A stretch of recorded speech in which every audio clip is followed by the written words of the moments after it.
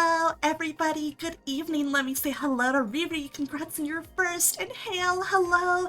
Thank you so much for the resub for 17 months. That's actually ridiculous. Hale, I love you. Thank you so much. That's so kind of you. Hello, Swamp Bro and Phil. I hope you're doing well today, Phil. I know I saw some of your tweets earlier. I hope you're doing better than earlier, but if not, all good. Please hang in there. Ren, hello. Fancy seeing you here. And Vice, hello. Always good to see my good friend Grimoire Vice here. How's everybody doing? Happy weekend. It's been a hot minute since I've been able to stream on my own channel because I've been busy with life and collabs. But I am very happy to be here. I'm very happy to be streaming. Hello, Shiro! Hi, Aqua. I'm tired and need to eat, but I just can't say no to say hi to my favorite mermaid online. Oh, Shiro, you're so sweet. You're so sweet. What the heck? Swamp Bro is locked in a room in lethal company with no one to save you, so you're watching this while you're dark. I'm sorry, I'm like picturing, you know, like the Lethal Company character just like sighing and pulling out his phone, and he pulls up the Twitch app, and he pulls out his, like, a VTuber, and it's just like, well, this'll keep me going until the end, I guess. That's such a funny mental image to me. I like that a lot. I'm very flattered that I can be part of that. You're literally sitting in a corner while something stops you. Oh my god, who could have seen this What the? What is the stage?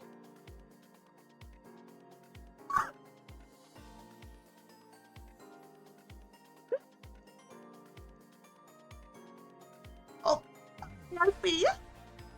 Oh my god, I fucking hopped out because I was like, okay, I should actually go start stream. I should keep dicking around in Essie's chat. So I didn't see you guys just say that this right message. Holy shit. Essie, you guys should follow my good friend Essie Opal. Essie Opal. Another member of Prismaria from the city district was doing a really fun dice polishing stream. It was a lot of fun to watch. If you guys are not already following Essie, why not? Essie's wonderful. Kill her later. Is Essie the one who decided on this? Is Essie the one who picked the raid message? Okay, I guess as the other person in Prismaria who was insane about one of, you know, like, some VTuber man, Essie of all people has the right. Have a good sleep, Shiro. Good to see you. But I hope you're doing well, Essie. I hope you had a good raid. Welcome to all the raiders. Hello, Freya. Hello, Asterix. Hello, Dig. Hello, Ren again.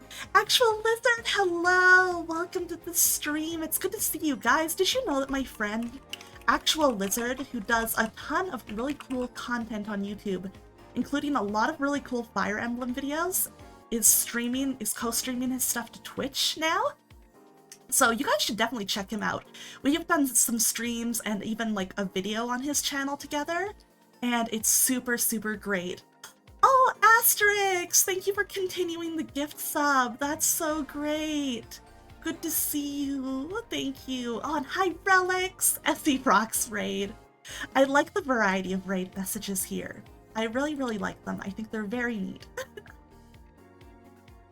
But everybody, welcome. If you do not know me, my name is Aqua Sereni, and I am a mermaid VTuber who traded her brain cells for legs. And tonight, I am having a visual novel night. We are going to play Sona, or is it Sona? Sona-Nyl of the Violet Shadows. I'm realizing I don't know how to actually say that first part out loud because I've never had to before. Maybe I should look that up before stream. Maybe that's what a smart girl would have done. But I'm a girl with no brain cells, so nobody can criticize me. I'm untouchable. But yeah, it is a visual novel that takes place in 1907 in New York, and I'm a big visual novel girly. I love visual novels, and I've seen on visual novel Twitter a lot of people really, really highly praise this one. And We were waiting like 7 fucking years. Oh, thank you for Lucky Chair of Ice, my baby boy. Yeah, we were waiting 7, like, might have even been more than that, many years for this visual novel's translation to be released. It was announced years and years ago, and from what I understand, it was a pretty heavy visual novel to translate, like, just lots of dialogue, and like lots of like kind of interesting things it apparently does with the system. I know very little what they are, other than that there are apparently interesting things that made it complicated to code and translate. But I'm really excited because, yeah, I've seen people really, really heavily praise it, compare its quality to some of my favorite visual novels in the world. So I was like, you know what? I love doing visual novel nights. Let's do a chill first look at this one, because the aesthetic and music that I've seen looks so interesting, and I think it would be interesting to kind of get my first impressions on stream and kind of show some more people it. Because really good visual novels, you know, it's not the most approachable subgenre of games as much as I love them. And that's part of why I like to stream them, because I know for some people that's a good way for them to, like, you know, either get through them because they have somebody reading and reacting if they're not a big reader themselves, or just to like even know what's out there if they're like looking to get into the subgenre. So yeah, that is the plan for tonight. Aqua, I hate my throat. Sereni returns. Truly, don't worry. I have a very, very big mug of honey lemon tea, so I am all good to go for reading tonight. I think there is voice acting in this game, but it's all in Japanese, so I'm gonna do that thing where I read it anyways, just because I know a lot of people with visual novel nights like to have the stream going in another tab while they do other stuff and kind of enjoy it like they enjoy an audiobook. So yeah, we will be reading everything aloud. Oh, welcome back, Phil.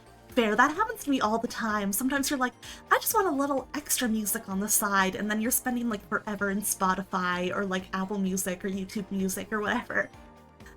But yeah, basically, we're gonna have a fun visual novel night. I honestly know very, very little about this visual novel other than that it has 2 protagonists who both are very cute. It has a really swexy guy in it. And that it takes place in New York in the early 1900s, which I think is a really neat setting. I think that's going to be really fun, and I'm really excited to see what they do with it. You literally just had a playlist on and just been relaxing all day today? That sounds like such a nice day, Phil. Oh, that's a good way to spend it. You gotta make dinner, but you're listening? Yeah, of course! That is the nice thing about visual novel nights is, like, obviously, if you're going and you're reacting or you guys have comments, I will be happy to read them and talk with you guys, but even if you guys are like busy or lurking or doing something else, I can just truck on reading the visual novel and I'll enjoy doing that. So that'll be fun. Let's switch on over. So I need to actually open up the game because I realized that this game has a really litty opening, even for visual novels. I love visual novel openings. This one's fucking slaps. It's so good. But I realized no matter how long I sat on the main menu screen of the game, it's like the opening would not replay like it normally would. Like it wouldn't replay the video. So I was like, damn it, I'm gonna have to like reopen this game entirely. But I think I set it up right. That it'll just do it automatically. Please. There we go. There we go. As always, please let me know if I need to adjust the game's volume. It's a Japanese visual novel. The man is a twink. I am salty. Riri, there's an appeal to a twink. There's an appeal to a little guy. But yeah. Let's just enjoy it. You can see this video is what got me to want to play the game when they announced the translation. This really, really caught my attention.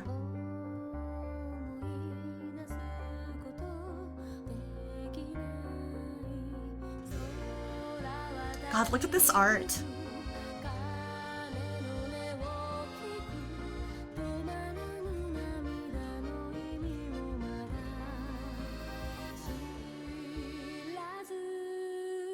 Game's a little quiet? Okay.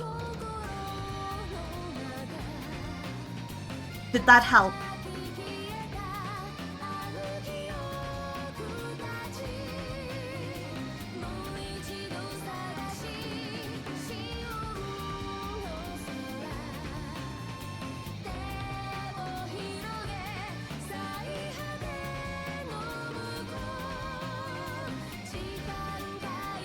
Okay, good, as long as it helped. Right? This is so good. The song is so pretty. I kind of want to learn it.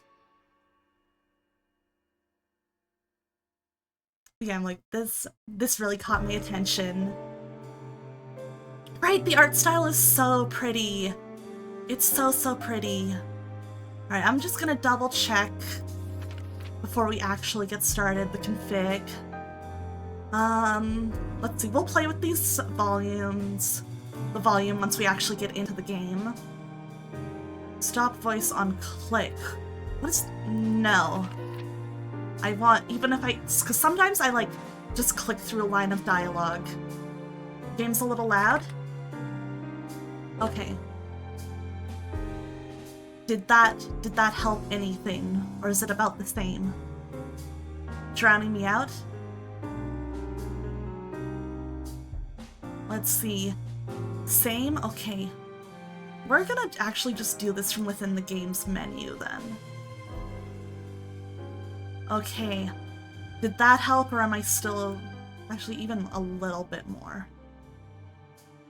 Yeah, like, let's go to there. How is this? Would you guys like it louder, quieter? Do not be afraid to tell me. Was it perfect the first time I moved into the second?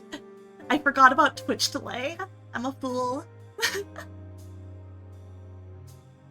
I'm gonna match this. Second time? Okay, perfect. So I'll leave it here. And then we will just go ahead and get into it. I'm really excited. Alright, 1902.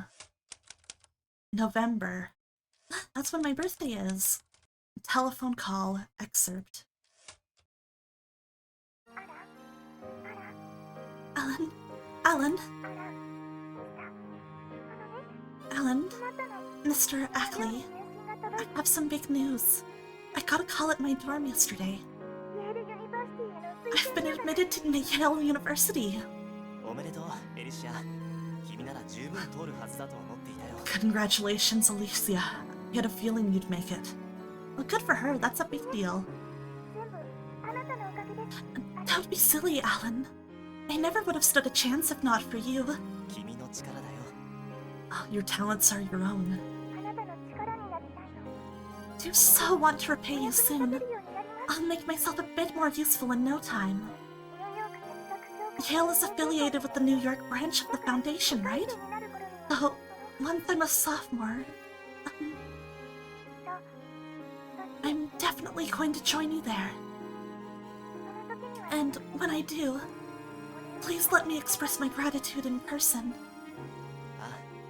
Let's see, of course. I want to help with the research for one thing, and more than anything else. I haven't seen your face in quite some time, so I suppose, well... Of course. I'll be waiting. Our laboratory's awfully understaffed after all. Bro, she obviously doesn't want to just come to the lab. And what's more... I want to see your face as well, Alicia. Oh shit! No, he gets it. He understands. He's got the riz too. Good for him.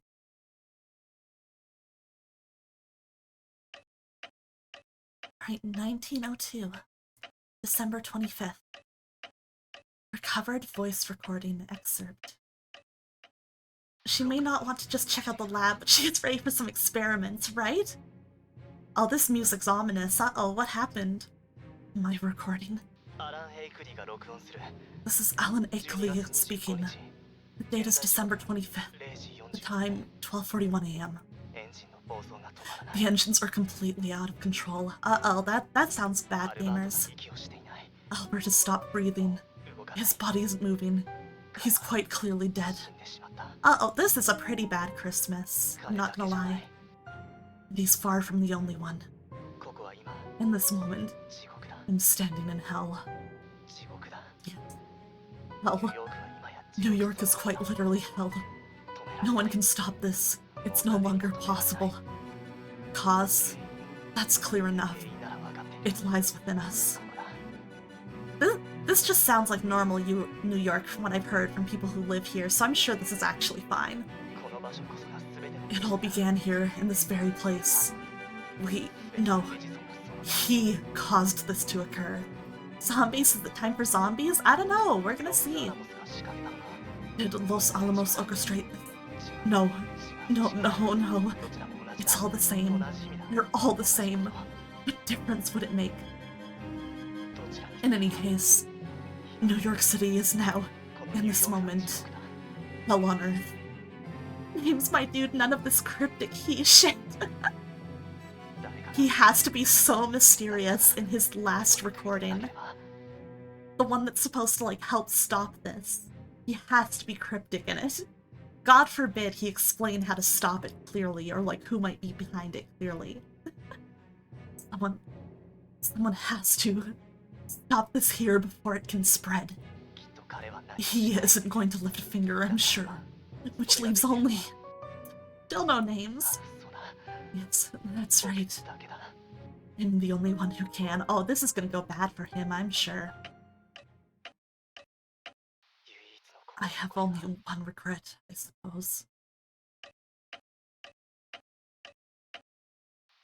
My dear, sweet Alicia.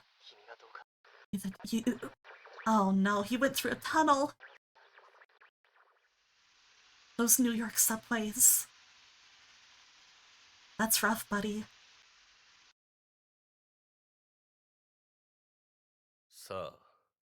The message to help save the world. I know how to do this, but y'all will have to figure this shit out. Truly. Oh, this guy's voice was so deep. I only have, like, a man voice, so... Oh well. Now then. Let's begin again. Time loop? Is this a time loop visual novel? I love those. Falling. Something is falling away. I've lost something. Everything. It's all slipped from my grasp. Everything is tumbling down, all at once. Just like Evangelion. No, that's not right, is it? It's me. I'm the one who's falling. Down, down, or downward. I'm falling, powerless to hold my plunge. And that's why I left everything behind. Because I've fallen. Because I'm falling. It's like 999, the ninth man, just going, oh my god, it was him, he tricked me. Like, come on, dude, you know his actual name. The funny thing is, he could have used the actual name. Actually, no, wait, only Junpei wouldn't have recognized it. Everyone else would have been like, that bitch! Time loop? I barely even hoop? You better start hooping, Dig. You gotta be ready for basketball finals. I'm alone now, tumbling empty-handed through the darkness. For things I loved, things that warmed my heart, things that made me who I was. But I left all of those behind, and even now, after all this time, I'm still falling. Voice is very breathy. I'm gonna try and get that into mine. Ooh, jazzy!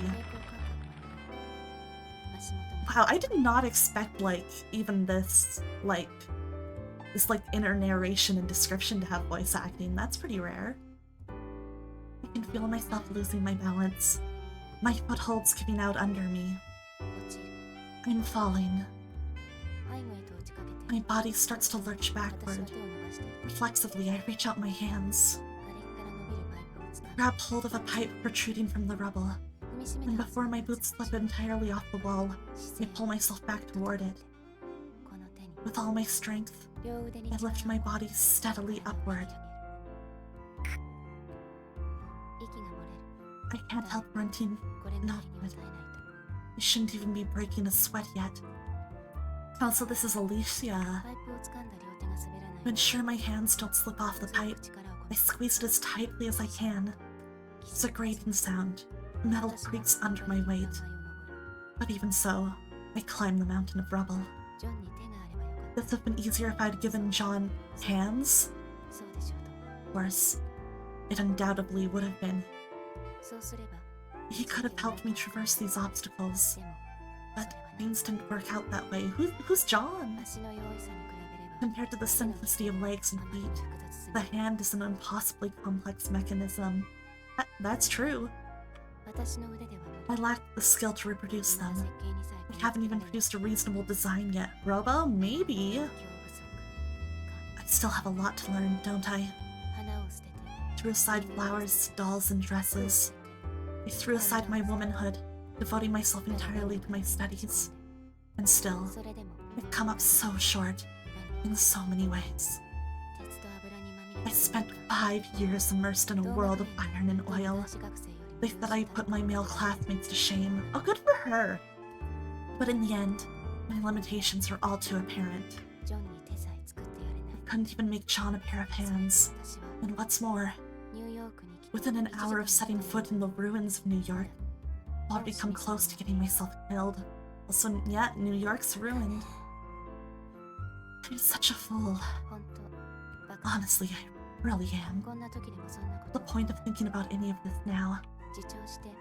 Violently mocking myself, I surmount the hill of rubble. I never one glance back in the direction I nearly fell. I don't see any meaning in looking back, so I don't. I still have some shred of pride left.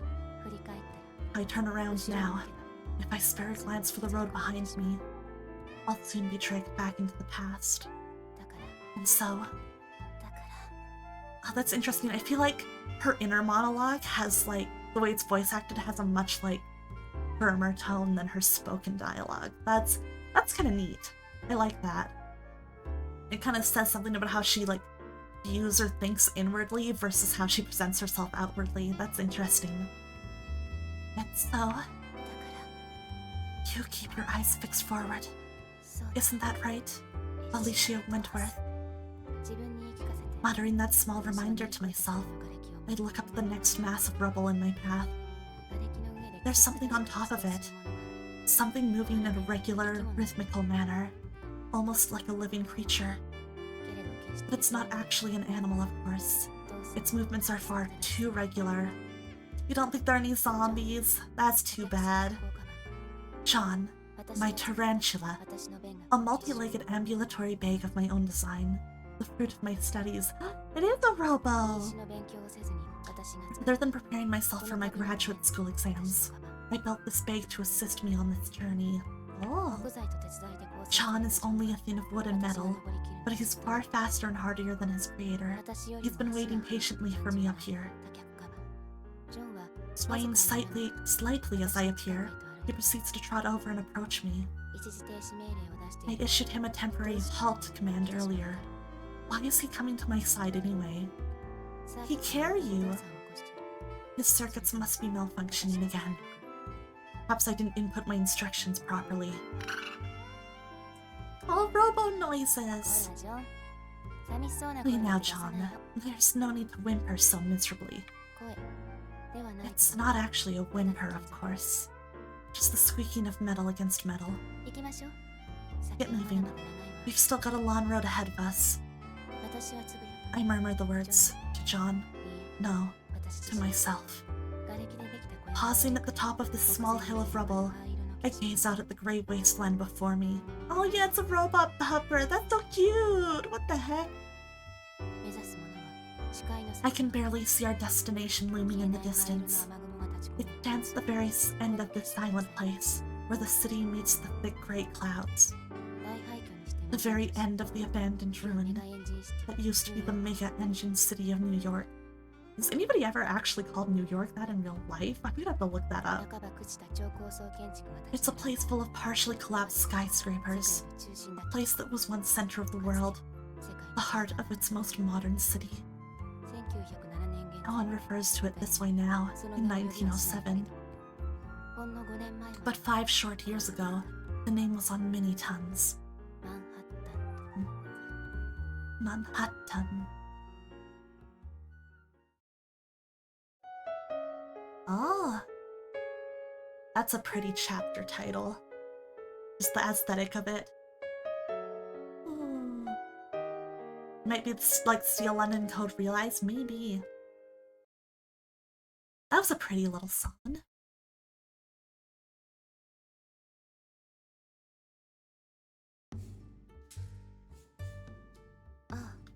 Ah, I'm plunging down. From above. Plunging down. Above? From above? Don't know. Maybe I'm rising up from below?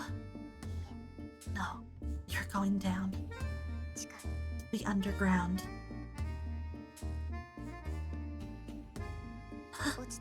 Ah, this art is so pretty, what the heck? Falling. Falling. Yes, I'm falling. Tumbling down. When I woke... Wait, no, that isn't right. I wasn't sleeping or anything, so I didn't really wake up. But when I came to my senses just a moment ago, I was already in motion, already falling, tumbling down. As for what came before that, it's a blank. Nothing. Nothingness. Before I knew it, I was falling like this. That's how things began. It's everything I've known. That's all there is to my beginning. What I see and what I feel. I'm falling. Simple as that. I'm tumbling down. It's been that way from the very start. Where am I? What is this? I don't know. I don't know anything at all, but... Nonetheless, I keep falling, falling, and further down into this bottomless pit. All around me, I see books. Books. Books. Countless number of records. Or are they my memories, given form? I'm falling. I'm falling deeper and deeper.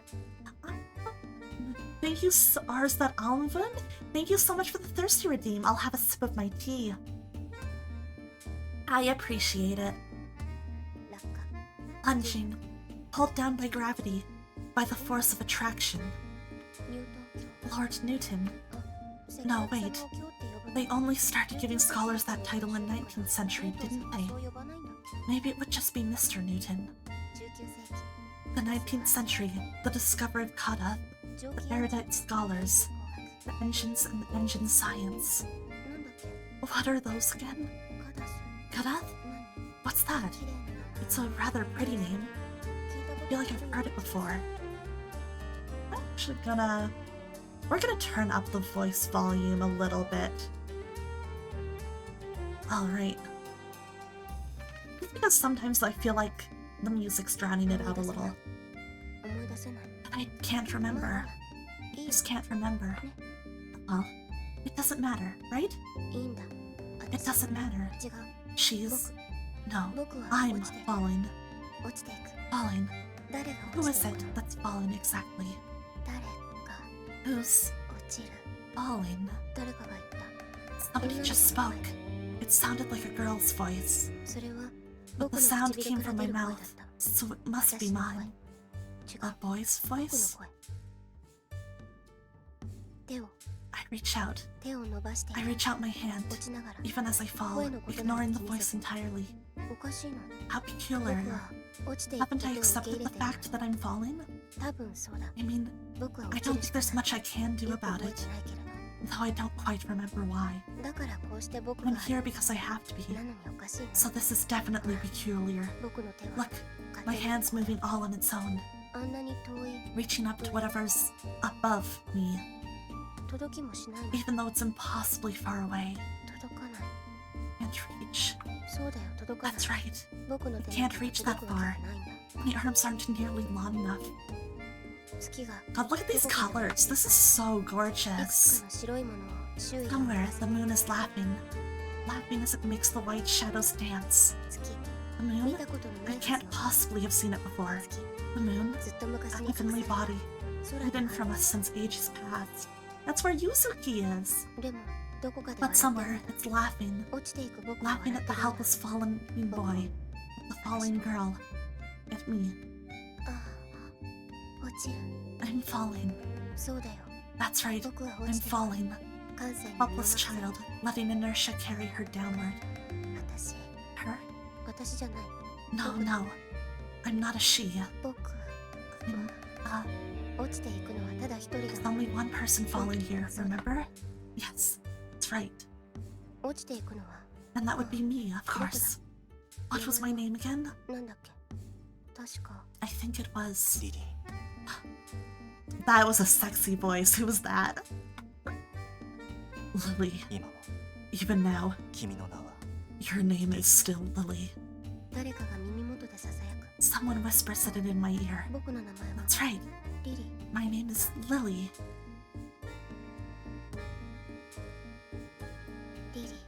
Lily.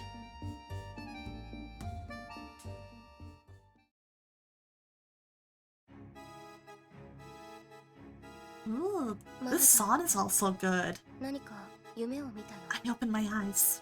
It almost feels like I've been dreaming. Even though I wasn't asleep. Even though I'm standing. What was that about? His gaze wandered, his eyes turned upward.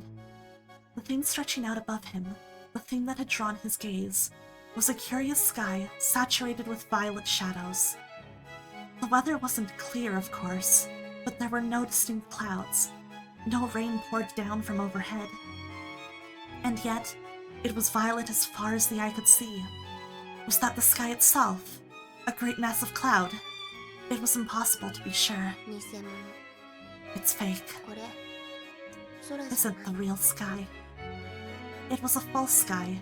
For some reason, he sensed this, and said as much. This wasn't the real sky. Then what was this place? And more importantly, what am I again? He didn't know. He didn't know anything. Not even what had brought him here. He was a blank slate. There was nothing in his head, nothing in his heart. He didn't know a single thing. Oh, me too. But when he looked up at the oddly colored sky, one thing came to mind. I think I have to go. He began to murmur the words, and then clamped his hands to his mouth. He'd sensed danger. He needed to be silent. Hands still pressed tightly against his mouth, he ducked down to hide.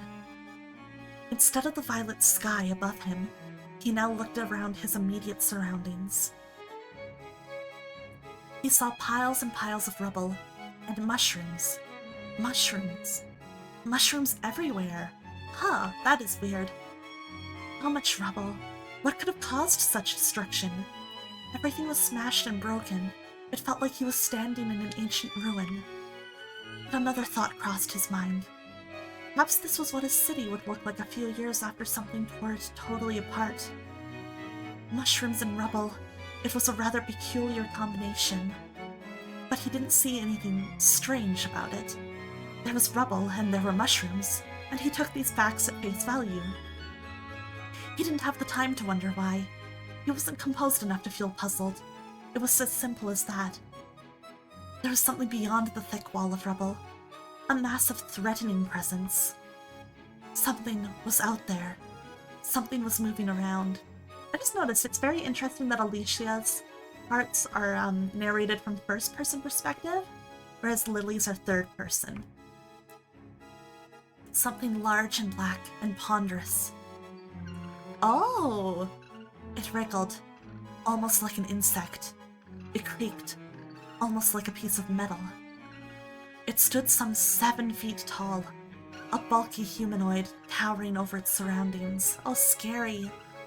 It was a jet-black graphic giant, a mini-eyed ogre, a bizarre humanoid creature. There were half-giants prowling through the rubble, all black, their eyes orange or green, but otherwise they looked the same. What is this sound? Something squeaking loudly. It's the sound of metal rubbing against metal. Wait, no, I mean, yes. It's the sound of their bodies moving. This was the sound of their bodies creaking, the sound of the sinister half-giants moving. When he looked and listened, it was clear enough. Those things were made out of metal. They didn't bear much resemblance to a normal person. Monster was the word that came to mind. Their bodies squeaked. Their bodies creaked. At first he'd only seen one, but there were more. Many, many more. From all around there came the sounds. Squeaking, creaking, squeaking. Mixed in with these metallic sounds, he also heard murmuring voices. It seemed these things could speak. Oh, this is scary. He wondered where their mouths were, but the thought gave him pause. Were voices something that came from the mouth? He had no idea what those things were. The nature of those half-giants was an utter mystery to him. And so he stood still as a statue, breathing silently, trying not to make a noise, and he listened closely. He listened. He strained his ears. The Witch of the West searches. She seeks the stranger. The Lord of the East searches. He seeks the stranger. Oh. They're both looking for a stranger. The Witch of the West. The stranger. Who is that? What are they talking about? This wasn't good. This was not good. Someone whispered the word, run. Tick-tock. The huge half-giant squirmed. Tick-tock. They were searching for something. Someone. Lily ate a bad mushroom and it cost him his memories. Lily, no! You can't just grab the mushrooms off the side of the road. Those aren't good for you. He didn't actually hear the whisper, so the voice seemed to be coming from inside him. Was it his intuition speaking?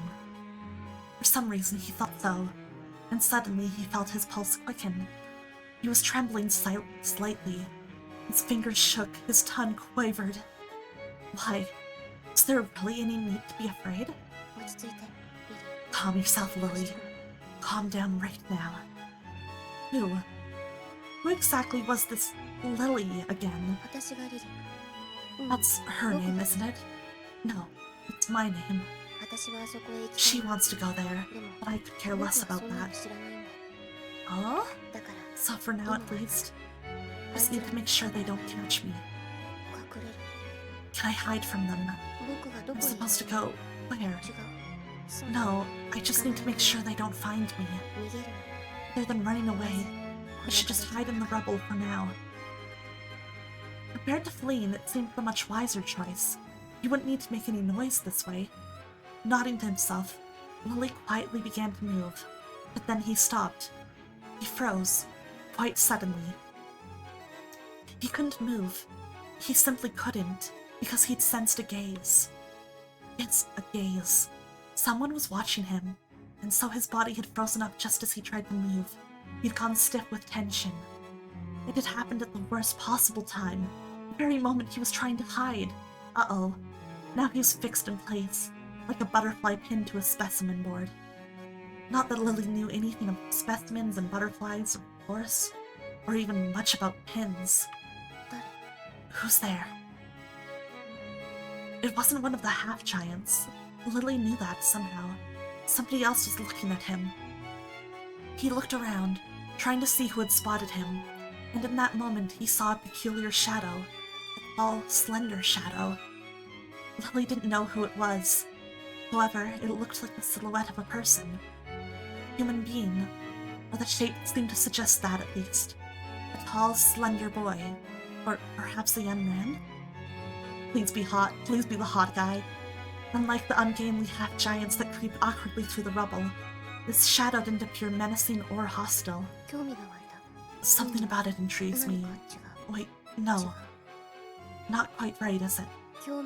For some reason, it just feels inherently interesting.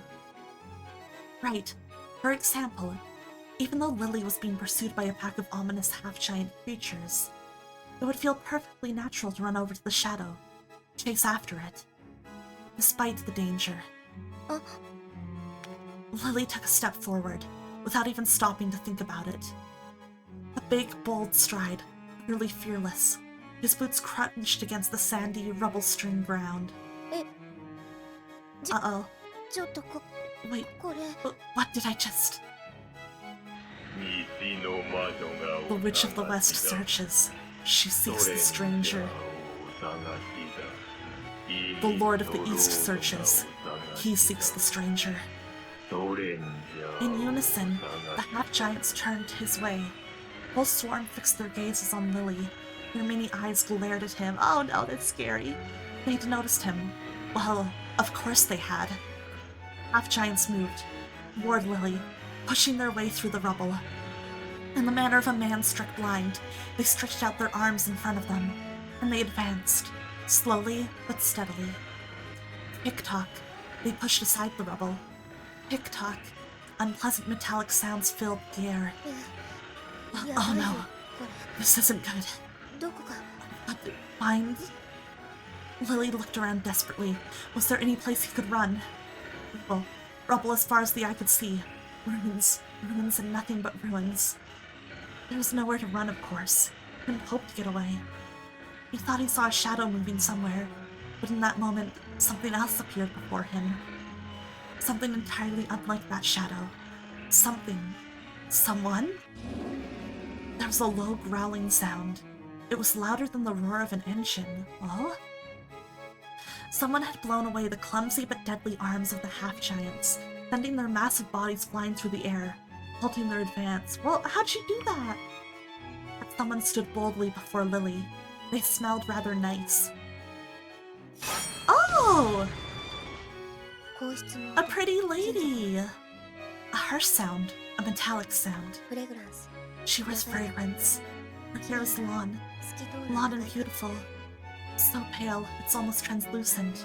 This person smells wonderful. A very feminine scent. Man, these visual novels and the way people smell. But as the half-giants reached out toward me, she swung her sleek right arm forward to meet them. Ah, her voice is like deeper than I would have expected. That's pretty fun. Oh, hello there, you grimy tin soldiers. What brings you all the way out to Verrazano? She doesn't flinch in the face of these eerie things. She stares them down, with her head held high. A woman with her lovely hair brandishes her pile bunker as if it's totally weightless. Good for her. A cat was crying. Someone was weeping. Who was it? The cat? Or perhaps something else?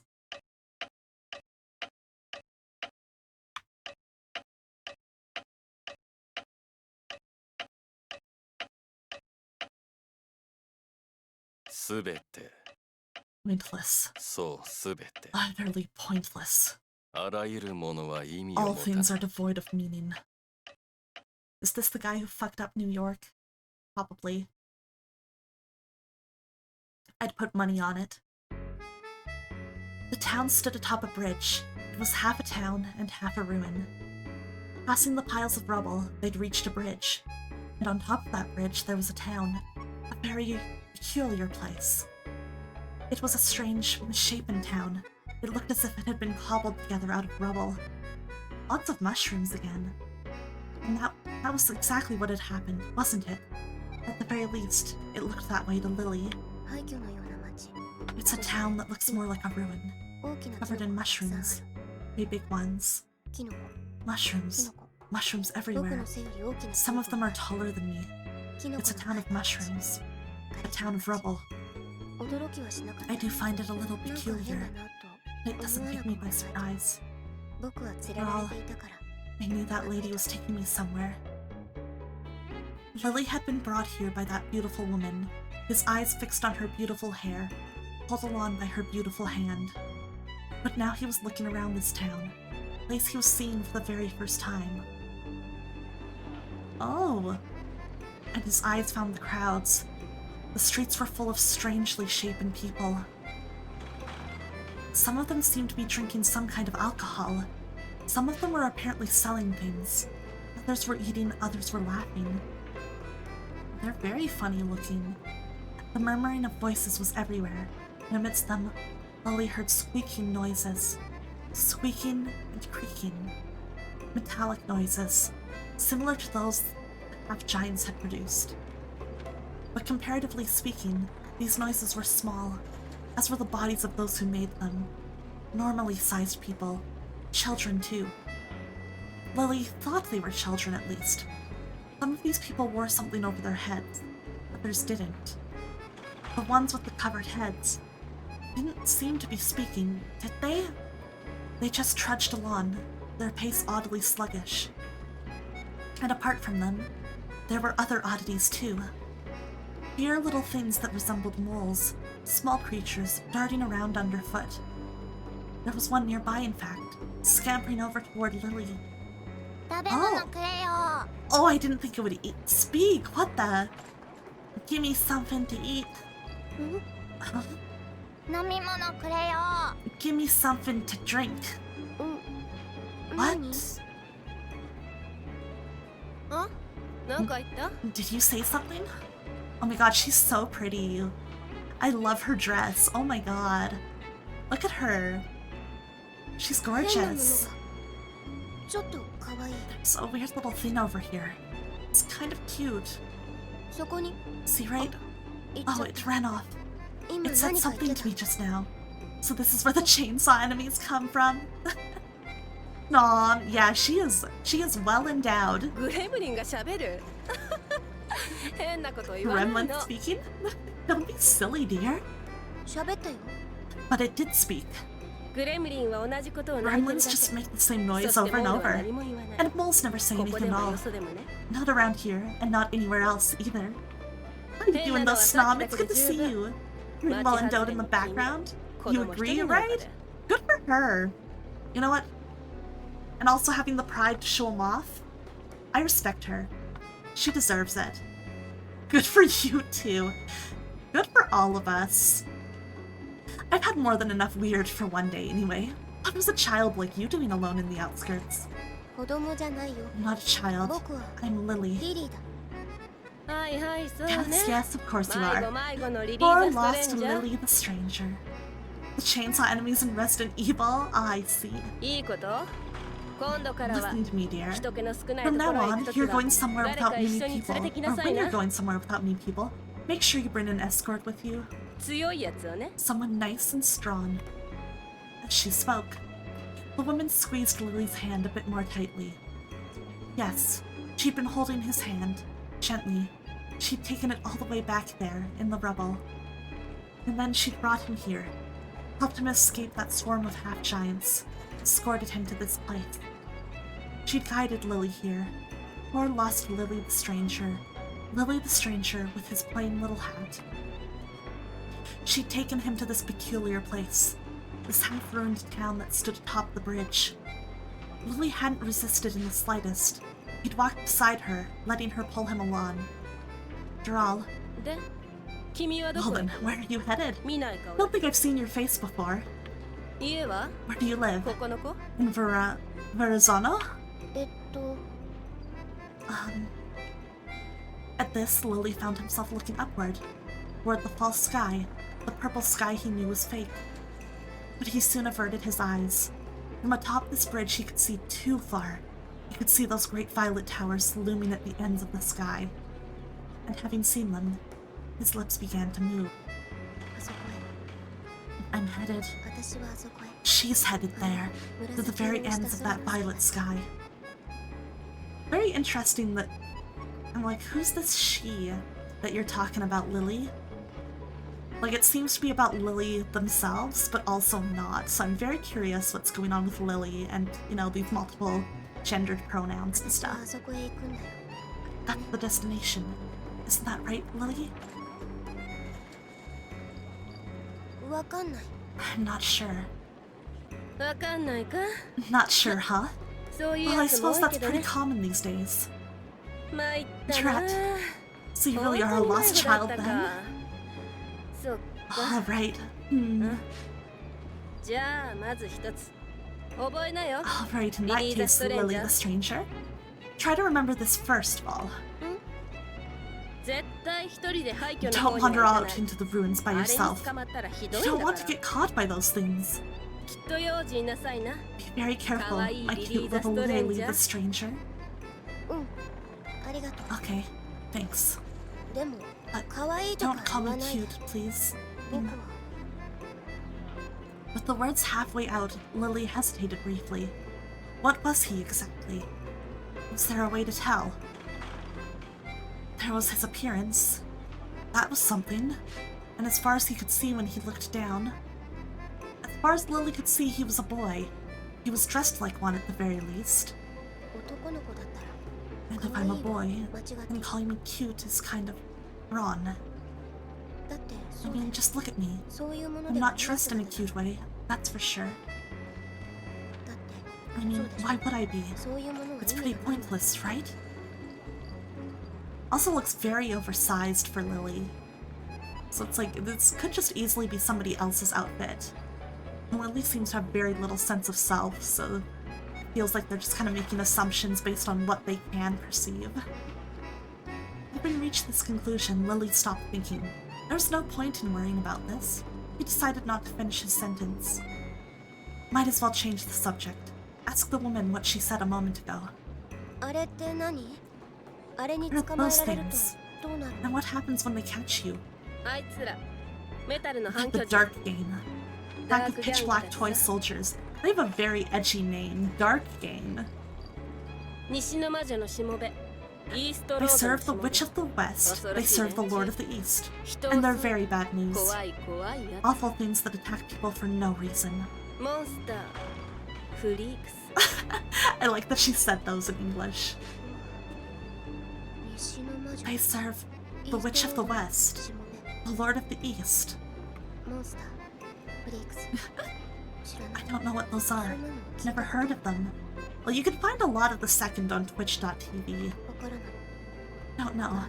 Don't know about any of this. And I don't understand any of it either. Don't tell me you don't know about any of this. Of course I do. Okay, that's a lie. Yeah, you're right. At least Lily owns up to it when called out. She'd seen right through Lily. It was a complete lie. Sona-Nyl. For some reason, he'd lied to her. He hadn't wanted to admit the truth. To say that he knew nothing at all. Oh, I've been there, Lily. But she saw right through him, so that was that. Lily pouted slightly, for just a moment. But then he nodded and looked up at the woman. Should he apologize? He'd lied to her for no real reason, after all. But the woman kept right on speaking. She didn't seem to mind at all. It hadn't bothered her in the least. The woman shrugged her shoulders slightly, and the pile bunker she carried so easily rattled briefly. Goodness gracious. I don't even know what to say. Why do you last 5 years knowing nothing? Try to remember this as well then. If those things attack you, you end up like this. Oh? Like what? Like that, see? They turn you into metal. Oh, that's scary. The woman shows me her right hand. Slender and beautifully shaped. And yet it makes a sound. It lets out a quiet squeak. The sound of metal moving. Ding. Oh, this is so pretty. Look at the moon. The stars, I love how it looks very like storybook in a way. It's so atmospheric. He gazed out the window. Out the window, through the glass. The towering skyscrapers far off in the distance. Lily didn't know the name Manhattan. No, he just couldn't remember it. No, he just chose not to remember it. Still, his gaze was fixed on the violet ruins. The half-crumbled towers at the far end of this place. He couldn't tear his eyes away from them. He was in a building, tucked away in one corner of the town on the bridge, in a small apartment with cracked walls and ceiling. Lily had looked around the town curiously, letting the woman lead him forward. She'd brought him here. It was where she lived, most likely. It was a clean, lovely room. He found it quite interesting. But his gaze had drifted out the window anyway. Her gaze drifted out the window, toward the place where the sky ends. New York Storybook AU, wow! The end of the sky with its crumbling towers. My eyes find the single largest among them. She wants to go there, but I'm not her. I'm not a she. We're two different people. Interesting.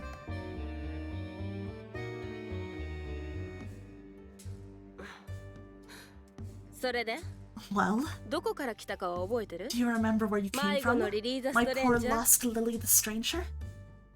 Every movement the woman made was so lovely. She'd seated herself in a chair without making a sound. Her dress did rustle slightly as she crossed her long legs, but that was about it.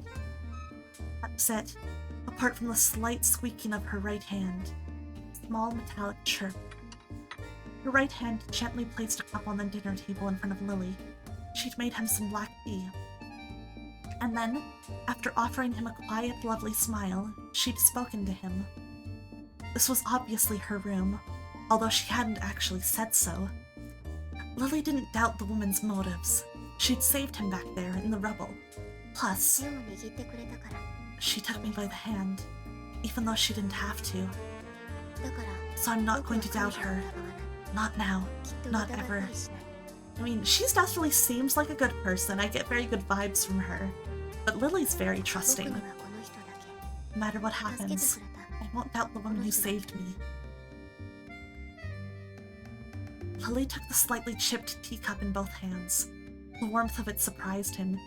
I'm also surprised by how much art there is in this visual novel already. Wow. That's hot. Cube, hello! How are you doing? You know, let me give a shout out to my good friend Captain Cube, fellow appreciator of niche games and visual novels. How are you doing, Cube? What is up? Good to see you here.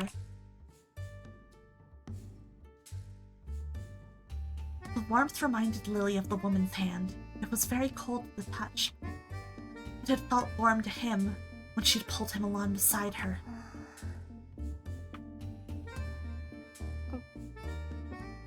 Lily sipped at the tea.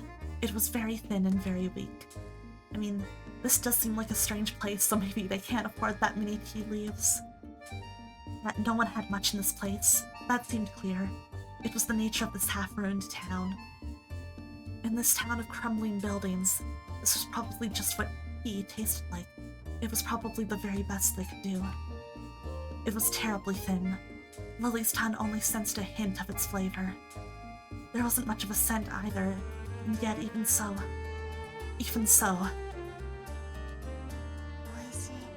it's delicious.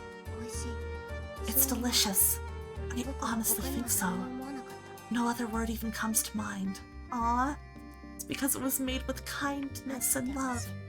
It's hot and delicious, and oddly comforting somehow. Its flavor is gentle, very gentle indeed. Yeah, it's delicious. That's nice to hear. But don't just ignore people when they're speaking to you, alright?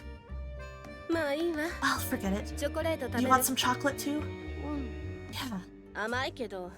A word of warning, it's very sweet, but very bitter too. Might be a bit much for a child. Furrowing her brow in an expression of mild concern, the woman placed a dark black slab on a small dish. The little lump of sweet, bitter chocolate slightly resembled the fragrance of rubble that was strewn all around the streets of this town. When Lily put it in his mouth, it quickly melted away, but it was in fact rather sweet. Sweet and very bitter. Flavor was as intense as advertised. Ew, dark chocolate. I'm more of a milk chocolate fan, but dark can be very nice too. It's delicious too. Good. Now then, Lily, did you hear my question? Yes, I did. I'm sorry. I don't really know where it came from exactly. I'm not completely sure, but I think I fell down here. I fell here. I tumbled down. That's what it felt like. My body still faintly remembers the sensation. So yes, I think I fell down here. I think I was falling for a long time, and then someone whispered to me. I'm also really digging the Alice in Wonderland parallels, with Lily falling down a hole or something into like this whole area, this whole kind of almost other world with the huge mushrooms and everything. I'm a sucker for a good fairy tale parallel, surprising absolutely no one. You fell down here? Yeah. From where? Acting on reflex, Lily pointed upward. And acting on reflex, the woman glanced up. Up toward the ceiling. Up toward the sky. Lowering her gaze, the woman let out a sigh. Yes, this place is underground supposedly. I've heard that myself. But you actually came from above? You'd be our first visitor from the surface. Certainly the only one I've ever seen. Oh, interesting. Is what you're saying really true? I'm not sure. I don't remember too clearly. You don't remember anything before 5 years ago? 5 years ago? No, that's not it. I remember what happened out there when you rescued me. I don't really remember anything before that. Although I know my own name, I guess. I try to remember. Recall something. What exactly? Man, good old visual novel amnesia. The only thing that pops into my mind is a destination. A place that someone has to go. The place at the very end of the violet sky. There was something that had to be done there. But who needed to do it exactly? Well, Lily the stranger? It's not me. It's got nothing to do with me. That's her destination. I've got nothing else to go on, though. The only thing I remember is, yeah, my name. Name is Lily. I mean, that's what that voice called me, right? But where had the whisper come from anyway? And who had whispered it? Whose name was that, really? Who was Lily the stranger? Don't know. Don't know. I just fell down here, and then, before I knew it, I was standing in the rubble, and this woman saved my life. And now I'm here.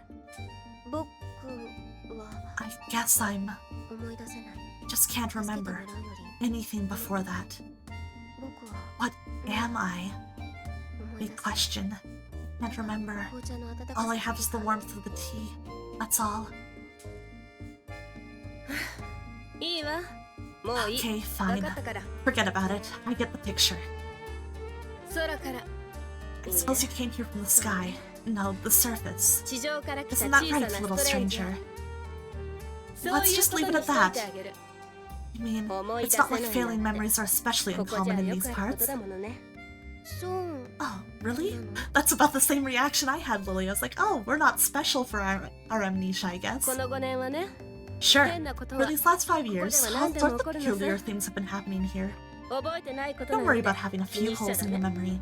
Even the wisest looking people around here don't quite remember anything from before 5 years ago. Rashaya? I hope I'm saying that right. Good morning to you! Oh my gosh, I hope it's not too early where you are. Thank you so much for coming by one of my streams. I hope you're doing well. We're having a chill visual novel reading night. How are you doing? 5 years ago. 5 years. 5 years ago. Lily's eyes trembled slightly, but the woman didn't notice. She was focused on her words. She spoke them exactly as they'd been told to her. She spoke them as exactly as she'd been taught, almost like some sophisticated new machine. She was speaking of the city. She was speaking of this world. This peculiar, half-ruined metropolis. The entire Otome game based on amnesia, it might even be the title. Yeah, I've played that one. Tired but good and glad I was able to make it to such a novel stream. Well, I'm glad. I hope I can be, a chill, nice way to start your day off. To summarize, basically, we are playing as Lily, who is a character who basically fell into some kind of, half-ruined city, like they're talking about, that's supposedly underground. but apparently nobody from the surface has come here yet. And we were almost attacked by some monsters in the ruins, but this very pretty lady saved us. Of this peculiar, half-ruined metropolis, TikTok of the underground. TikTok of what she knew. Yep, 5 years ago. It's been 5 whole years now.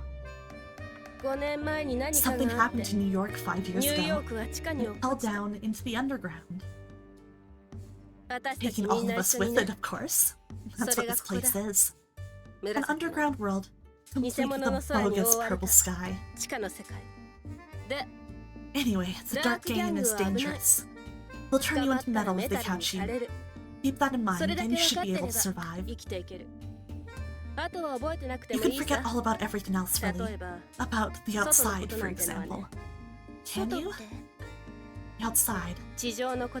I'm talking about the surface. The place where New York originally stood. The outside world with its dark gray sky. The place where all of us probably used to live. The surface, the outside world. Those words didn't mean much to Lily. Not surprising since his head was mostly empty, just like me. But still, he had a vague sense that he'd come from there. After all, he'd fallen down here. He'd tumbled down into this place. He remembered that, if only vaguely.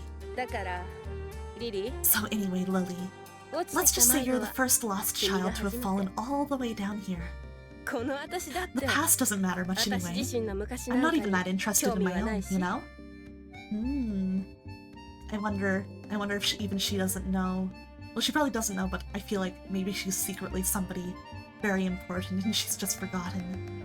That could be an interesting little twist. She's lying? Maybe. That's definitely possible. She could just be playing it cool. The woman shrugged her shoulders slightly, offering Lily a resigned little smile. It was a kind smile, a gentle smile. Lily found herself exhaling in relief. He didn't need to force himself to remember. That was basically what the woman had said. I'm fine the way I am. I think that's what she meant. Yeah, booba! She's big titty! Good for her. She's so pretty, actually.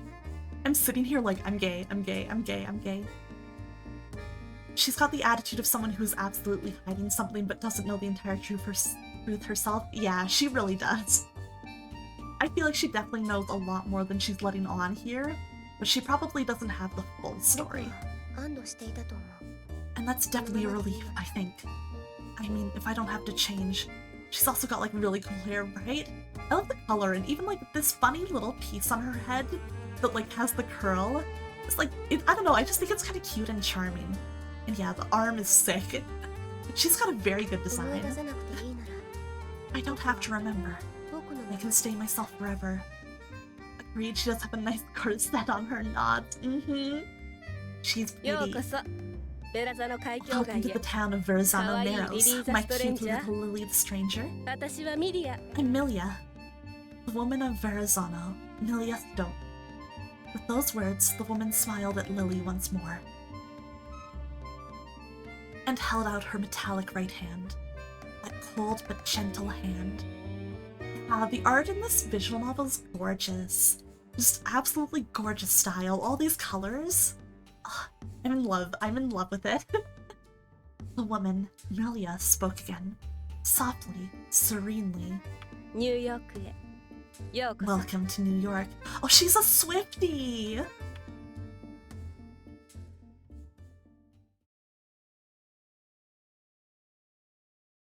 Man, that was very cool. Simultaneously, on the surface. Oh, we're gonna switch to our other protagonist.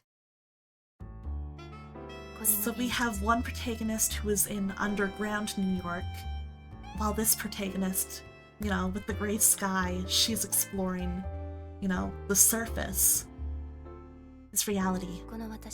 My eyes aren't playing tricks on me. This is Alicia Wentworth's reality. None of this is an illusion. It's what New York looks like in this moment. Before my eyes, I see the corpse of a city. It's an indisputable fact. Cruel reality. I'm standing on an enormous, crumbling metal structure, the Verrazano-Narrows Mega Bridge. Until 5 years ago, it was the largest in the world. And the days when it served as the entrance to the largest mega engine city on Earth, it must have towered majestically over its surroundings. But now it's a broken thing, a rotting skeleton. That's the reality of this place. I like the metaphor of describing the city as if it's a corpse. My reality, Alicia Wentworth's reality. By the standards of current day New York, of this abandoned city, it's a typical enough sight. An empty ruin, piles of inanimate rubble and wreckage lie everywhere, untouched by any human hand. I'm right next to the ocean. Can the air be so incredibly dry? The humidity ought to be rather high here. There's no one moving here. No movement of any kind. I can't even smell the foul, polluted seawater. The abridged version of New York. Nobody's laid eyes on this ruin. Not even me, until a few minutes ago. Will people just not come here since whatever disaster happened? 5 years ago, in the year 1902, New York City disappeared. To be more precise, all news of it disappeared. The mega engine city at the center of the world was declared null in existence in the space of a single night. Well, that's sus. They told us it was now an abandoned ruin, that all 3 million of its inhabitants had disappeared in a single night. And that was all. Sometime later, the government announced that an accident was the likely cause. And then, 5 years passed. Without any answers, without anyone learning the truth of what happened, the time simply flowed by. There were memorial articles in the newspaper every year. A few pages were added to the textbooks. Whatever happened here became part of the past, with the ruins sealed off by the army, still forbidden for anyone to approach. And so well, you see, New York had a bit of a falling out with the locals. Oh, look at her outfit. This is so pretty. It's just as Servant said. Once you're actually inside, there's no military presence or surveillance machines. It really was just sealed off. I look past the rubble that litters the bridge. Manhattan Island, still far in the distance. That's my destination. I'm going to that island's furthest reaches. I have to make it there. It's the whole reason I traveled here. To this sealed-off wreck of a city. Makes me wish there was an art book for it. Maybe there's one in Japan or something. I know sometimes Manga Gamer will release merch like that. So maybe if we're lucky and if we're vocal enough on Twitter and stuff, they'll release it. I'll have to look into it once I finish the game. I don't want to get spoiled, but I'm already like, yeah, if there's an art book of this, I would buy it. Even if Manga Gamer doesn't import it for us, I would definitely get it. I would definitely get it just imported through, like, you know, a service. This way, John. Oh yes, John's her little robot suitcase. It's very cute. She built it herself. We walked through the ruins of Verrazano, allowing John to guide me forward. The town of Verrazano-Narrows, officially known as the Verrazano-Narrows multi-level mega bridge. A small town once spanned the length of this structure. It was built in imitation of the London Bridge, a landmark of the technologically sophisticated British Empire. This place was both a bridge and a town. All the buildings stood on the level I'm currently making my way through. One level below is where the trains used to run. It was called the subway, apparently. It ran through this bridge, well above the water. But to the people in this town, it was underground. Oh, but, you know, that feels like such an obvious connection to compare it to, you know, like underground trains in New York. I hadn't put 2 and 2 together on that. I feel silly that it took that being pointed out for me to realize, but I'm like, I like that. That's kind of clever. It's far safer to cross up here than down there. The lower level's already crumbling away. One slip and I'll plunge headfirst into the ocean. Every ocean in the world is thoroughly contaminated by engine effluent. One beneath this bridge is no exception. Origin, hello! Welcome to chat! How are you doing tonight? Nice to see you. Welcome. Falling into it certainly wouldn't end well. Doubt I'd even be able to pull myself up to the surface in these vicious waters. That's a bad sign, though, if all the oceans in this version of the world have been contaminated. That's really bad. I'm like, is the rest of the world doing okay then? Because if our oceans got fucked over that badly, that would be bad for everything. I must say, though, this thing is in far worse shape than I'd been expecting. Not that I knew what to expect, of course. Who knows what happened here? God, she's so pretty. I like her hairstyle, it's very unique. Why did New York end up like this? A giant ruin, an abandoned city. I have no idea whatsoever. The government announced it was a mega engine accident, but the specifics were nowhere to be found, not even in their own archives. I couldn't even find any evidence of an investigation. I had nothing to go on. Oh, it was a cover-up, girl, clearly. For the last half year, I've been searching for an answer. I took a leave of absence from my college and traveled all around the state. You thought it was a guy? I can kind of see that because, like, she's not looking all that feminine, and especially if you can't see the long ponytail, it looks like she has very short hair with the weights layered in the back like that. But yeah, it's a girl. Right? The art's gorgeous. I like it because, like, she doesn't look super typical. It's really interesting. Hey, I just got here. No, that's fair. I was like, I just think it's an interesting design to go with that, especially for one of your protagonists. Like, you know, I feel like when you think visual novel heroine, you think of, like, very typically feminine girls. So I kind of like that they went a different direction with it. Sought out those who testified and spoke with them. I placed numerous requests with detective agencies, and I filed countless applications with various government bodies. I took advantage of my granduncle's connections too. With the help of the famous Pinkerton Detective Agency, I even made my way into the government's secret archives. Yeah, welcome in! And yet I learned precious little in the way of information. I don't know what happened. I don't know why the city was reduced to a ruin. I don't know why its people disappeared. But they did disappear. Quite literally. The city isn't an empty ruin, which is true. Clouds of rubble all around me are no illusion. The lifeless, desiccated air I'm breathing. Wait. What the? A white flash of light briefly dazzles me. Something just shone into my eyes from within the ruins. What was it? Oh? For just a moment it left me blind, although it quickly went away. Was there something out here too? I think it was a reflection. The sky's covered with thick gray clouds.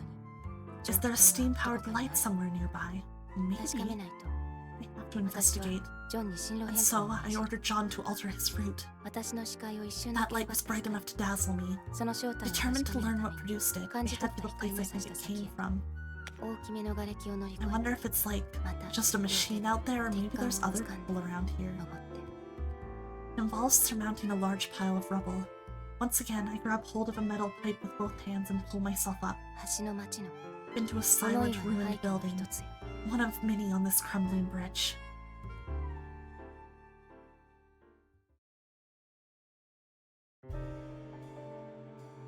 I don't know exactly where the light originated. That's why I'm relying on my intuition as much as my senses. I don't put much stock in intuition, but at the very least I try my best not to. I'm positive that I saw something.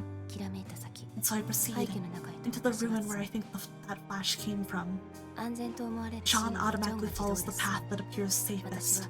I simply follow along behind him. That's all I have to do. John's autonomous action circuitry is flawless. If there are any imperfections in his behavior, it's because I lack the skill to properly reproduce the designs. I press ahead, keeping close behind John as he clambers easily over chunks of concrete and exposed steel beams. I follow. I stoop down. I clamber up. This would be so tiring.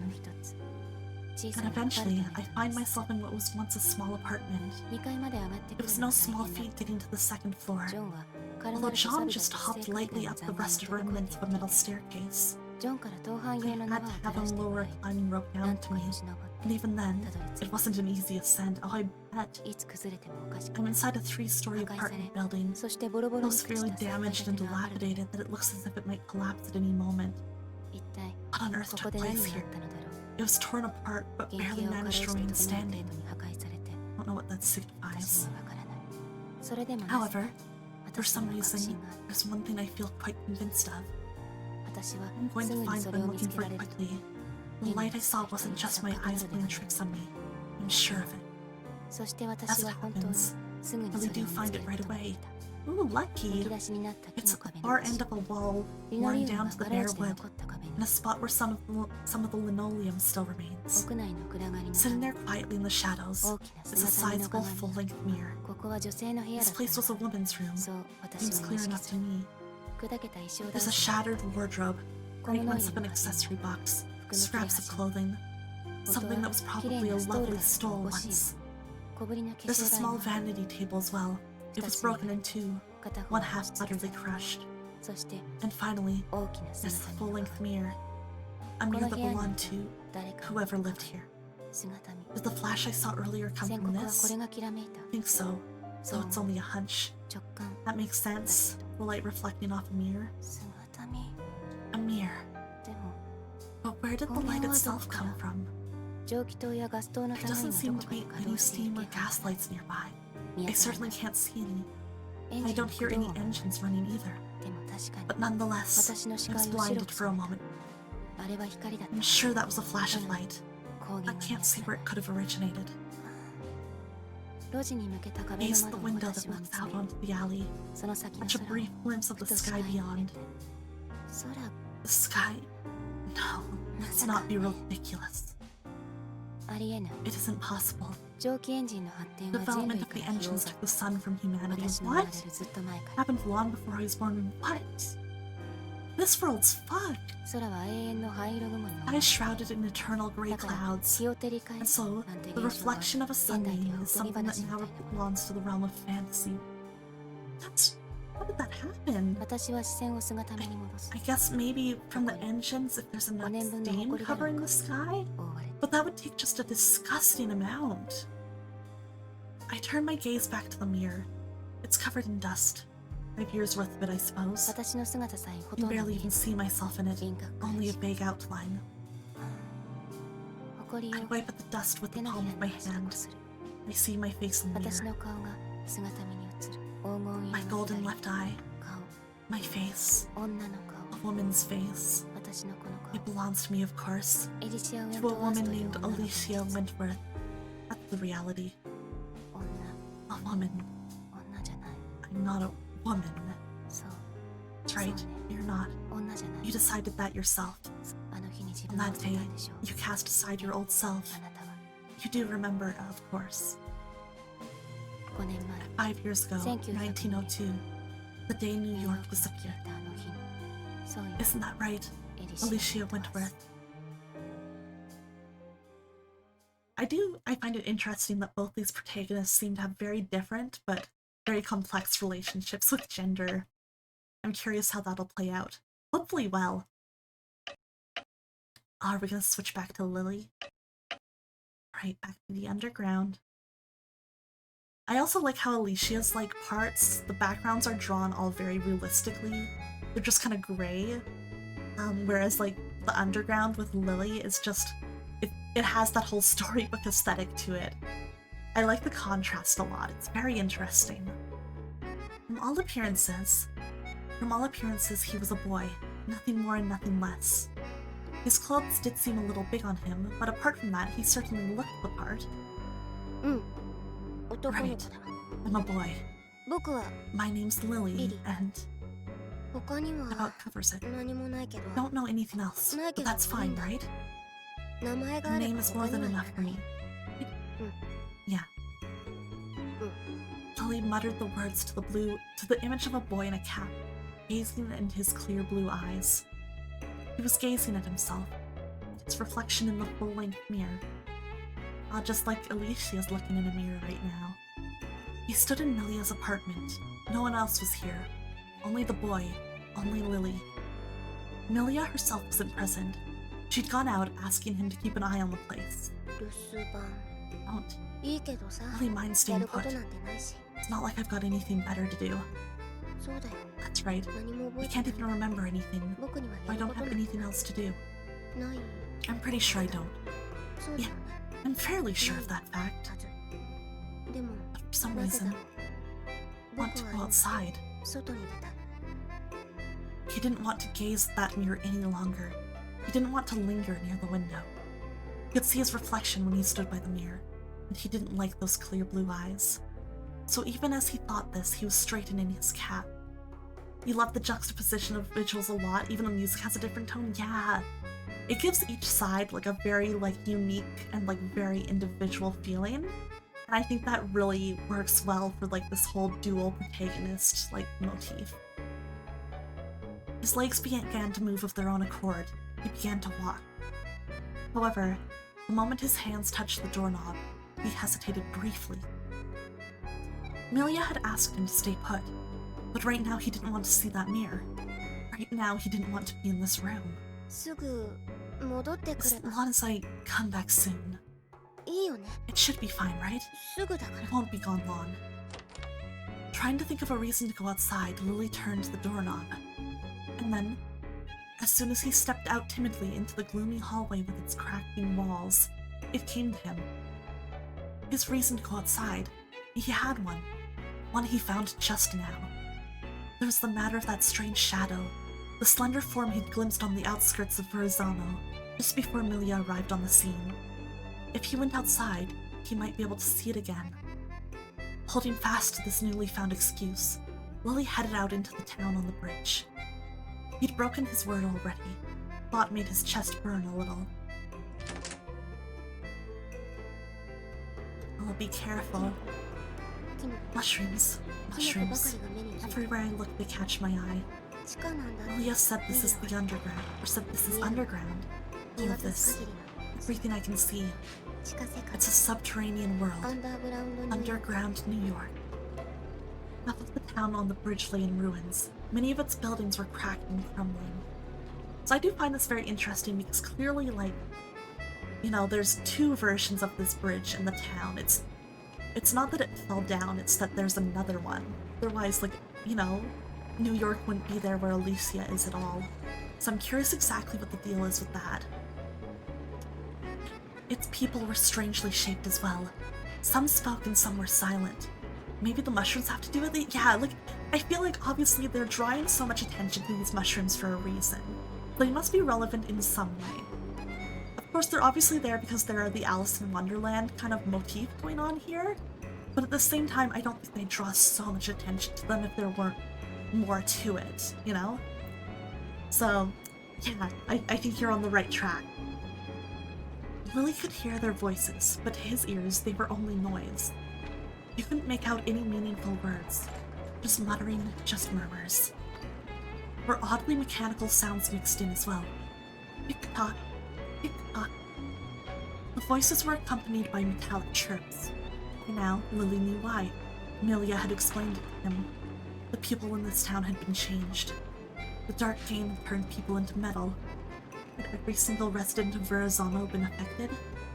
From the looks of things, that seemed likely. Would Lily himself eventually suffer the same fate? The danger didn't feel particularly real. For one thing, he wasn't even sure his body was entirely flesh and blood. He hadn't taken off his clothes to look. He didn't plan to do so either. He wanted to remain just the way he was. It's very interesting that Lily seems despite the amnesia, very resistant to, learning anything more about themselves. Or, understanding anything. I think a line earlier even said that, Lily was choosing not to remember things. So, it just makes me wonder about the whole amnesia situation. It definitely feels like something that's, whether psychologically or magically, or maybe considering the setting, some kind of, technologically self-implemented or what's the word I'm looking for? self-implemented is the best I can come up with. Something like that. So I'm curious about who Lily is and why they've ended up self-imposed. Thank you, Swamp Bro. Yeah, I have many thoughts. Many thoughts. I'm very curious. I'm fine as I am. Just fine. Thank you. That's why I don't care about my body. It doesn't matter one bit. And that's why I'm asking my eyes not to stare at that violet skyline. He was gazing past the cap of a gigantic mushroom toward the distant violet horizon, toward the cluster of violet towers that loomed on the island across the water. His eyes found one building in particular, the tallest among the skyscrapers. Lily's lips began to move. His voice blended into the sounds of the street. That's my... No, her destination. I know, like, if you don't know Japanese, you might not hear this, but I noticed right there, Lily was alternating between very feminine and more masculine pronouns. Boku no and Atashi no. So I'm like, but there it is again, that's just interesting. Her destination? Huh? Lily spun around reflexively. Felt like someone had just whispered in his ear. But there was no one standing behind him. Still, he'd definitely heard the words. But was that voice? It was familiar somehow. Yes, I've heard it somewhere before. Who's there? It was someone's voice, but whose? It certainly wasn't mine, and it wasn't Milia's either. Who's there? I don't know. I don't know. I'm positive. I don't know that voice. See, like, this feels more like denial than anything else. That's so interesting. And then... Huh? A cat? A cat was crying. Meow. Someone was weeping. Who was it? A cat? For a cat, it had an awfully, coquettish voice. It seemed far too tall as well. Those were Lily's first impressions. But a cat it was.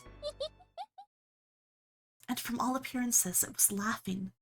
That was certainly what its face suggested. It wasn't weeping, it wasn't meowing either, but perhaps this was how it cried? Oh! That is... Look at her hands! Oh, how do you know my name? What are you dawdling around here for, Lily the stranger? Are you actually planning on living here? Did you even show up in the first place, you silly little thing? Well, you know me? Is this a cat? A person? I'm not really sure, but I feel like it's a cat. A lovely laughing gray cat before me, standing right next to a mushroom, staring at me. She's got 6 fingers on one hand, hell nah. Oh my god, you're right, that's so scary. Are you a cat? I guess maybe is this our Cheshire cat? What's that supposed to mean? Do I look like a cat? Sorry. What, are you an idiot? Do I look like a human? Oh, she likes to giggle. Come now, don't make a fool of yourself. You really are a dimwit, aren't you? A cat? Or a human being? Which one is she, really? Lily's just really grappling with the concept of cat girl here. She looks like a cat, but also kind of like a person. She talks like a person, but also kind of like a cat. Either way, she's definitely a woman. I mean, she has breasts. Very shapely ones. A woman. Or maybe a girl. The word girl did seem more appropriate, actually. From the shape of her body alone, she almost looked like... I'm a cat! I'm Mao! And you're Lily! Okay, so you're a cat named Mao.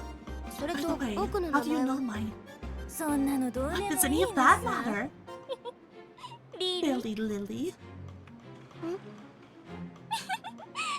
Oh, Honestly, it doesn't matter if I'm a cat or not, really. I don't care about your name either. Guess you got sick of keeping an eye on the place, huh? Well, keeping an eye on the place? You look like you'd better have a 6-digit code I'd want to look up at later, Mal. Oh my god, Dick. What? How do you know about that? Did Melia tell you? Well, I think she knows you, Lily. She was laughing. The girl was laughing as her eyes pierced straight through Lily. The girl cat was laughing, even as she clambered swiftly up on top of that enormous mushroom. By the way, Lily, have you heard of the black-clad hitman? Even his heart's mostly metal now. The man's a goner, see? Never heard of him. Who is he? He's the man who's gunning for that woman. One of these days, she'll end up dead. No, she won't. Milia's really strong. A hitman. A black-clad hitman. He'd never even heard of this person. There wasn't anything in his memory about him. So, while Mao's words were disturbing, Lily could answer them without hesitation. He knew Milia was strong. He'd seen what Milia could do in a fight. And so, he rejected the girl cat's claim. I love the way they're avoiding calling her a girl. I think that's a very funny translation. It's very cute. Not that he really knew for sure, of course. After all, he didn't know anything about this hitman. Don't say such ridiculous things. What's so scary about some black-clad hitman anyway? Well, nothing really. That tin can killer probably isn't gonna put her down. But one of these days, something will. Something big and mean. Milia's really strong. She isn't going to get killed by anyone. Oh, yes, she is. No, she isn't. Silly little Lily. You keep telling yourself that. It's not like you could do anything about it anyway. Not poor, powerless little Lily the Stranger. Her mouth was still twisted into a grin. Her face was that of a laughing girl, but there was no amusement in her eyes. The girl cat stared furiously down at Lily. Her eyes were a pale, beautiful blue. Her eyes had a cat's pupils. A person's pupils. That quiet gaze overwhelmed Lily. His breath caught in his throat. Really though, haven't you even noticed how strange this is? Everyone around here is turning into metal. Everyone except you. Well, Go on, take off those clothes and look. You've got a nice, pretty body under there, right?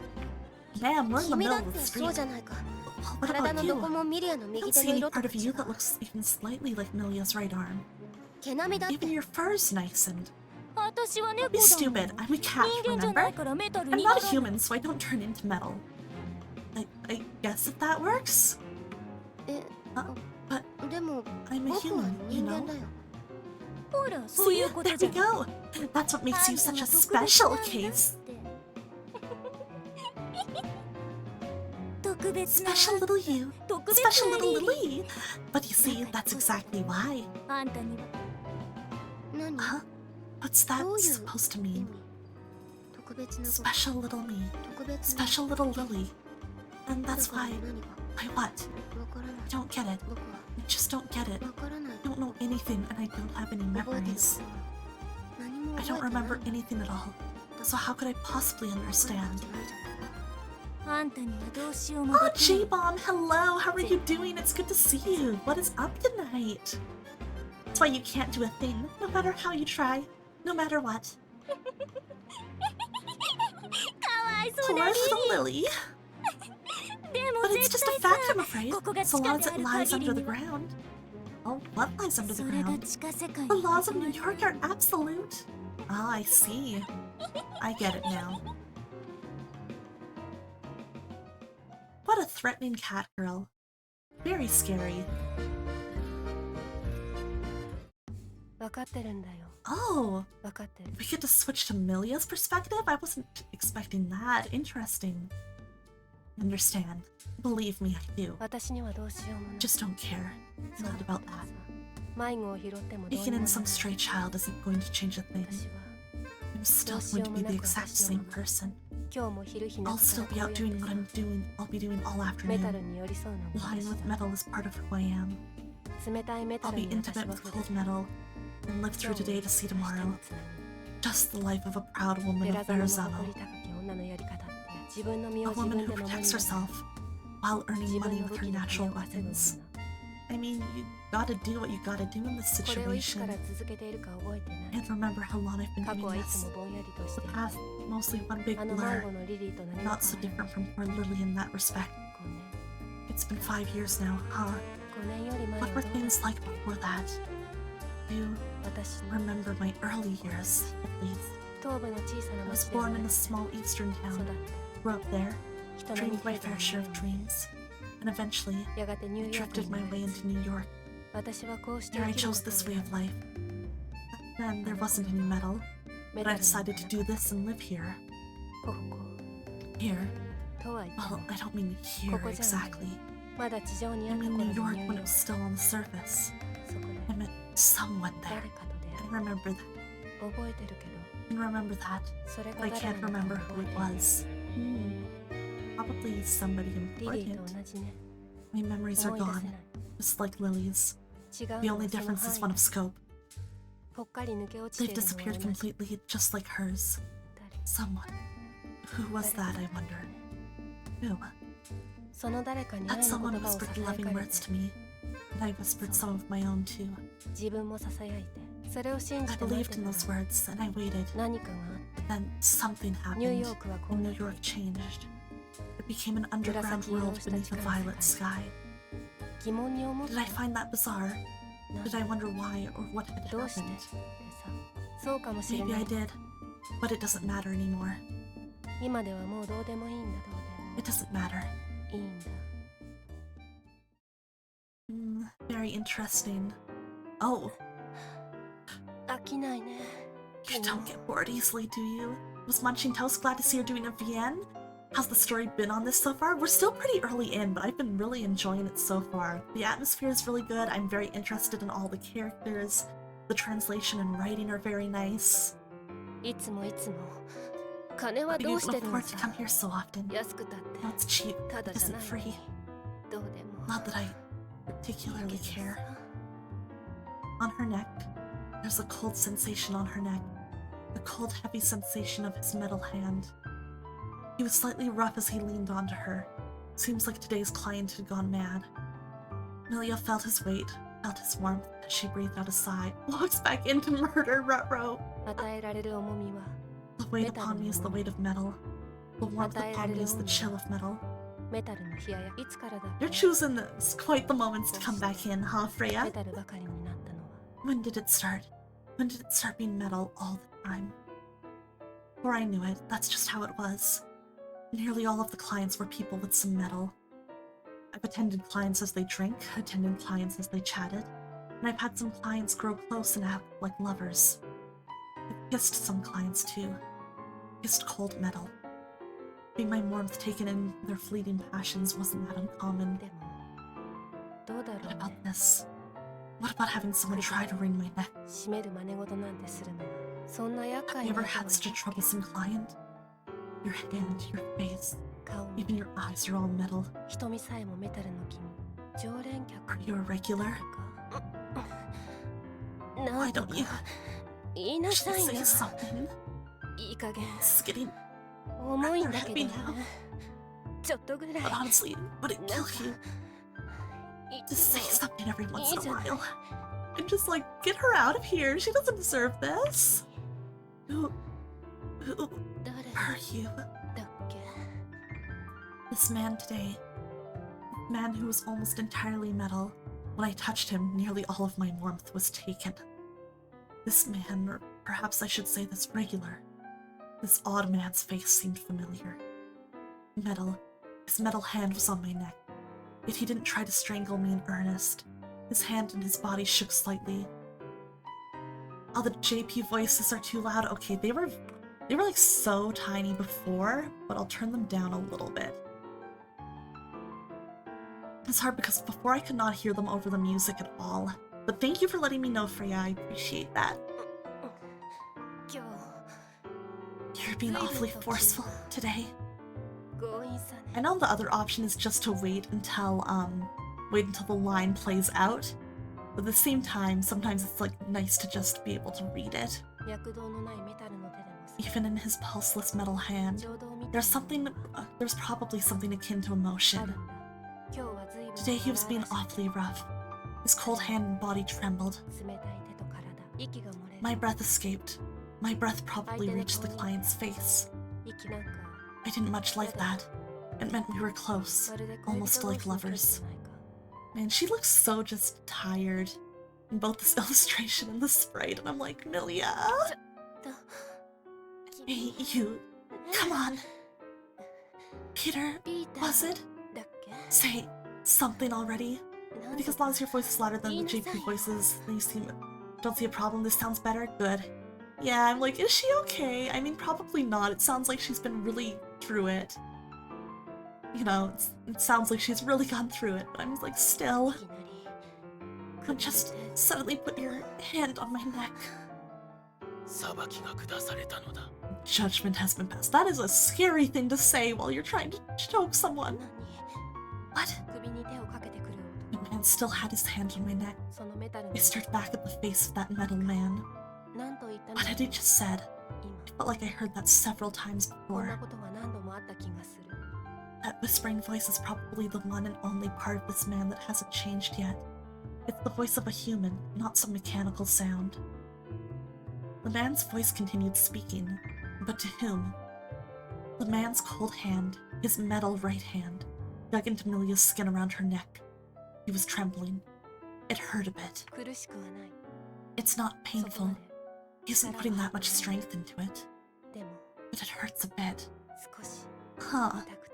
So, like, obviously if he's not putting that much strength into it, maybe he's not actually trying to kill her, but why do this at all then? It's a bit heavy. Judgment has been passed. A verdict has been issued. He will never return to the surface. What are you even talking about? I was touching him with my right hand, touching the man's cold left arm. Was I responding to his action? No, that wasn't really my intent.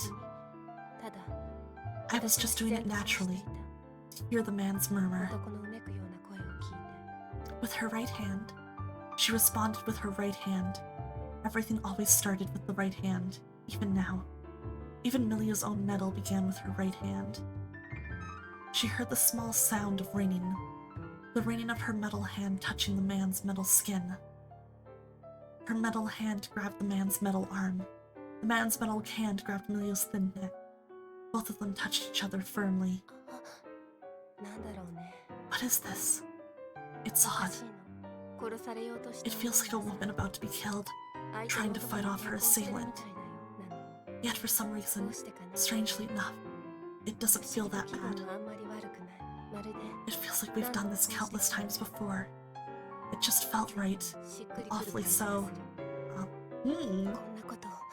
This has happened before, right? I can't quite seem to remember. Was your name again? My name doesn't matter. It don't matter. All that matters in this moment is that we can touch each other. You are all that matters, Milia. Oh, this is scary. This is so scary. Someone get her out of there. Now you're moaning my name. Naughty customer you are. Don't call out to me like that. You'd think we were lovers or something. I'm almost getting the vibe that maybe that was the case, but in a very messed up way. Lovers. The moment Milia voiced that word, it changed. The metal hand should have been incapable of warmth. They thought they felt it for a moment. The demeanor of the man touching her neck changed. Something was changed inside him. Felt a shiver. Oh my gosh, Padaru, okay. Give me 1 second, everybody. It's Padaru time. We gotta switch. It's really gonna be something having Padaru for this scene. Alright. Alright. Well, oh my gosh, is that... Aqua. Jarrell, thank you so much for the resub! How are you doing? Thank you so much for the resub and the Padaru. It's a distraction! Merry Christmas, guys. As this woman gets choked by maybe her robot ex-lover. Yeah, Padaru! Let me double check. How long is Padaru for? Let me make sure that I know. Okay, 15 minutes. Let's go. Thank you for the resub, Jarrell. I really appreciate it. Alright, time to read the rest of this scene as Padaru. That's some emotional whiplash, huh? At my spine. And the man pressed his body against me. I've never seen this before. This feels like a fever dream. It sure does, huh? Is it a dream or is it a nightmare?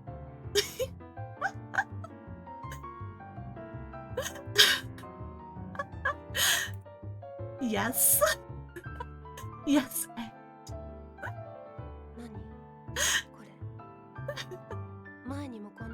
I actually resubbed a while ago because I noticed you didn't have luck.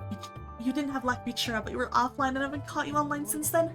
Oh, that's fair when that happens. Well, thank you for using luck, Bichura. I know my boy appreciates being free to roam and, you know, run around the fields of Twitch. He's such a good little guy. I'm glad you love him. He's an important little guy. He's the best. My sweet, sweet creature, Grubba Biba. What's this? I've had this feeling before. What is this? But I can't remember. I can't remember it. Oh, wait. That girl, Lily. Oh my gosh, Melly! Hello! Self-destruct countdown raid? Oh no, that sounds concerning. How was Xenosaga, Melly? How far did you get? Where are you at in the story now? Let me give you a shout out. Guys, Meliora... Oh my gosh, whoops, I accidentally turned that toggle off. Meliora Yue is, she is a member of Smaria, the stream group that I am part of. She is a mountain crane, a wonderful streamer. She plays a lot of very, very cool RPGs and puzzle games, like Professor Layton's, Zero Escape, Xenosaga. She's so great. If you're not already following her, you should be. As for anyone else here, hello. My name is Aqua Sereni, and I'm a mermaid VTuber who traded her brain cells for legs. And tonight we're playing a visual novel called Sona-Nyl of the Violet Shadows. I'm doing a little reading tonight, a little chill reading.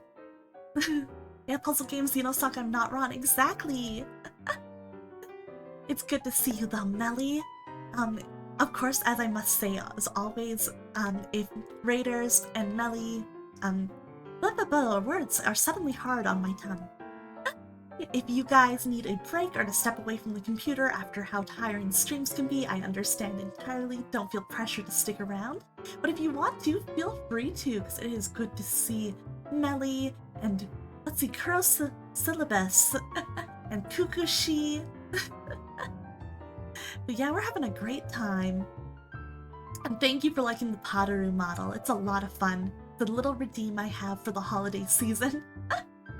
I can Padaru.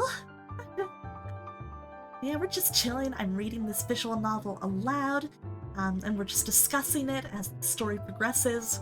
You came in as this woman is being choked by a man made of metal, and I don't know, he's maybe trying to kill her, maybe not. There's a lot happening. You sure chose a time to raid in, but it's good to see you guys. I hope you're having a great night. Always love to see the wonderful, lovely, lovely Melly. Alright, so yes, Melia left Lily in the room. That lost stranger who couldn't remember anything. Girl hasn't gone outside on her own, has she? This... What? This is a poem of the underground. This is a fable of the underground. A violet verse, known to all. Say, what? What had he started going on about? How to try and voice my confusion. I opened my lips as the man continued to touch me, as the man continued to hold me by my neck. But then, the poem of the underground, oh? The fable of the underground. Violet verse unknown to all. What was he saying? What was he about to say? Both the man and herself. She felt herself naturally take in a deep breath. It wouldn't affect her speaking in the slightest, but it suddenly caused Milia's chest to rise and fall. Her body twisted hard, the weight still on her. The right hand touching the man's metal seemed slightly warm somehow. Her body was reacting to something. The metal was reacting to something. Strangely, she understood that. But what was it? Something. Milia thought she was supposed to know. Know something. Know someone. This had happened before. With someone just like this.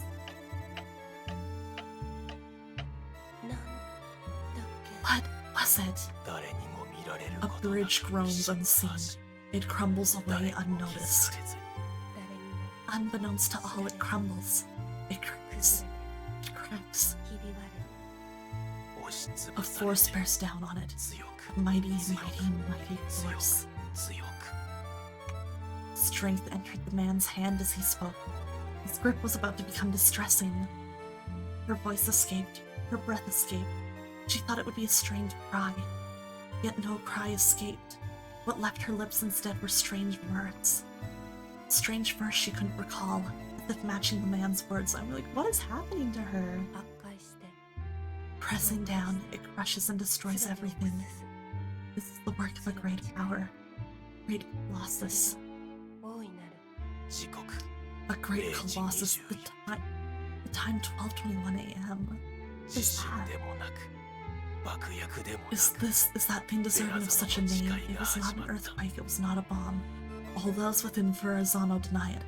At this moment, Verrazano began to tear itself apart. I'll have a good sleep, Kukushi. Thank you for dropping by. It was good to see you.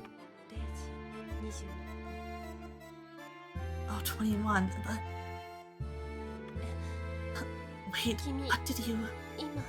Those purple words, what was that? Just wait. It doesn't matter, Milia. There's no meaning to be found in New York anymore. There's no meaning in what you and I do anymore. Isn't that right, Milia? Milia Stokes. My name. He whispered it again, quietly. Yes, I suppose. Probably. There's no meaning to be found here, is there? No matter where you look. What expression did she wear as she spoke? She could not tell herself. To me, it looks a little tired and sad. The strength behind the man's hand suddenly eased up, and she gently pushed it aside with her own right hand. I'm glad she lived. I got a little scared here that she would just die in that weird trance. Milia stared into the man's middle eyes and thought to herself, as she quietly whispered, what kind of expression am I making? How do I look right now? Had only one thought. If my own right arm had not been metal, that I'm sure right now in this moment would have been shedding tears. I would have been giving choked sobs, begging for someone's help. But her right arm was already hopelessly metal, and the body of the man leaning against her was also hopelessly metal, which is why Milia shed no tears. She touched the man with her right hand, metal leaning against metal.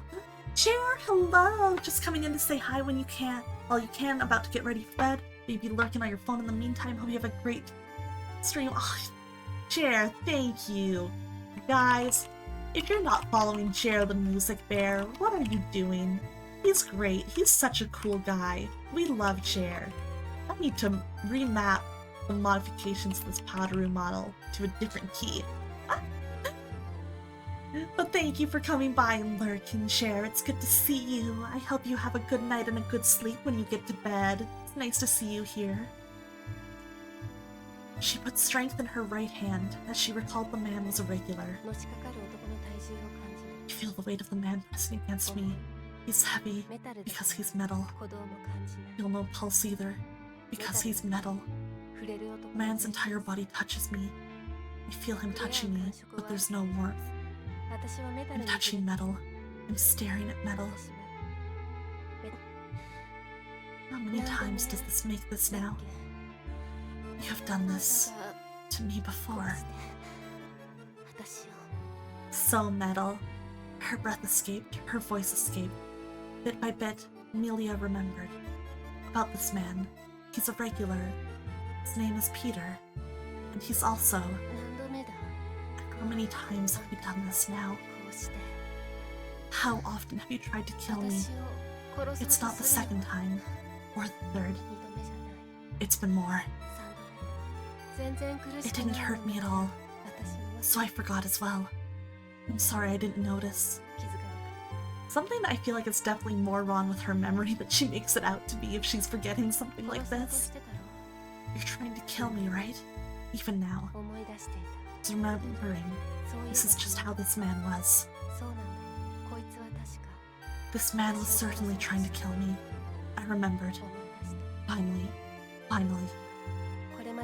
All those other times before. He assaulted me many times, didn't he? He run my neck like this before, but he threatened me with a knife before as well. Yes. Who this man was. He comes and tries to kill me, yet he's never sincerely tried. What a strange killer. Hey, your touch is awfully kind, isn't it? Good night, Relics. Have a good sleep. It was good to see you. I hope you have a good night. Thank you for hanging out. For someone who's trying to kill me, at least. Indeed, I was easily able to remove his hand from my neck. For some reason, I didn't dislike it when this man craned my neck or threatened me with a knife. What a strange man. A strange killer. I didn't particularly dislike him, because I'm a strange enough woman as well. Oh, his face is so scary. I feel like I didn't really get it from that other CG. I don't want to kill you, but even so, I'm going to do it no matter what. I'll kill you myself. That is the last good deed I can do.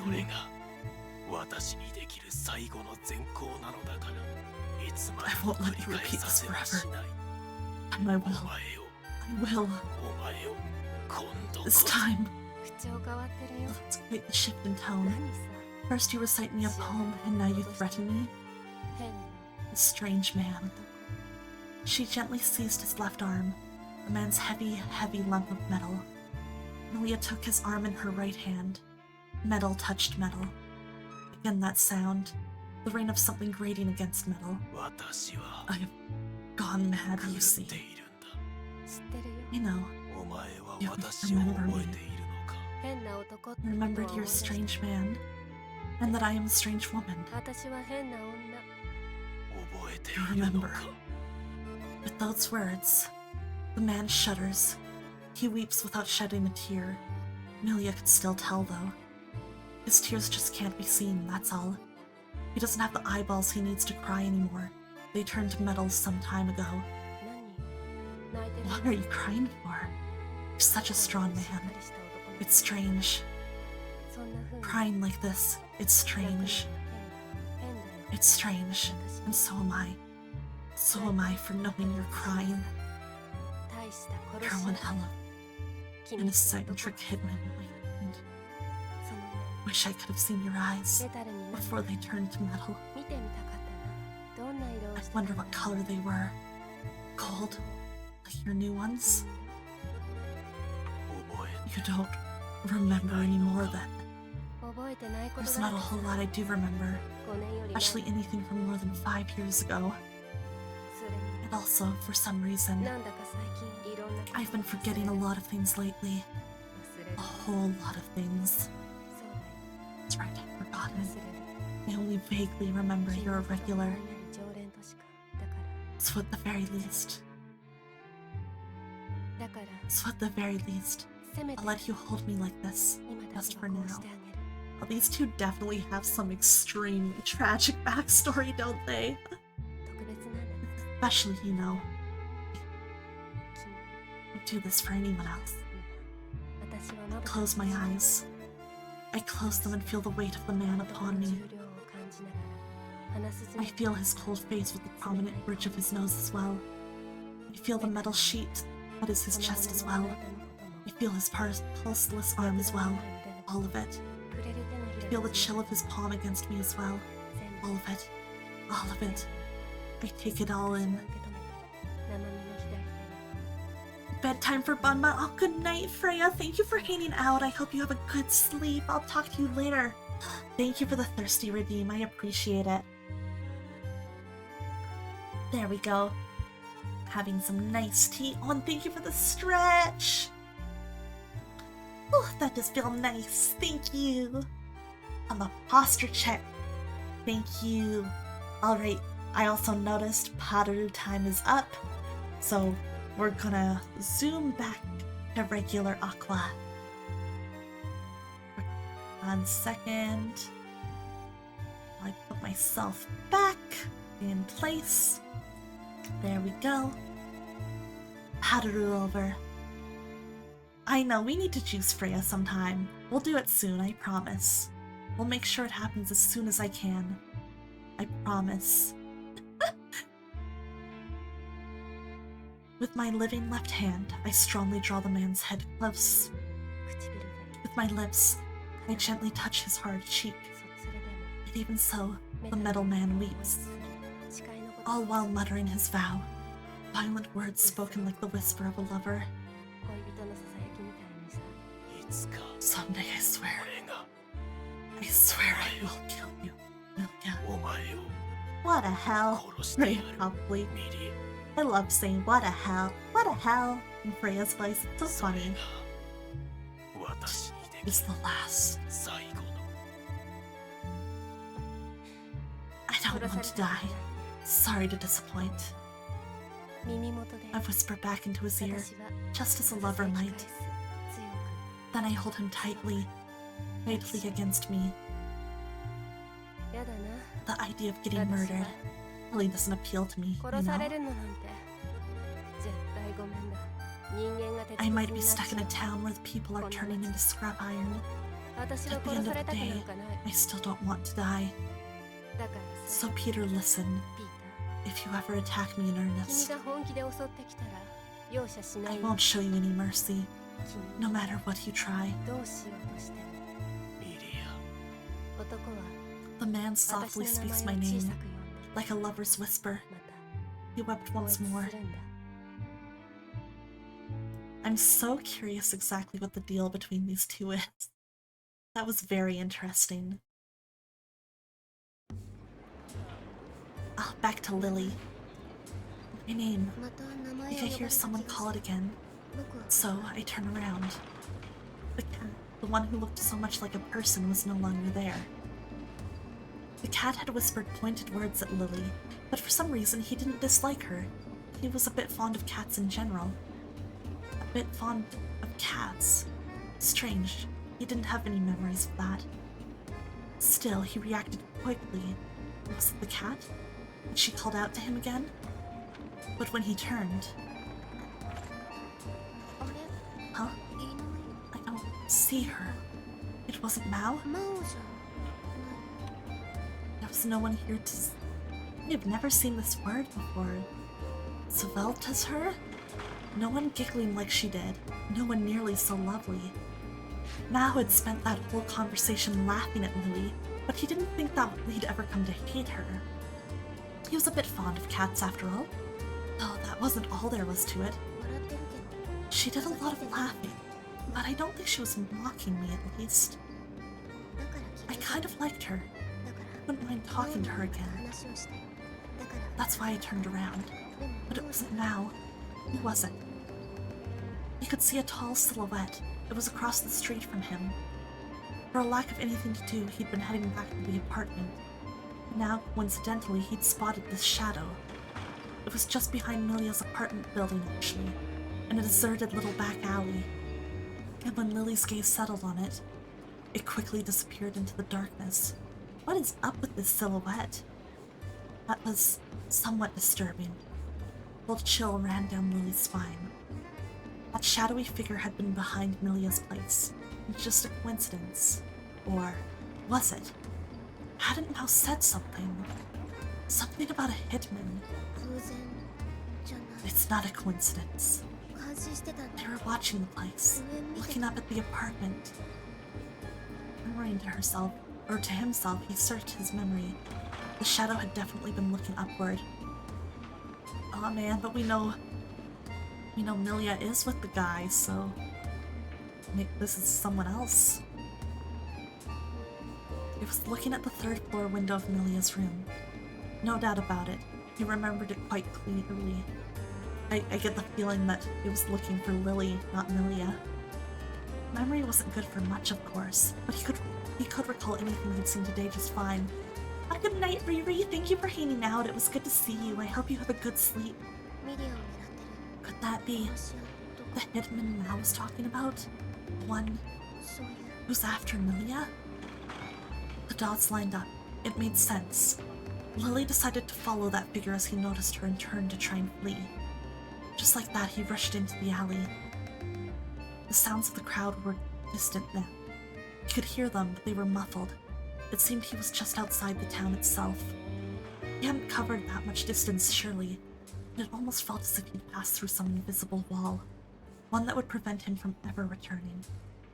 Lily knew that was only his imagination. However, he couldn't help feeling a little anxious.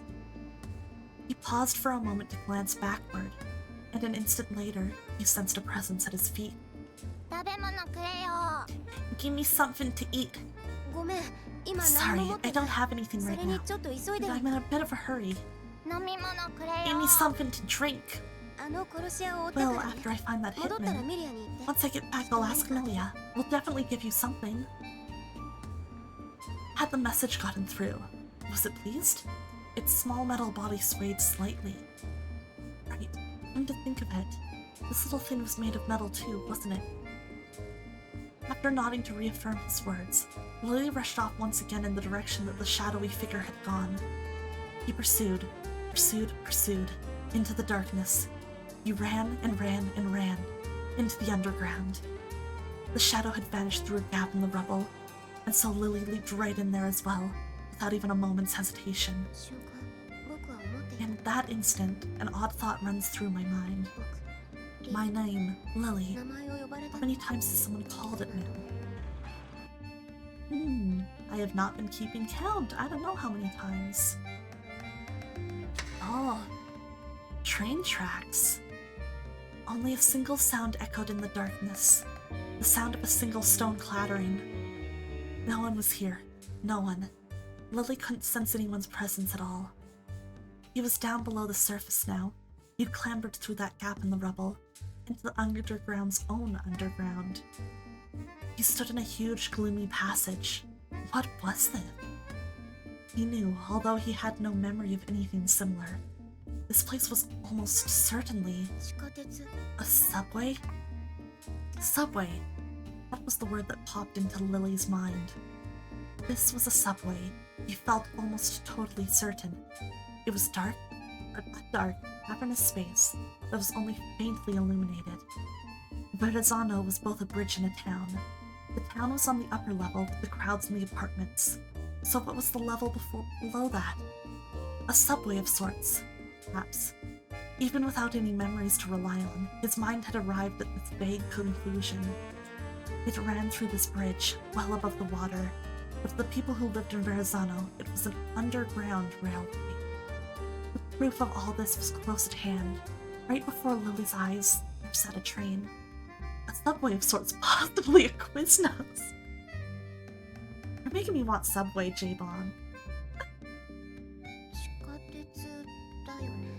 It's a subway train, right?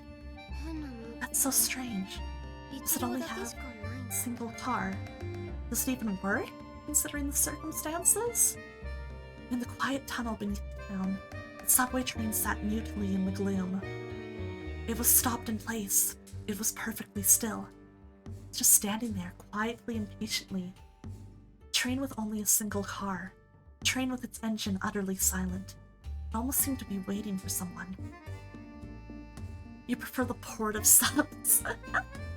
Fair enough, fair enough.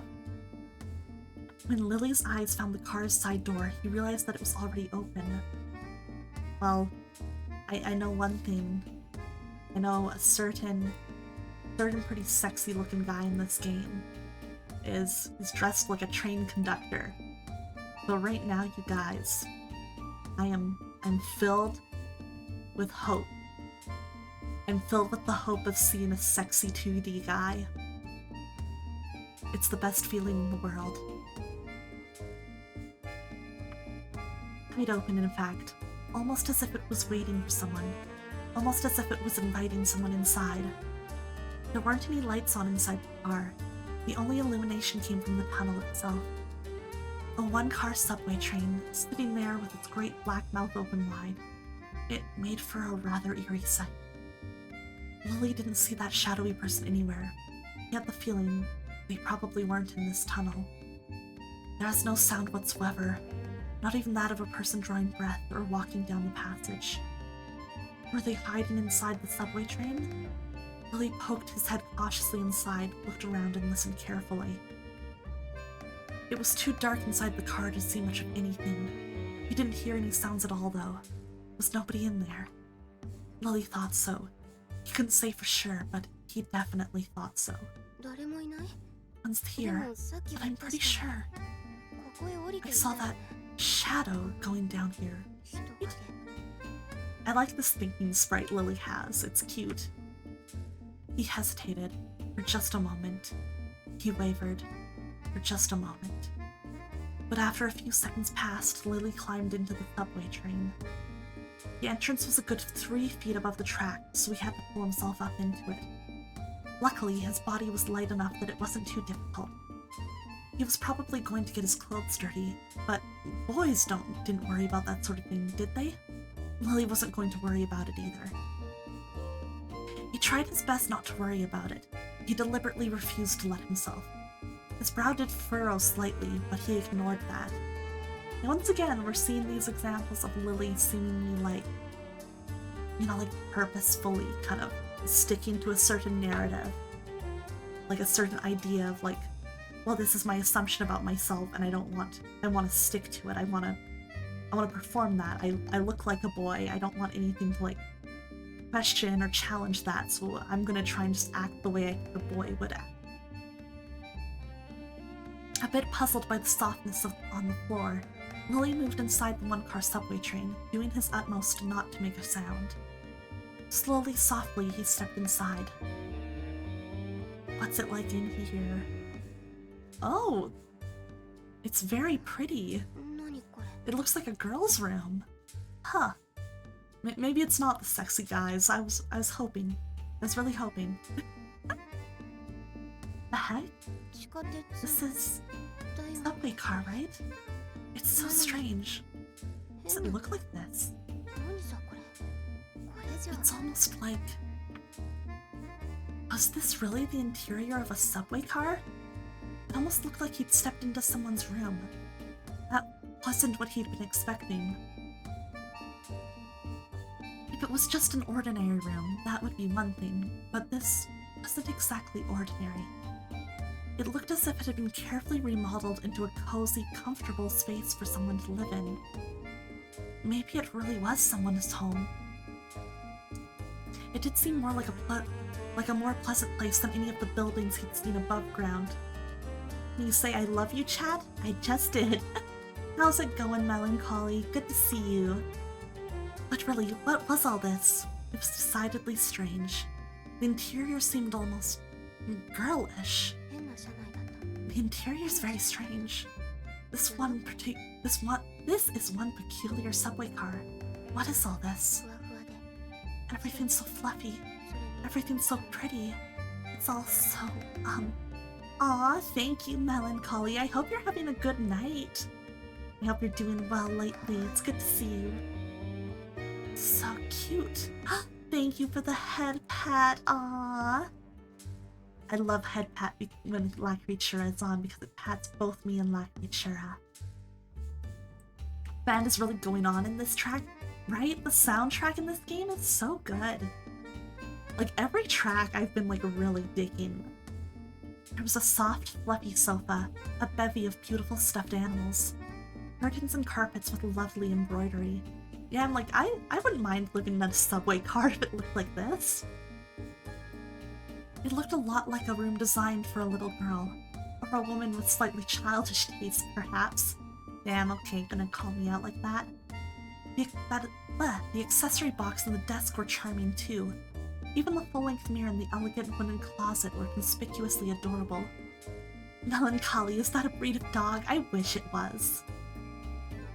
Without really intending to, Willie found himself approaching that closet. Clothes. It's full of clothes. Clothes. They're all the sort a girl would wear. They're soft, curly. Gotta be hard to move around in these. They're nothing I need to concern myself with. I'm a boy after all. And yet Lily's hands moved. They reached out on their own.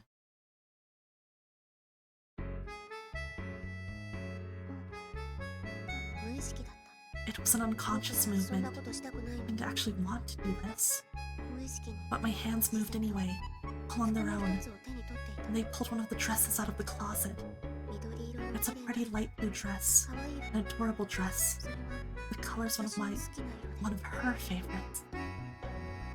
It is a very pretty blue. I like that shade a lot too. I think I have a lot of clothes in that color. It had been an unconscious movement, almost like that of a sleepwalker. He'd taken one of the frilly dresses into his hands. He held it to his body and looked into the full-length mirror that happened to be just the right height. You're gonna mosey off to bed because you're on— Whoops, I accidentally knocked over my bomb. Mosey off to bed because you're on the verge of passing out. Thanks for the stream. I'll leave a lurk, but you have a good night, Aqua. Of course, thank you for hanging out so long, Swamp Bro. It was fun to have you here to discuss this with. I hope you have a great sleep. Thank you for the lurk. In its smooth, polished glass, he saw the image of a slim, red-headed— What? Red-headed, huh? I thought— I would have called it brown, but I guess maybe it's supposed to be more like a reddish brown? Or was it a girl? Eyes the color of— not— this couldn't possibly look good on me. I mean, I'm a boy, right? This thing, this silly dress would just look ridiculous on me, right? He stared at the mirror. He stared at himself. He breathed out and stood still. He didn't understand. He didn't understand. It couldn't possibly look good on him. And yet he couldn't take his eyes off it. And yet it didn't feel wrong at all. He even found himself wondering how it would feel to put it on. Listen, anybody can wear anything they want. Just holding it against him wasn't enough. How could he really be positive unless he tried it on? Surely he already knew the answer. He didn't need to put on a dress to know who he was. He knew that much. Of course he did. Didn't he? Do I? Even though I have no memories? Well, I'm still me either way. I'm not her. I'm not a she. I mean, I decided that much, right? So I'm not going to put this thing on. Worse. I've already decided who I am. When was that decided? When? And who did the deciding? Who? I decided that myself, of course. That means I'm not the one who's supposed to wear this. Yes, you are. He heard a voice. Once again, it came from just behind him. That is who you are. There's no mistake. You're the one who's meant to wear it. I've been waiting for this bitch to show up. I've been waiting. There was someone else here with him, a familiar figure in the mirror. No, standing just behind him.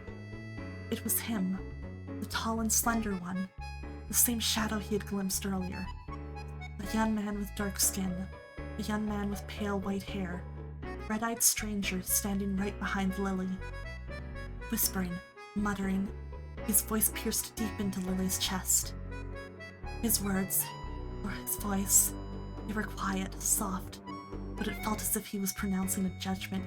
Yeah, his voice acting is it's a lot softer than I expected it to be. I kind of expected him to have almost like a deeper, more aggressive voice or something, if that makes sense. But it actually they casted him as someone with a very gentle kind of tone. That caught me off guard, but I like it. I like it. Yes, it's who you are. The man whispered in his ear once more. An instant later, Lily finally came to his senses. He didn't actually speak. The only sound he made was a sharp little gasp. Surprise. Surprise. Surprise? Was he really too surprised to move? He wasn't sure. He wasn't sure of anything. He just looked up at the face of the shadow, the face of that tall stranger in the mirror. It was a handsome face. Oh, it is. Gaze was indifferent, but none of that even registered in Lily's thoughts. It didn't even occur to him to wonder who this was, or ask if he was the hitman gunning for Milia, even though those were very important questions. In that moment, there wasn't even room for surprise in Lily's thoughts, less anything else. There was only one emotion swirling through him, one emotion that filled his small chest to bursting. One thought, really. Single overwhelming thought, so strong it pushed everything else aside. He could barely breathe. Thought was almost suffocating in its intensity. Me, being watched. Someone saw me doing this. Someone I've never even met before. I don't even want this thing. I don't need these silly dresses. That's not who I am. I don't want to wear girls' clothing. I'm afraid. So very afraid. Yeah, I do have to say, regardless of whatever Lily's actual biological sex is, this whole thing reeks of. It's very transgender. It's very coded. That's very interesting. I don't want to stop being who I am. All I can even remember is the last few hours. I like how I tried to say the one drill tweet that's this whole thing reeks of gender. I say as I smack over the barbecue and overturn the 4th of July. That's one of my favorite tweets. Whenever I want to say that something's very gender, I start saying it reeks of gender. I'm like, God. It would be cool if Lily isn't cis. I'm just not sure. I'm not sure. I have no idea. I'm the type of person who's obviously I like seeing representation like that. I think it's very cool. I just, I'm very kind of jaded. I'm used to being kind of baited with stuff. So I never want to assume until it's explicitly confirmed, because otherwise then I'm I get disappointed. When you say reeks of gender, I think either locker room or perfume testing section. Both do both reek of gender. You're so right, J-Bong. I don't want to stop being who I am. All I can even remember is the last few hours. I don't want to change already. I want to be her instead of me. Aren't you going to put that on?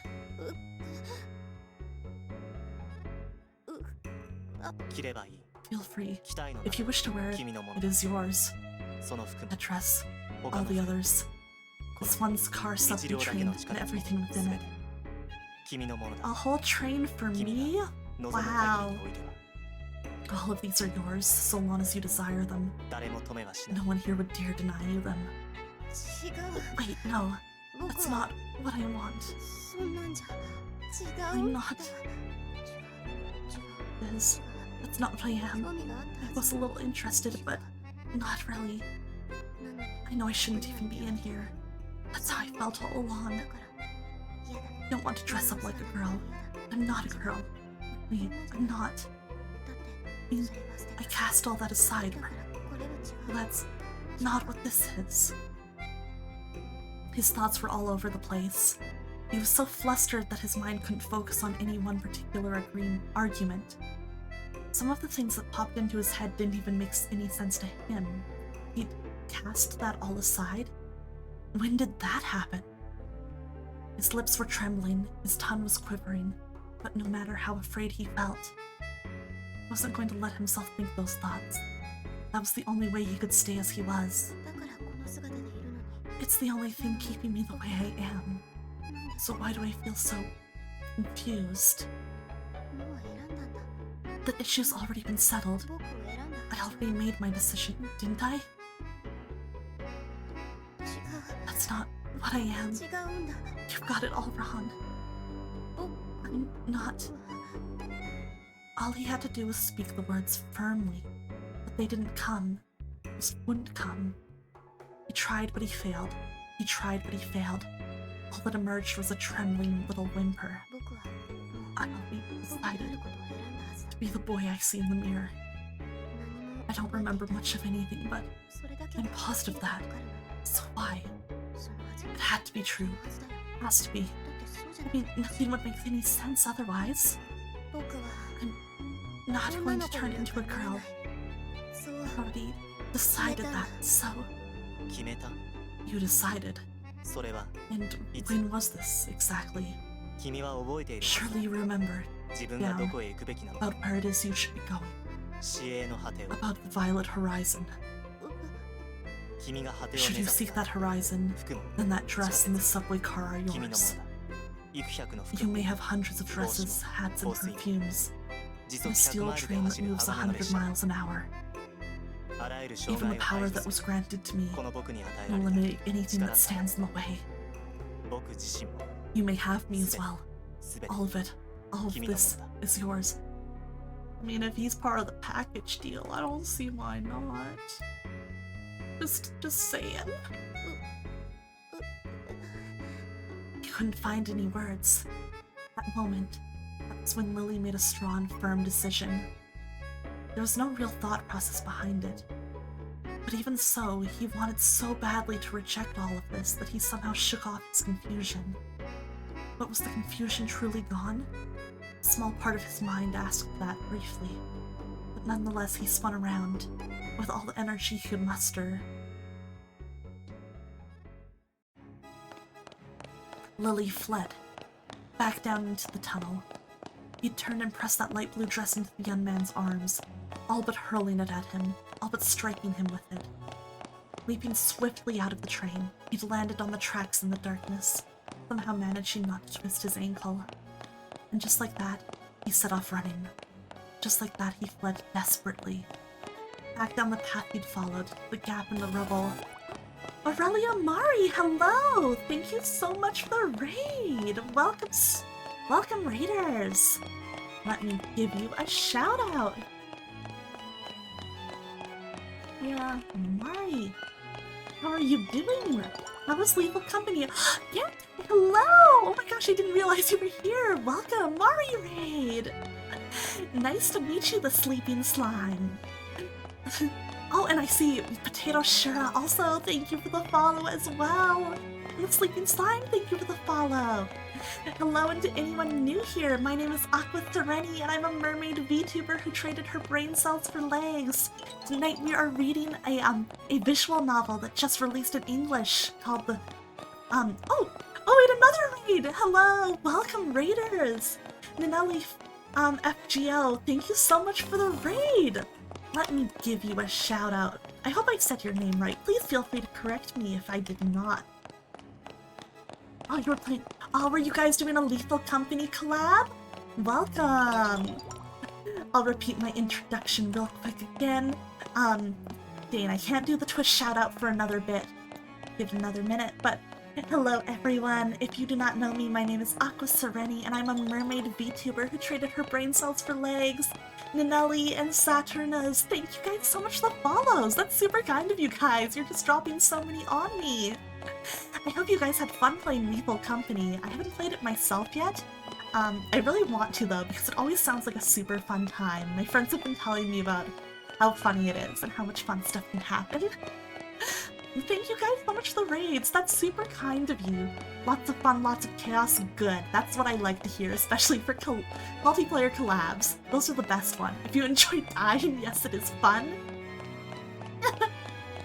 Fair enough. I've seen a lot of clips of like streamers and my friends dying. Seems like a very easy game to die in very silly kind of bullshit ways, but that seems like kind of part of the charm of it.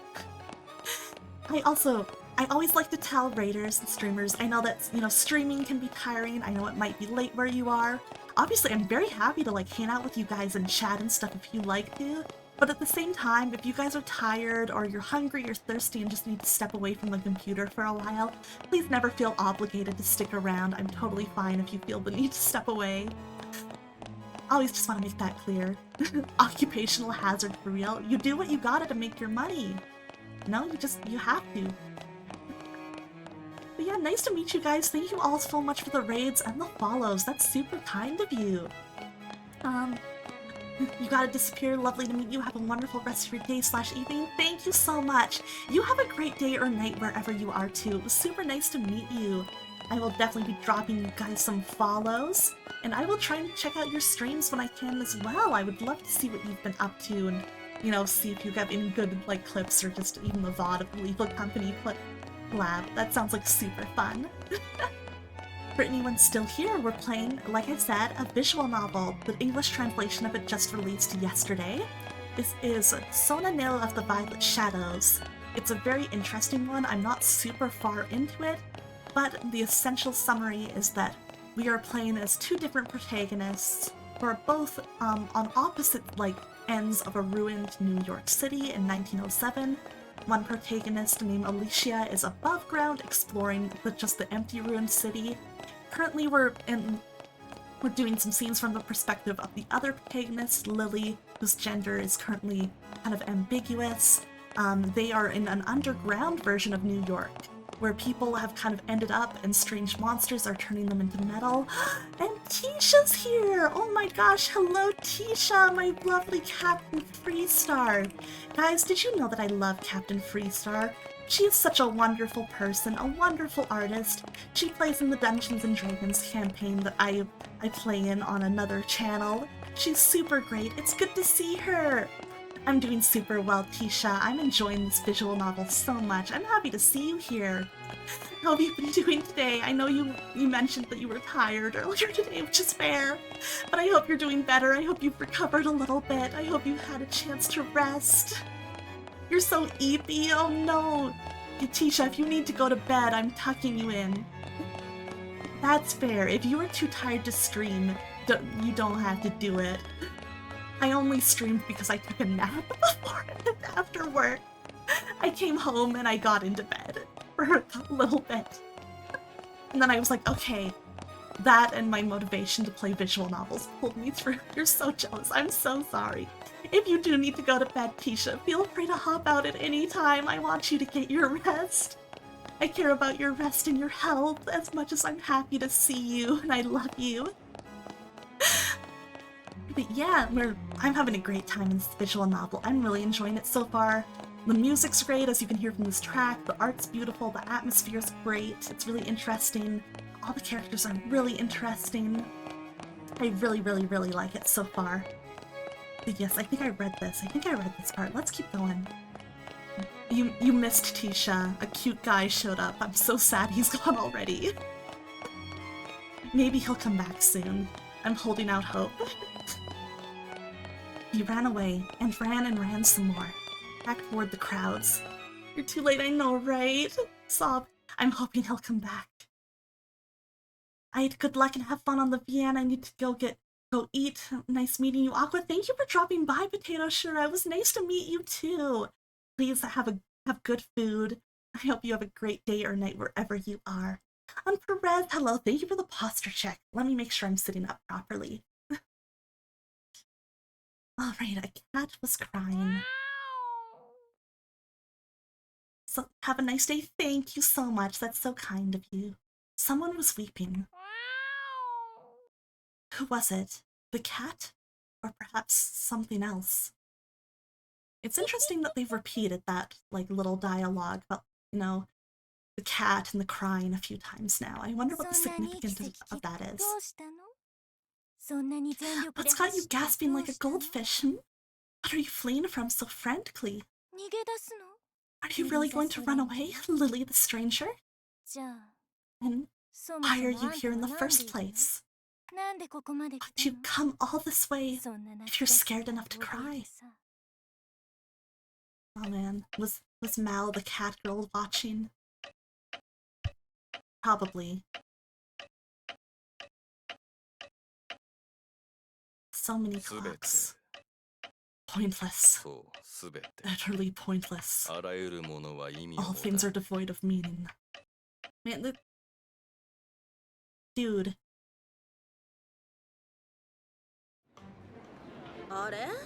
But this edgelord keeps telling us that everything's pointless. It's like, calm down.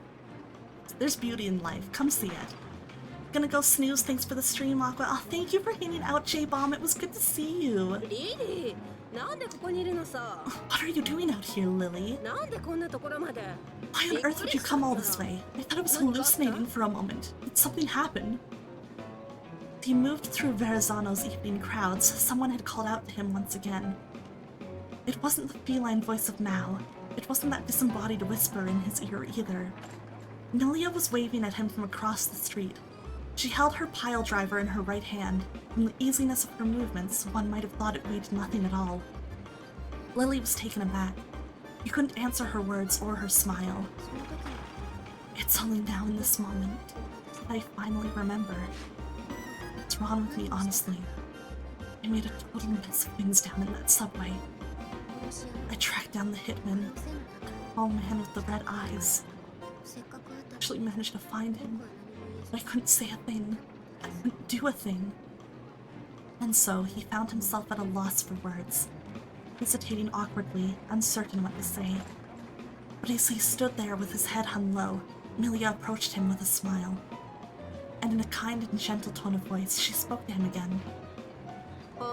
Here's Milia, she's a babe, and I love her already. She's so pretty. Honestly, what's the matter? I didn't expect you to go out strolling by yourself. Well... You see... were you feeling anxious? Had he been anxious? He hadn't given that any thought. She's so cool, Freestar. She has like this very big sisterly energy, and I love her. He couldn't seem to lift his head, and the words he wanted to speak refused to make their way out of his mouth. This art is so pretty, like, I'm in love with the backgrounds and the character art. It's all gorgeous. And there's actually like so many CGs and stuff in this so far. Like, they keep popping up and I'm like, they drew a lot for this game. That had to be a lot of work for the artist. Like, I'm really impressed. He had to tell her about the tall hitman, that he'd met a man who fit the description, that he'd been completely useless. But he couldn't speak. The words were stuck in his throat, and Milia didn't seem to notice at all. Gotcha. Sorry about that, kid. It wasn't very considerate of me to drag you back home and then abandon you so soon.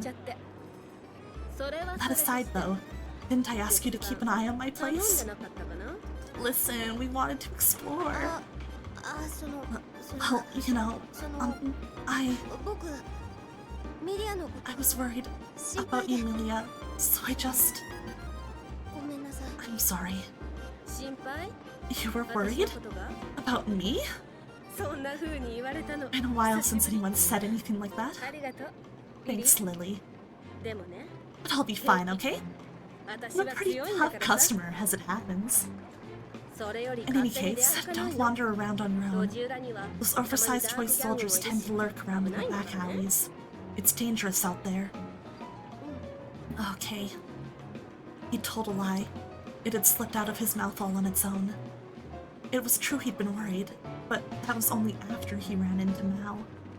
When Mao told him about the hitman, he started to feel worried about Milia, and then he found that hitman in the subway. He wasn't completely sure of that, but it was the only explanation he could think of. By now, he had forgotten all about the first shadow he'd glimpsed outside Verrazano, about the tall, slender silhouette he'd spotted there.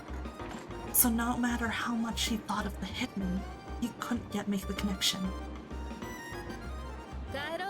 Let's go home, Lily. It's almost nighttime. Home. My place, that is. If you don't remember anything, you've got nowhere else to go, right? Might as well stay with me. Yeah, she's taking us in. Thank you, Milia. You're so cool. Wait, I'll go home. We'll both go home. Together. Oh, that's so cute! She's such a cool big sister. I love her. With those words, Milia took Lily's hand in hers, in her left hand, which wasn't yet metal. They walked through the crowds together, Milia with her metal arm, and Lily who was studying his shoes. He had to say something, at the very least. At the very least, he had to tell her about that shadowy hitman, warn her of the danger she was in. But when Lily looked up to speak, he found Milia gazing at the violet sky above, and the words caught in his throat. He couldn't look at the sky right now.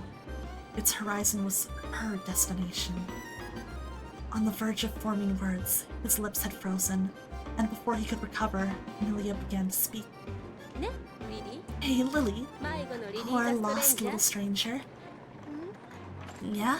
Would you mind if I shared something silly with you? Something truly, genuinely ridiculous? What is it? A fairy tale of the underground. A poem. A fable. We've got a lot of them down here. Yeah, I love fairy tales and fables and poems. Do it. This is probably new to you, I suppose. Never heard of them before? No, I don't think so. What are they? Like I said, they're just little poems, little fables. Stories that might sound meaningful, but probably not. Pretty sounding verses we pass around down here. I don't know them, all of them myself. We've got many different poems in many different places.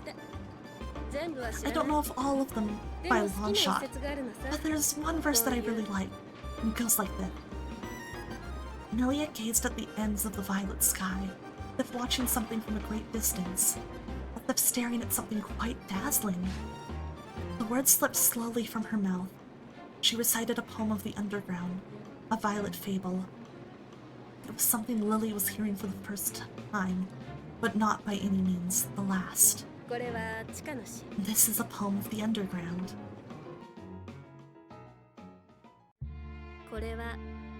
This is a poem of the underground. This is a fable of the underground. A violet verse unknown to all. A birch groans unseen. It crumbles away, unnoticed. Unbeknownst to all, it crumbles. It cracks. It cracks. A force bears down on it. A mighty, mighty, mighty force. Form is but a fleeting illusion. The time, 12:30 a.m., Verrazano had torn itself apart. Yeah, so this is only the second time we've seen this funny, floating purple text. That's not actually there. Like, it's not being actually said out loud. I'm very curious what this means. See how easily it breaks down. The moment of its physical annihilation, how readily it collapses. Its metaphysical destruction was also underway. No exceptions, none. Nothing could hold its form. No one thing can hold its form for long. Everything simply crumbled away. Nobody can hope to change this, even though, ironically enough, take our town of Verrazano, if you will, the soundest and sturdiest bridge ever built by man. One day it will crumble. It too was pulverized, and one day it will disappear. It too was crushed. However, perhaps one thing may hold its shape, for I live on, even now. The man I love is already gone. He died a bitter death, his dreams unrealized, crushed beneath the weighty rubble. And thus I am alone, all alone, all alone. I live on quite alone. In loneliness I live, and live, and live. And so I will die. In time, this life will end, as will yours, as will every other.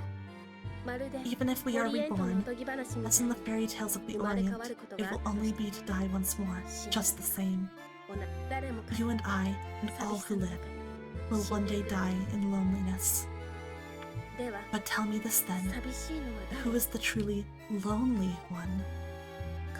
Is it my poor lamented lover, or perhaps, is it only me? Which of us is lonely now? That seems like a poem that's gonna mean a whole lot more by the time I've finished this visual novel. And there you have it. That's a poem of the underground right there. One of the few I'm familiar with. Can't say that I know exactly what it means, but I'm pretty fond of it all the same. Huh? Guess you didn't understand it, huh? Can't say it makes it much easier, or much sense to me either. Lonely. Contemplating this word, Lily tilted his head slightly. He hadn't understood much of that poem, and in the middle he thought he'd heard some particularly peculiar words. Something about a bridge being pulverized. Okay, so Lily can see the purple text too. Or hear it, I guess, but that's interesting. I'm really curious what that's all about. He didn't understand. He didn't understand. Though he didn't remember anything in the first place. But even among the many confusing words he'd just heard, there was one in particular that had left him completely bewildered. That was the word lonely. Lonely. Loneliness. What exactly does that mean? I'm not really sure. I can't seem to remember. What was it again? Once again, this kind of ties into my thoughts about how Lily seems to be just kind of, like, purposefully shutting out anything possibly inconvenient or distressing. With, like, the amnesia and stuff. Because, you know, not even being able to remember a concept like loneliness. And, like, having all of these kind of feelings and impulses of things about, like, who they might be and stuff, or things they should be doing, and then immediately being like, no, I'm not doing that, I don't want to change. I need to stay the way I am right now. Makes me very, very curious, because Mal also mentioned that Lily might have left somewhere, so I'm just like, did Lily, like, run away from something and kind of do something to their memory, keep themselves from going back? I'm just curious. I'm full of many thoughts. I'm very intrigued by what's going on here. I can't possibly understand. Not as I am right now, at least. Lily looked up at Milia's face. Was this what a lonely expression looked like? It seemed as if she was gazing off into the distance, or nostalgically looking back on the path. Her eyes were searching for something far away. It looked as if she was smiling. She wasn't really. It was a difficult expression to describe. Lily thought it was beautiful. He also felt something swirling around in his chest. It wasn't pain, exactly. He didn't know what to compare this feeling to. Sometimes I get to thinking, even if we did get the chance to be reborn, like in that little poem, I think I'd like to be a woman again next time, you know? Maddie, hello! Thank you so much for this resub! It's nice to see you! I hope you're doing well tonight, Maddie. What's up? And assuming that I was, I'd probably live my life the exact same way. Aw, I love you, Milia. I have my regrets, of course, and I'd probably do my fair share of moaning and whining. But even so, I'd like to stay a woman. I like being a she. I'm pretty sure of that. I am what I am. A woman named Milia Stoke. And I always want to be a woman named Milia Stoke. A woman. That's right, Lily. I don't get it. He didn't understand. He didn't understand. What was she saying? Milia's words made no sense. But even so, nonetheless, there was a single question bubbling inside Lily. He couldn't describe the expression Milia wore on her face in that moment. But if the word he was missing was the word from that poem, was that the name for what she was feeling? Are you lonely too, Milia?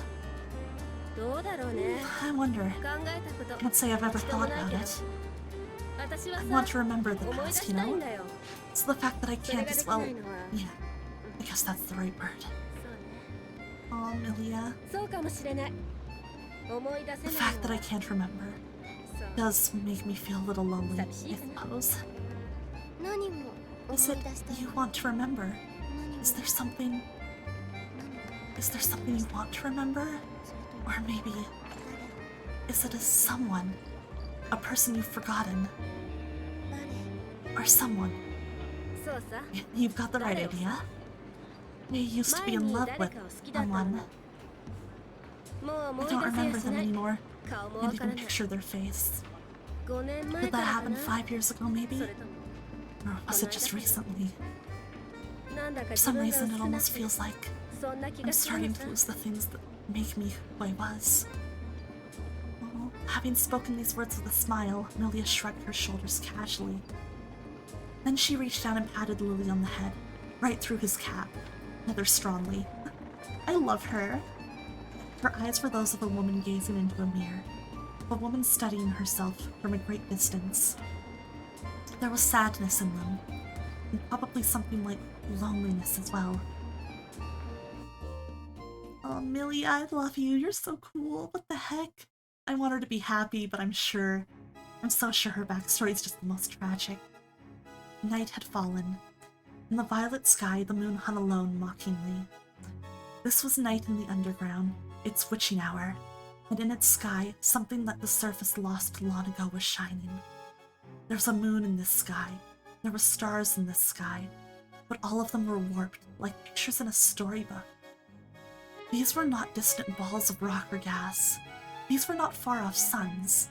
They were something far more sinister. The moon sat aloof in the underground sky, a misshapen thing sneering hatefully. This moon had a face. This moon had eyes. And from its expression, one might have thought that it was laughing at the people of the underground. It was alone in the sky, quite alone, but it was neither lonely nor forlorn. Was it laughing at all creation, looking down on those below with pity in its eyes, showing everything that was its scornful sneer? The moon was laughing. The moon was laughing. Its light had long been lost to those above, but in this place, this underground, it shone down still. Ooh, that was... Catman? Hello? What? Under the moonlight in the dead of night, among the piles of rubble outside Verrazano, a lone figure stood atop the record.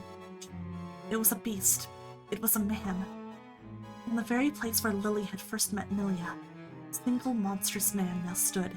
His body itself was not misshapen. He had not been turned into metal.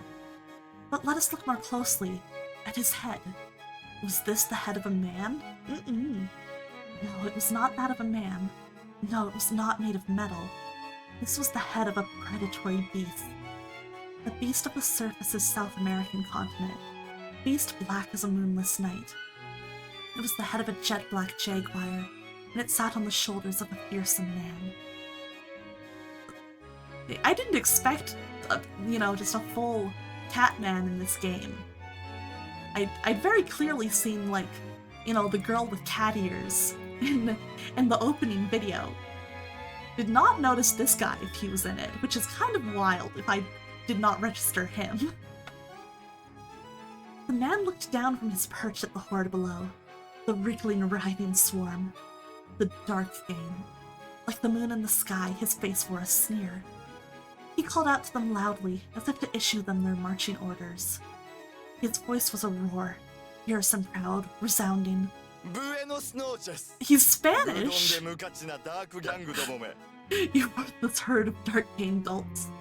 The town ahead lies outside your jurisdiction, but there's no point explaining this to worn-down scraps of metal, is there? What was he? Half beast, half human? The word Jaguar Man was perhaps appropriate. From all appearances, he was a demon, or at least a servant of some monstrous power. Staring at the metallic horde below him, the man drew some form of symbol in the air with the claws of his right hand. It was a cursed mark, but also a holy sigil of sorts. Within the underground, at least, The symbol that the man had drawn would draw the gaze of one on high.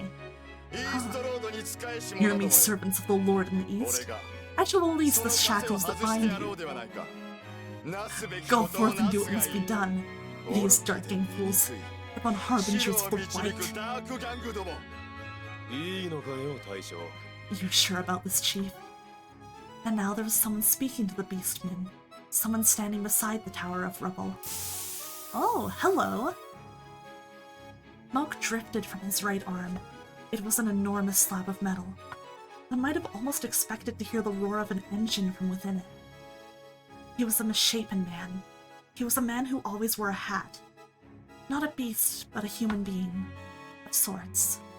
そいつは両分 This ain't their turf now, is it? You just said as much yourself. 自分で言ったばかりだぜ It was a man with a monstrous arm who spoke, gazing at the distant town of Verrazano, a man whose whole right arm was made of steel. His metal's mass was incomparably greater than Milia's. How many agonies had he suffered in exchange for it? It defied the imagination. In his presence, even the profoundly arrogant beastman let the sneer fall from his face. Did the Jaguar acknowledge him as an equal, or merely view him as a troublesome interloper? Its expression inscrutable to human eyes, the beastman stared down at the other's face. ブエノスノーチェスルチアーノ卑怯な帽子 In を agony, you hat-headed oddball. What is these two's relationship? 俺はまだ死なんよ I'll take a rain check on あ that んた one. こそいつまで What are you playing out here anyway? このま At ま this じゃ rate, the girl's going to end up dead. 死んじまうぞ What on earth? Who's talking about? なんだ What makes you think I would 俺は care? 一向に構わんとも迷い I'm not 込んだ about to concern 小娘 myself の一匹や with 二 the 匹 fate of every lost どう child だ who ろうと俺 wanders の through 知っ this たこと city. かおいお Hey, い待 there's ち the なって horses. 落ち着けよ Let's take ジャガー a の few 大将 deep よ breaths, my feline friend. あんただ You've って got an 目的 objective があ of る your だろ own here, don't you? 今 How's that 小 gonna 娘 work に if the 死んで girl もらっ bites ちゃ the 困 dust? るだろ 貴様 Speak for yourself. I'm well aware of what you're after here. あの The 殺し屋 lunatic 気取り lump の of 気 metal 狂 who い calls の himself a メタル hitman was a friend of yours, wasn't he? チキだったはずだな 2年 Up 前 until 2 years ago, yes. Oh. Man's expression clouded slightly. It was enough to fill a jaguar with disdain. The beastman was not so scornful as the moon above, but at the very least he held all human feelings in contempt. 詳しいな You're well informed in any case. 伊達男 Perhaps は your 言葉 reputation だ as け a か dandy was unwarranted. 伊達男だぜ俺は Oh, I'm a dandy, all right. You just happen to be one who keeps his ears open. ま俺の Anyway, ことなんざ who どう gives a でもいい damn んだ about me? あい Not つ the に man と in って question, that's for sure. もう俺の He こと doesn't な even んざ remember 覚え me てない these days. ピーターは Peter's 釣 too り切 worn れすぎ down ち by まった now. He'll be nothing 今 more や than あい metal つ soon. もただのメタルになる寸前だだから And that's probably why 使命 he 感 feels that sense of って duty. やつなんだろうがな Wants to do right by the woman he 惚れた loved. 女への筋 Oh, って okay, so やつ Peter さ totally was the person that was in love with Milia. 使命感 A sense of duty. And what meaning is there in that? 忘れて Once しまえば forgotten, none at all. 何の意味もない His voice utterly disinterested, the beastman spoke, in human words, almost eloquent. And under his watchful, predatory gaze, the black swarm was guided forward by the mark, overcome by the power of this sigil. They swarmed over piles of rubble, they advanced, they pressed on. Aiming for the lights of human habitation, their bodies groaning and squeaking, they moved forward in a nearly straight line. Oh god, that's scary. Oh god. Everybody in town get out of there! Worming past the rubble, climbing over it, sometimes even smashing their heavy frames through it. They made for the town of Verrazano Narrows. Oh no, that's not good. The sound of squeaking filled the air. The sound of creaking filled the air. It was the sound of the dark game, harbingers of the white. They wriggled almost like insects. They creaked almost like pieces of metal. The dark game was on the move. Many-eyed ogres smashing through all in their path. Bizarre but humanoid things pressing forward. All were black. Some were orange-eyed, others green. Otherwise, they were the same. They moved as a swarm, wriggling its way toward the town. Oh, the way to describe it makes them sound so gross. They squeaked. It was the sound of metal rubbing against metal. They creaked. It was the sound of minds being rubbed down to nothing. It was clear enough if you looked and listened. Clear enough what was being rubbed away. Clear enough that these were harbingers of the white. They were not monsters, not inhuman freaks. But even so, the terrible creaking filled the air. The eerie groaning filled the air. It was the sound of a horde that carried ruin in its wake.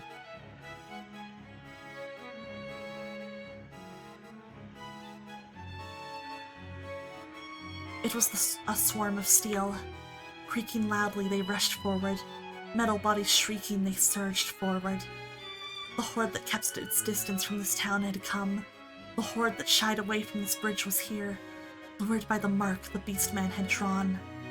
In the blink of an eye, they swallowed up the crowds. Their huge metal bodies were everywhere. It was a swarm, a swarm, a swarm. The awful metallic noises that everyone in this town instinctively feared were all but deafening now. It was a shrieking clamor, a grinding roar. The unnatural symphony of an unnatural orchestra, the hideous performance of a deranged ensemble, a sound that drove all who heard it to the depths of fear and madness. The Dark Gate advanced, their bodies squealing far louder than those of any Verrazano resident. It was a chorus of metal voices all groaning in unison. And the people trembled. The people cowered as if by reflex. Many had been out and about, even in the dead of night, simply living their lives, branching out meager existences as best they could. The tavern owner frothed more than cheap beer. Back alley women screamed louder than usual. Drunkards vomited from fear instead of liquor. The town fell into a panic at the sight of the swarm moving down the street, and at the awful sounds it made. The Dark Gate is coming. Run! Run for your lives! They'll beat us. They'll kill us all. If they catch us, they'll turn us into metal.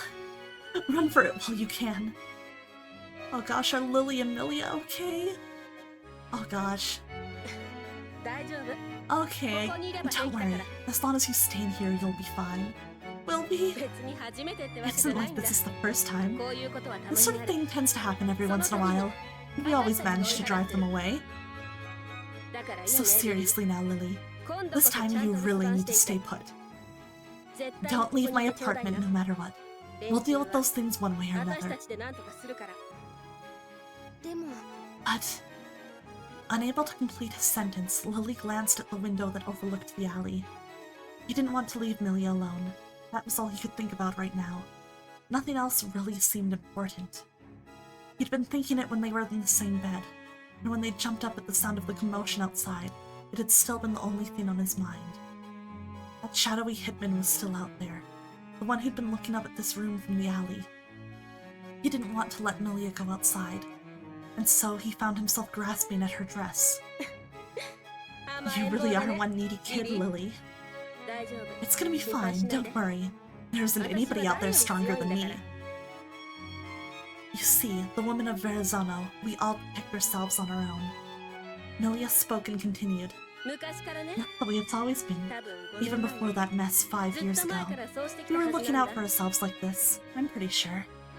今さら I'm や not めて about to stop 変わるもん now, that's for sure. だから I'll take care of this なん somehow. とかしてきてやるよでも But 外は if you go outside, 君が勝手に出て seriously, いく方 the が only thing I'm worried about right now is that you'll try to wander out there on your own again.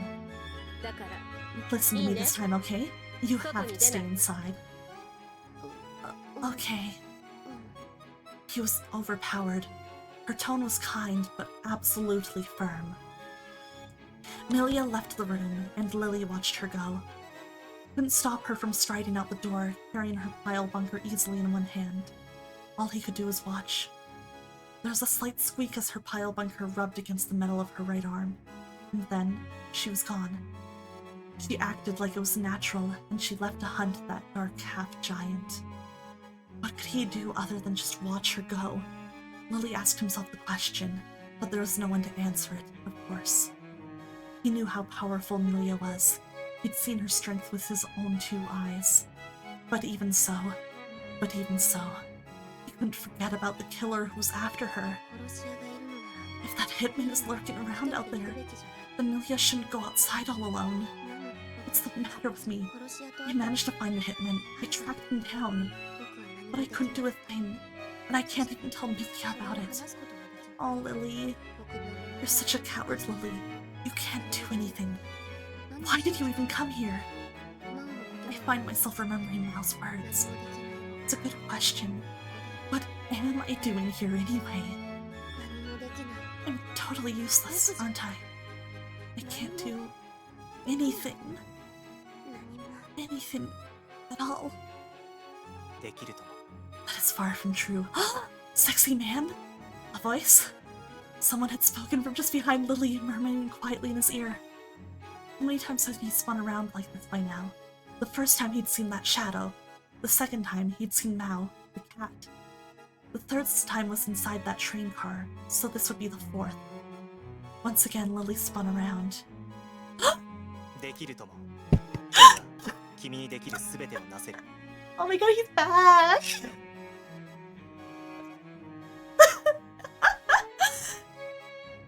It's fine, I'm normal. I'm such a normal girl. All the time. Okay? Okay. Why am I like this? Why am I like this? Okay. I was never normal what two people. Shut up! Essie, I can't believe you popped back in here to call me out. Listen. Essie, look at him though. You gotta agree, okay, Essie? Come on. Come on, please. Throw me a bone here. Throw me a single bone. I'm begging you. I'm desperate at this point. Essie, I'm desperate. Aqua's the most normal mermaid with legs you know? How many of those do you know, Chirel? I mean, thank you, Essie. Your ring's hot. I'm valid. That's all I needed. That's all the validation I needed. Thank you. You're a good friend.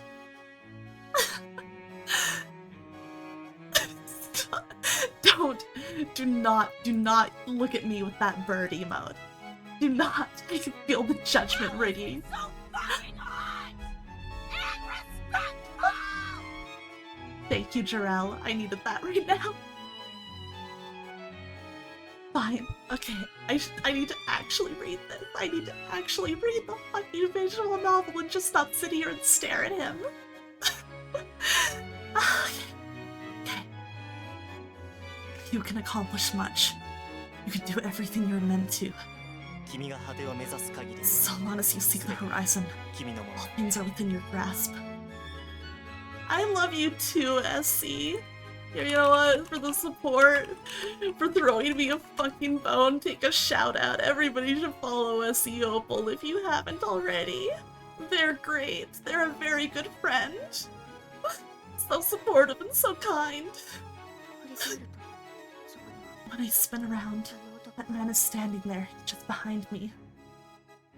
長身の浅黒い肌 SC, you're I'm pouring my heart out about how you're a good friend and how much you mean to me, and you're laughing. You laugh at me when I try and affirm our friendship. Wait, no, I wanted to cry. You laugh at me?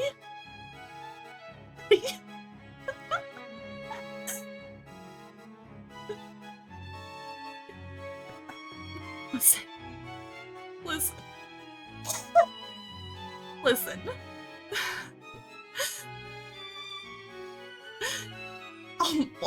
Oh my god, I can't believe you have a fish head pat emote. It's literally perfect. That's me. That's me right now. This fish is how I feel when you called this dude hot to validate me. Thank you. Okay, all's forgiven, Effie. All's forgiven. The friendship is back on. Tall, dark-skinned young man. It's him. The man from that one-car subway train. ここにいる He's in here, 外ではなくて not outside. 路地裏ではなくて In this room, instead of lurking in some back alley. どうして But why? 部屋 A に moment ago, there wasn't anyone in here except me. どうして Melia forgot to lock the door. 今僕の Right, 影 tall, dark, handsome. が染み出てきて Fine. fine. I'm so fine.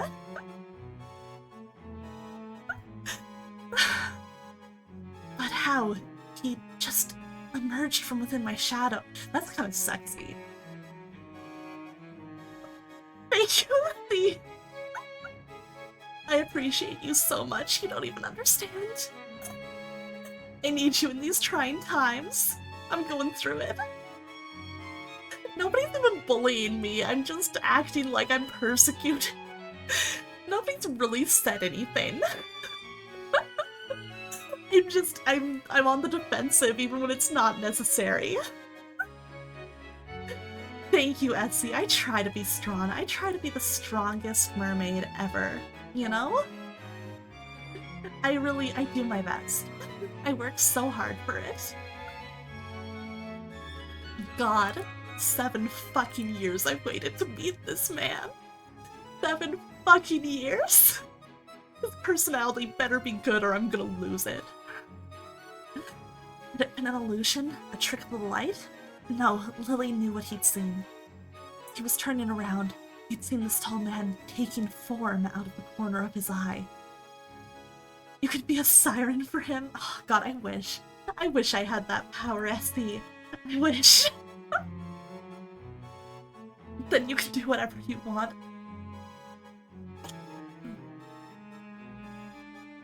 I'm the kind of fucking weirdo who thirsts for 2D men, who doesn't even think they'd like me.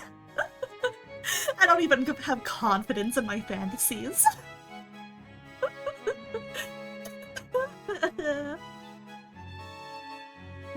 Lily didn't understand. He couldn't even begin to understand. What was this? What was this man? 2D men are the best men. So true. So true. 君誰だ Who are you? ミリアのこと You're the hitman who's after Milia, right? どうして Are you in here? ミリアの Aren't こ you と trying to kill? His tongue was tripping over itself. He couldn't even speak clearly. He was flustered. No, afraid.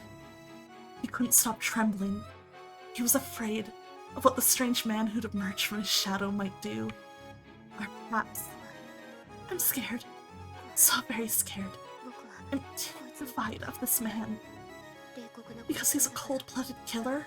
No. 影から出てきたから Because he emerged from my shadow? No. こいつは僕のこと Saw me back there in the train. He saw me looking into the mirror, holding that dress. 姿みたいだから That's why I'm afraid. こいつは This man won't let me stay away. 僕に私 He'll を make me remember her, even though she isn't who I am. 自己紹介が遅くなった I suppose I should have introduced myself そん earlier. なに怯えることは It's alright. There's no need to be so afraid. His words in themselves were kind enough, but his voice was curiously flat.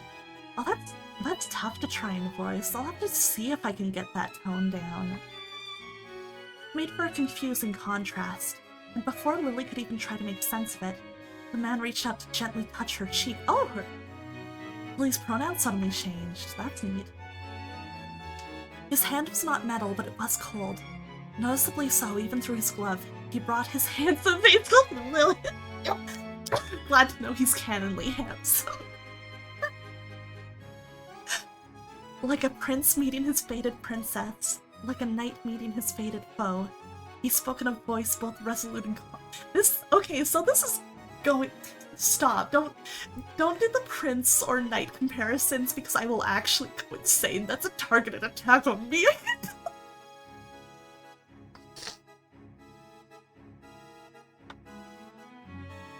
It's fine. It's fine.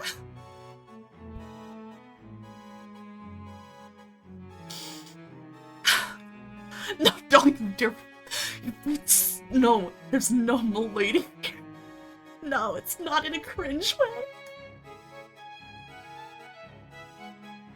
You can't do this to me. You can't do this to me.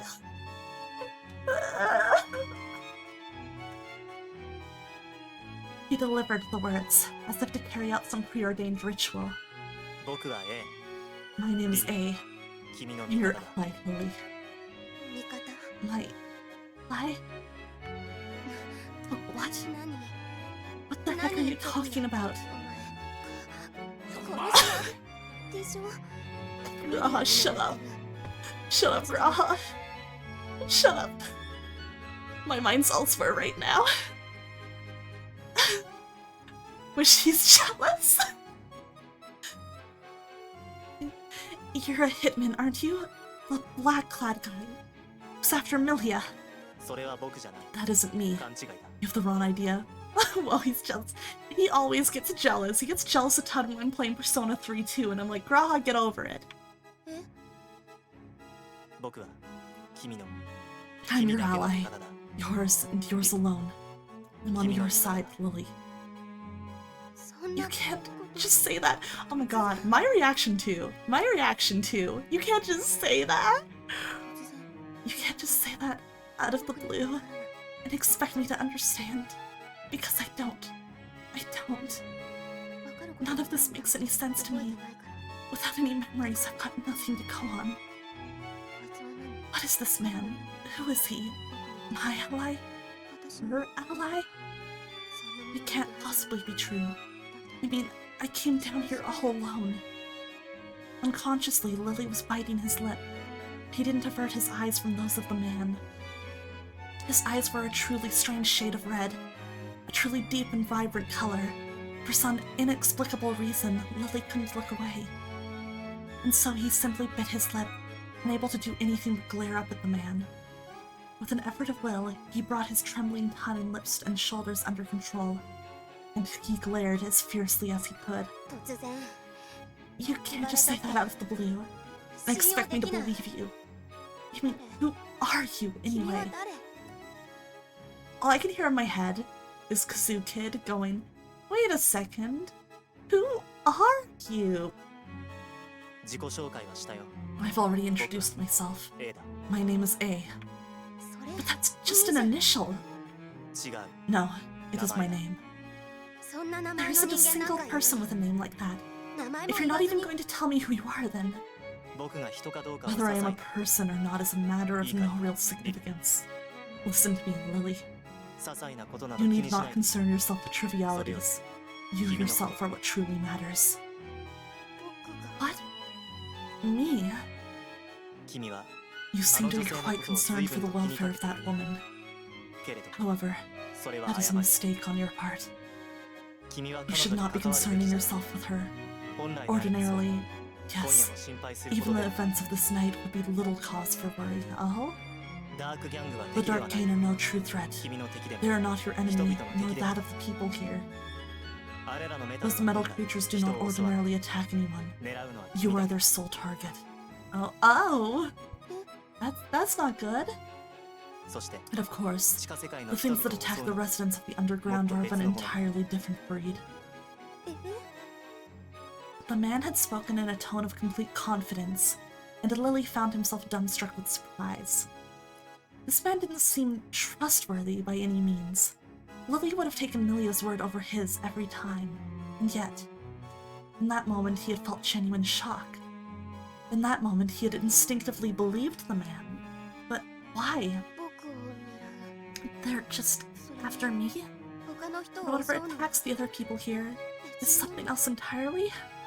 そう Yes, 別 the のもの culprits are something else そ entirely. の噂が Vague rumors of them have simply blended in with those that concerns the Dark Gang. 別に So, it's not them? In that case, will Milia...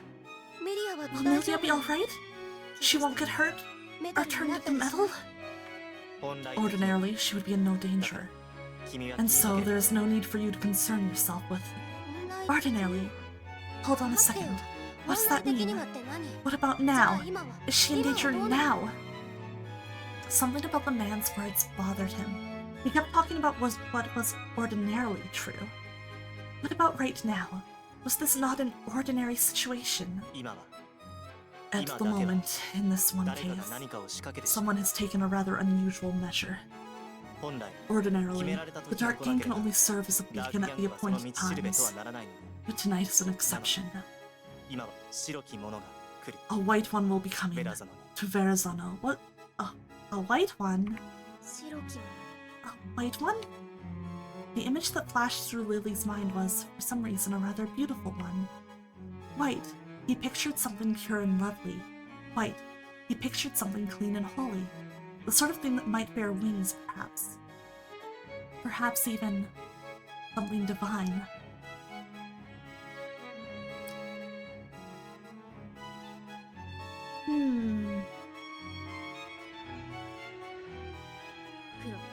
Blackness, blackness, blackness. The pure black storm fills my field of vision. The jet black monsters are surging forward. Pitiful metal things, unable to even speak.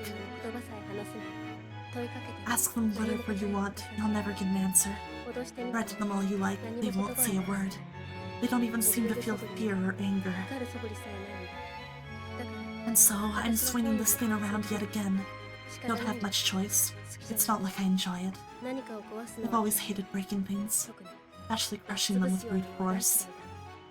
And yet, these things keep forcing me to do exactly that. What's the matter with you tin cans anyway? I smash them. I pulverize them. With every blow, a nauseating jolt runs through my arm. Without mercy, suppressing my emotions, I mowed down the half-giants with my pile bunker. One by one, I put them down for good. These things are human too. That's what they were originally, I'm pretty sure. I mean, they're shaped like people, so they're probably no different from the moles or gremlins. Probably. The Witch of the West and the Lord of the East must have turned these unlucky people into what they are. I think. Although I don't have any evidence to support that. I mean, I was definitely guessing it was something along those lines too, to be totally honest. I was definitely like, maybe they're people who got turned into something like this. I don't know. I smashed the whole first row of them to pieces, but the dark game keeps right on coming. It's almost pitiful how simple-minded they are. I break them. Their heads, their chests, their arms. My associates, my coworkers, the women of Verrazano stand beside me, breaking them just like me. Even the typically mild-mannered ex-cop does so. He joins us, swinging a hammer. Most people around here piss their pants in fear at the sight of the dark game, but we're different. We smash them apart, and we protect this town. That's my job. My role in this broken town that's fallen underground. Thanks to these things, we can't even leave Verrazano now. When they catch you, they turn you into metal. 5 years ago, all that fancy talk about public order and city government disappeared for good. But we're still living down here, all the same.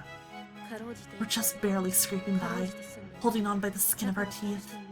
That means we have to protect ourselves. You sure came out in numbers tonight, huh? What gives? I really like the difference between her spoken words and the tone of her internal monologue. Like, her internal monologue just sounds so, like, broken and defeated and sad. Whereas, you know, she's being angry and really blustering and yelling when she's, like, speaking here. I don't know, it's a nice attention to detail, instead of everything being in the same one tone. In the first place, you always make these visits on a weekly schedule. Why the big hurry this time? I crush the metal soldiers even as I speak, conscious of a gaze on my back. A gaze? Alright. Must be that hitman again. That strange customer who always whispers about he's going to kill me someday. The one who's mostly metal now. I don't even know who he is really. What was his name again? Pete. Peter? Right now, he's just gazing at me. Doesn't seem like he's planning to attack. Usually, he comes after me in a dark alley or the like, and I beat him down, drag him over to a hotel, and more or less force him to buy me. Well, good for you, Milia. That's how I always handle him. That's how the hitman always fails. But it's different this time. For some reason, he seems really on edge. I wonder why. Is there some reason he's acting differently? I can feel something like anxiety in his gaze. What's got him so worked up? Great. Is my back really that charming? I may have to start charging a spectating fee at this rate. Without even turning around, I speak to him, but in the next moment, I see it. I see it with my own two eyes. I see a great white thing. It rushes at us in a straight line, mashing through the swarming dark gang, pulverizing their jet black bodies. Lopez, hello! How are you doing? It's good to see you. What is up with you? How have you been doing lately? It's a terrible thing, cruel and fearsome thing, but it's also really pure in its simplicity. You're okay? Oh, I'm glad to hear that. I'm doing very well. I'm having a lot of fun reading this visual novel. There's a very hot guy in it. He got compared to a prince and a knight. I'm thriving. So, you know, typical Aqua things. Typical Aqua day. You know how it is.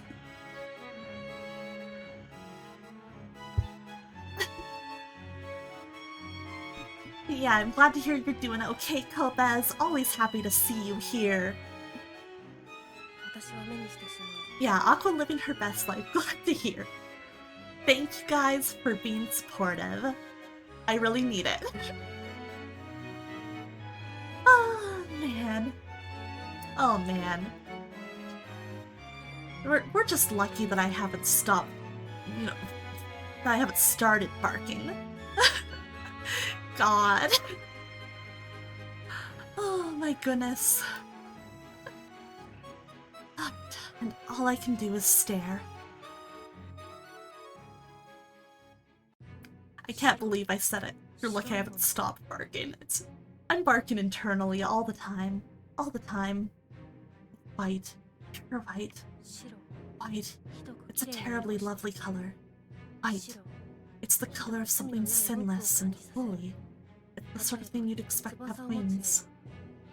Yeah, it's the sort of thing you'd expect to be floating up on high, beyond the clouds. Angel, a divine messenger. Something along those lines, you know? I can hear that hitman, Peter, shouting. I can hear him leaping up out of the rubble. The light's so dazzling that it's hard to be sure. I guess you were hiding inside a pile of wreckage, weren't you, Peter? Mr. Hitman. And just like that, you're pulverized. Oh no! That mostly metal body of yours, so cold and hard, is smashed apart like a fragile toy. No, girl, that was definitely your lover before you started losing all your memory. Oh no! You're crushed in the blink of an eye by a force far greater than that of any pile bunker. And then it comes for me too. The white thing descends on me, and my world goes white. It blasts me away. Oh, please don't tell me Milia dies. I get it. Suddenly it all makes sense. My right arm, this metal arm. This wasn't the Dark Gang's fault after all. Those pitiful things don't have any such power. They couldn't possibly turn anyone into metal. I must have been, yes. The white thing did this to me. Of course, yeah. It makes sense. When I'm startled, I always raise my right hand like my fate. That must be why it was turned into a lump of metal. The same thing happened back then, didn't it? 5 years ago. I was with someone then, too. 5 years ago, I was with someone I loved. 5 years ago, I raised my arm like this, and then everything was pulverized. I was smashed apart, and my right arm went first. Right. It was just like this, wasn't it? I remember now. But the moment I murmur that, along with my memories, part of me is torn away. Everyone I love dies, right? Like, man, I had a feeling because she was so cool that, like, she was too cool and too nice and too supportive to live. You know what I mean? Like, she was just so good that they couldn't just let her live. They couldn't just let us have a girl boss thrive. I hate it here. This sucks. This sucks, bro. My memories, my remembrances, as the Witch of the West calls them, they're ripped away from me. They're devoured by this thing. It's the exact same thing that happened 5 years ago. Just like then, my right arm's the first to go. Ah, jeez. I don't like this one bit. Man, this sucks. This sucks. Man.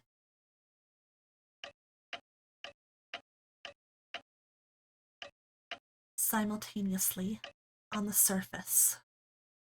Alright, Alicia, what are you up to?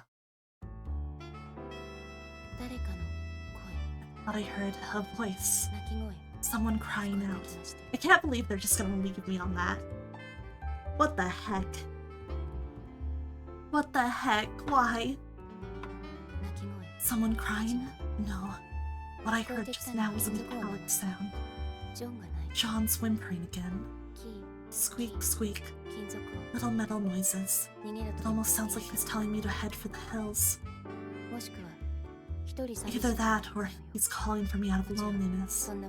Although the very idea is just absurd, of course. Loneliness, huh? In the entrance of this crumbling apartment, John's quivering slightly in place, despite the fact that I left him in standby mode. He's probably concerned about the condition of this ruin, and I can't say I blame him. I need to get out of this building. It might very well collapse at any moment. And if I'm inside it when it does, I'll end up exactly like the people who used to live here. I might be able to lift my arm to shield my face before it comes down around me, but that's probably just about it. It's not as though I've been trained to explore ruins. What actual knowledge I do have comes from books I've read, not actual experience. Should this building collapse, I'll almost certainly die. Just like its former residents did. Well, no. I suppose I can't be sure of that. I don't have any way of knowing if anyone was in here at the time. Wait, is the apartment that she's in maybe Milia's? Like the surface version of Milia's apartment? I'm realizing that it sounds like maybe the interior's a little similar. Nobody knows anything like that. There are no records of such things, not even in the government's own archives. We don't know where the people of the city are, or what happened in the great disappearance that took place 5 years ago. At the very least, New York was destroyed, transformed into a vast, uninhabited ruin. That's the only thing I know for sure. But where did those 3 million people go? How did they just disappear? From what I've seen so far, there are no bodies here, and no sign that there were ever any. Nothing to suggest a cleanup by the military, for example. There's nothing hidden in the shadowy corners of this room either. It's just an empty apartment crumbling away, the light that filters down through the gray clouds above casts deep shadows across the floor. But in these two, there's nothing to be found. I hadn't even noticed it until this very moment, but now my eyes find something, right on the borderline between light and shadow. They're small objects covered in dust, broken pieces of something. Ceramic? Is that... Oh, red and green. Yes, few fragments of ceramic. They were sitting right where the light met the shadow. They're all that remains of something that was crushed by a massive piece of this crumbling structure. Fragments of... teacup, maybe? Ah, I'm so curious if I went back to that CG where Lily's drinking the tea. Is it the same teacup? I'd have to look. Brushing off the dust, I find their different colors. Green and red. Pieces of 2 different teacups. There's only one name on the mailbox outside, but there were 2 cups sitting out. Oh, suddenly I'm pressing my hands to my chest. Suddenly, I'm fighting back a torrent of emotion. I press my hands tightly against my heart. It aches so badly that I almost sink to the floor. John looks at me with concern. No, he's just waiting for his command input. I understand that perfectly well. Nonetheless, I shake my head in his direction. No, I'm alright. It's just... Will you let someone in this place this room. 震える指先で Trembling fingertips, I pick up the fragrance. ここにも Someone really was living here. Yeah, that's very heavy to have you really hit you. To really feel just the scope of a disaster like this, I guess. Yeah, that would be very intense. Very intense. 破片2つを And holding them to my chest, 私はそ I れと quietly close my eyes. わからない I don't really know who these belong to. わからない I don't know what meaning どう they いう意味 hold, を持つと変化でもきっと but I これ think は that one of them belonged to the woman who lived here, and the other もう一 to 人 someone 誰か else. きっと誰か Probably someone she 愛 loved. する誰かのもの For some reason, I'm rather sure of that. 私は不思議と理解できた緑の陶 There's 片 a の裏 name に carved 込ま into れ the た back 名 of 前 the green fragment. エリオット Elliot Ness. In clear, neat letters. Elliot Ness. Maybe not Milia's then, if it's not Peter, but もう一つの赤い陶片に名前が there's no name on the red fragment, but I don't need one. この部屋に Before I 上が came る in 前 this に room, I saw the 私 name は on its ユーミンの名前を見て mailbox. わから All ない I know is her name. 顔 I も don't know what she 口調 looked も like. 何もわ I から don't ない know the first thing about her life. And yet, 誰か someone 誰かが lived ここで here. 誰かと暮らした Someone else.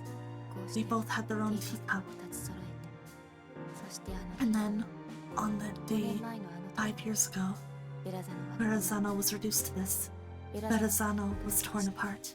寂しい You're lonely, aren't you? Oh, maybe that's not 私 you. は I 恋を don't. 押し殺して I'm just like, ただ一つの感情 maybe I'm going crazy just trying to find connections, but it feels like it could be the kind of story where it does that, you know? Keeping my voice soft and low, I struggle to suppress the emotion coursing through me. そして And with my eyes still closed, I murmured the little shards. 寂しいのは Don't be silly, 私 the lonely one. 私 I can't do this anymore. ダメだ And Alan, ダメだよアラ I mean, だって捨 no て matter how hard I try, 私は put it all aside, 私は down だ inside, って I'm still 捨てられない can't cast 捨 that てられ from るはずがない inside. んだ It simply isn't possible. 私が I'm ど a うしたっ woman, て no matter how I try. 捨てられない Can't deny 捨て that. きれない Not forever. あの日 I'm あなた still が殺した Ellie, エリーの the girl who fell in love with you. 寄り添う When I 気持 see ち these shards nestled up against each other, そうそういう all of that feels painfully clear. 寂しい I'm lonely, 寂しい so very lonely. Oh, Alan. My poor Alan. Oh, man. Oh, Alicia's really going through it. A cat was crying.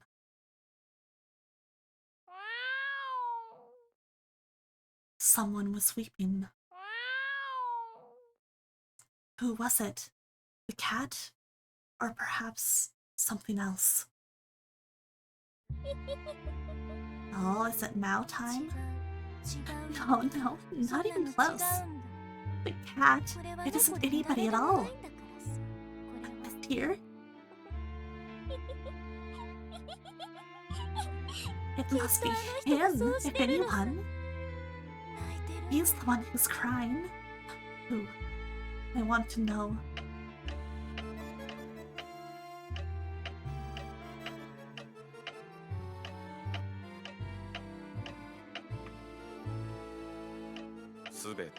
Pointless. Utterly pointless. All things are devoid of meaning. I'm also gonna... Once I find out who this guy is, I'm gonna have to look up his voice actor because he sounds incredibly familiar. Like, I almost want to say he sounds like Junichi Suwabe, but like, I feel like that's way too big a name to be in this little indie VN, right? So I'm just like, who is this? And everything you feel is false.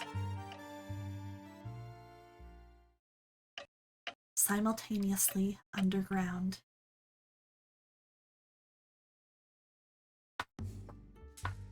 Oh! Huh? Lily found himself tilting his head, in something akin to bewilderment. Felt as if someone had just told him something, as if he'd heard someone wailing. But of course there was no one crying here. Not inside this small, pretty apartment with its walls and ceilings slightly cracked. no one had done anything of the sort, so where had that thought even come from? だからどうしたのかって。 Seriously, what's the 私の matter? 声 You ちゃ can ん hear と my 聞こえて voice, るね。 can't you? どうしたの君 You've got a strange look on your 変な顔 face. してさ Are you feeling alright? まる It で almost 落 looks 札 like you're 寸 about 前 to み burst たい。 into tears. Okay, maybe I'm crazy, but did we go back to when we first met Milia? Milia Stoke was looking at him with a perplexed expression. Every movement the woman made was so lovely. She seated herself in a chair without making a sound. Yeah, this seems like we're back. Her long hair did whisper slightly as she leaned forward to peer at Lily's face, but that was about it. All Lily could do in that moment was stare dazedly at Milia's gentle eyes. It was morning now, wasn't it? A new day had dawned, apparently. The odd purple sky outside the window wasn't exactly bright. In fact, it looked the same as yesterday. But why? Why, he whispered, too quietly for Milia to hear, careful to keep the word from her ears. Shrugging her shoulders slightly, Milia studied his face. Who was the one talking to the black screen again? So, if it was the feminine voice, that was Mal, the girl cat. If it was the masculine voice, we don't know yet. But I'm just trying to place the voice actor. They sound very familiar. But yeah, they have no identity. 君は You're... There's a pause, very brief. Time enough to draw a single breath. It was only that, nothing more. But for some reason, Lily felt something cold running down his spine. What is this? Something's off. Something's wrong here. What's wrong? What?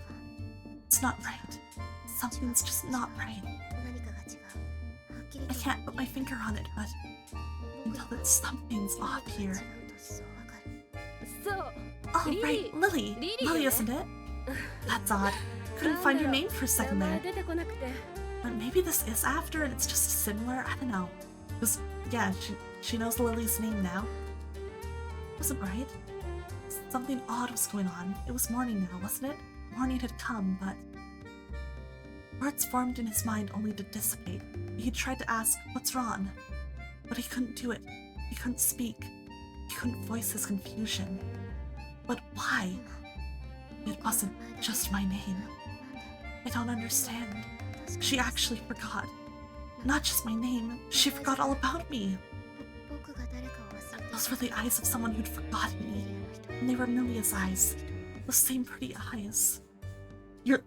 Oh my god, yeah. Me too, Malty. I'm looking so disrespectfully. Listen, she's so cool and hot. She's so cool and hot, Malty. Also, hi, Malty. What's up? How are you doing? Good to see you. I know I shout him out every time he's here, but guys, if you're not following Malty already, you really should be. He's so much fun to, like, watch and to be on stream with. He's a great guy. Super good. You should support him. 100%. Like, there you are on 0 XP too. Not much is sup. I'm just enjoying this visual novel. There's a pretty hot guy. I wish he'd come back into the story. I missed him. He keeps appearing for like 2 minutes and then leaving. But at least there's a hot lady here to tide me over instead. What's up with you? She forgot me. Why? How? It's just strange. It's just bizarre. When did Milia even return to this room? When did the morning even come? I remember speaking with that man named A last night. And before I knew it, the morning arrived. When did the night end exactly? The night had ended. That clinking swarm had vanished from the streets. The screams of the crowds had vanished. Milia and the others fought the half-giants. The sound of heavy metal faded. And then, this moment had arrived. This morning. But when had that begun? Lily could have sworn he'd been speaking to the young man who called himself A only moments ago. Where had he gone and when? I saw Booba in the thumbnail, what's good? Right, yeah! We're having... It's a Booba stream. Hello, Potato Row, how you doing? Listen, I love this lady. She's so hot. She's so cool. Lee could have sworn he'd been speaking to the young man who called himself A only moments ago. Where had he gone and when? Well, どこから来たか do you は remember 覚 where え you てる came from? My poor lost Lily the stranger? No, yeah, this is totally what Nilia said when we first met her at the beginning. We're in a time loop for sure. After offering Lily a quiet, lovely smile, Nilia spoke to him once more. The right hand had gently placed a cup on the dinner table in front of Lily.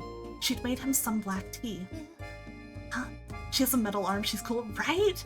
Her design honestly slaps. I love her colors. The metal arm is so cool, and the actual design of the arm, it looks really cool too. I really, really like it. Nilia, the words just slip away. We can't even offer a reply.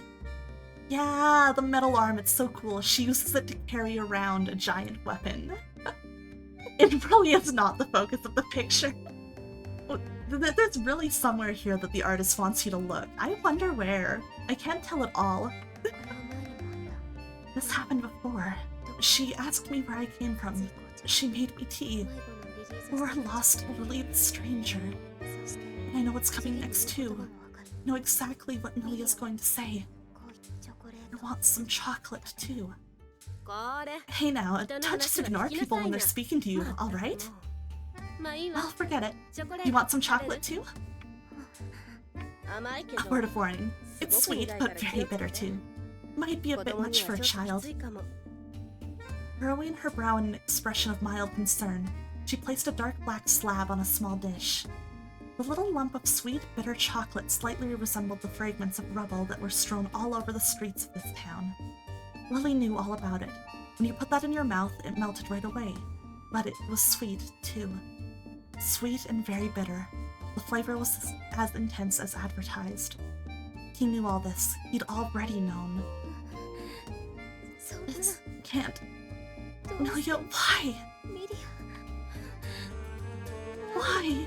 チョコレート What? 知らない Haven't you seen chocolate before? それでリリ In ー any case, Lily, did you hear my question? Lily backed away slowly. Oh, are we just gonna run? Then turned and fled the room. Oh no! Something odd was going on. Something very odd. It was as if the world had been warped out of shape. The strangeness was impossible to express in words. And so Lily simply ran down the building's metal stairs. Biting his lip, he ran. Biting his lip, he fled. Out into Verrazzano's violet morning. Oh boy, yep. It's so funny that I managed to call that there was a time loop based on just that one timeline at the beginning. I feel so smart for once in my life. Out into the crowds. Crowds and crowds of people. The same crowds he'd seen on this very bridge only yesterday. But that dark gang was nowhere to be seen, even though a huge swarm of them had invaded only last night. Take your time, Potato Row. You're so brave getting out of bed. It's the worst part of the morning. The great mass of bodies he looked down on from the window had vanished without a trace. But had Verrazzano's streets and buildings been in such bad shape the last time he'd seen them? Oh! So like things reset, but not like the buildings and stuff? Halls that were previously intact lay broken. Streets that were fine yesterday had been smashed, and the number of people speaking had decreased. But there was one group that seemed to have grown. Were more of those people who wore something over their head. More of those people who would never speak again. More of those people whose bodies were wholly metal. Their numbers had quite clearly grown. Oh, interesting. Lily wasn't sure what this meant. Or what this meant. He had no way of knowing, and yet... 嫌な感じが I don't like this. I don't like it one bit. So I'm guessing more likely, rather than a time loop, it's just that whatever the white was, it basically reset people's memories so that they think that the day never happened. 道行く誰も Nobody on the street is talking about last night, and it seems completely natural. 何かを喋って They're chatting, laughing, eating, and drinking, gathering by little street stalls, strolling around. まるでそれが If that's み the たい natural thing to do, まる as if someone で just いるみたい turned back the clock. So much of the town had been badly damaged, but the people who still looked human were oblivious. It was as if they'd forgotten entirely, Not a single one spoke of the previous night. No one spoke of the smashed up buildings or the cracked and broken roads or the many people who'd been transformed. No one said a word about it. Overwhelmed by the sheer strangeness of it all, Lily let out a quiet groan. What is this? What's the matter with everyone? Can't they see how badly the town's been damaged? Why doesn't anyone even say anything about it? ルフランだ。 That's right. Someone had spoken. Someone right behind him was right there. Lily recognized it as A's voice. Once again, that man was hiding in his shadow. Please, please, please come out, please. Rain. そうだ。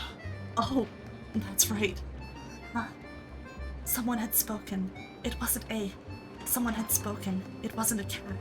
It wasn't anybody at all. Lily didn't turn around. For a change, the voice had come from a man who stood in front of him. A tall, shadowy figure. A black-clad man who was mostly metal. It was a man. Tall and long-limbed. It was a man, clad in dark clothes. But he didn't bear any resemblance whatsoever to A. The majority of the man's body was clearly metal. From both his voice and his appearance, it seemed obvious he was exhausted. Fatigue hung over him like a shadow. He wore clothes, but Lily knew what he was made of. His movements were slow and ponderous, and his body creaked with every step. Head hung low, he peered this way. Head hung low, he studied Lily, and slowly, sluggishly, he dragged himself one step closer. "That's right," he said once more, in a voice that seemed so very tired, in a voice that seemed so terribly hoarse. そうだ。 Yes, this is refrain at work. You perceived that much already, did you? I suppose I should expect no less from a stranger. Or lost Lily the stranger. Oh, so does this guy know about it too? A man. A black-clad man. Lily didn't have any idea who he was. He didn't know the name Peter, let alone the man's last name. But even so, Lily didn't run away from him. He didn't feel the need to do so. Those metal limbs weren't frightening. Milia had one after all. And in addition, I recognize this person's scent. He smells the same as Milia. Why are you smelling people, Lily? I can smell a hint of the fragrance on him. The exact same fragrance Milia wears. But in that case, why does he look like the hitman Mal mentioned? お前は You know about the poems of the underground, Lily the stranger? ミリアに Milia told me about them. She said they're fables of the underground. Violet verses. ならば In that case, you probably ought to hear this. Hear my poem. My continuation of the verse. Oh, you gonna do a little poetry reading for us, bro? Let's go. この俺は Already gone mad and can no longer accept the underground. But I can still offer you, and Milia, these words. My words. 残 I す can こ at と least は leave them behind, if nothing else. 狂ってるって You've gone mad? 何が What do you mean?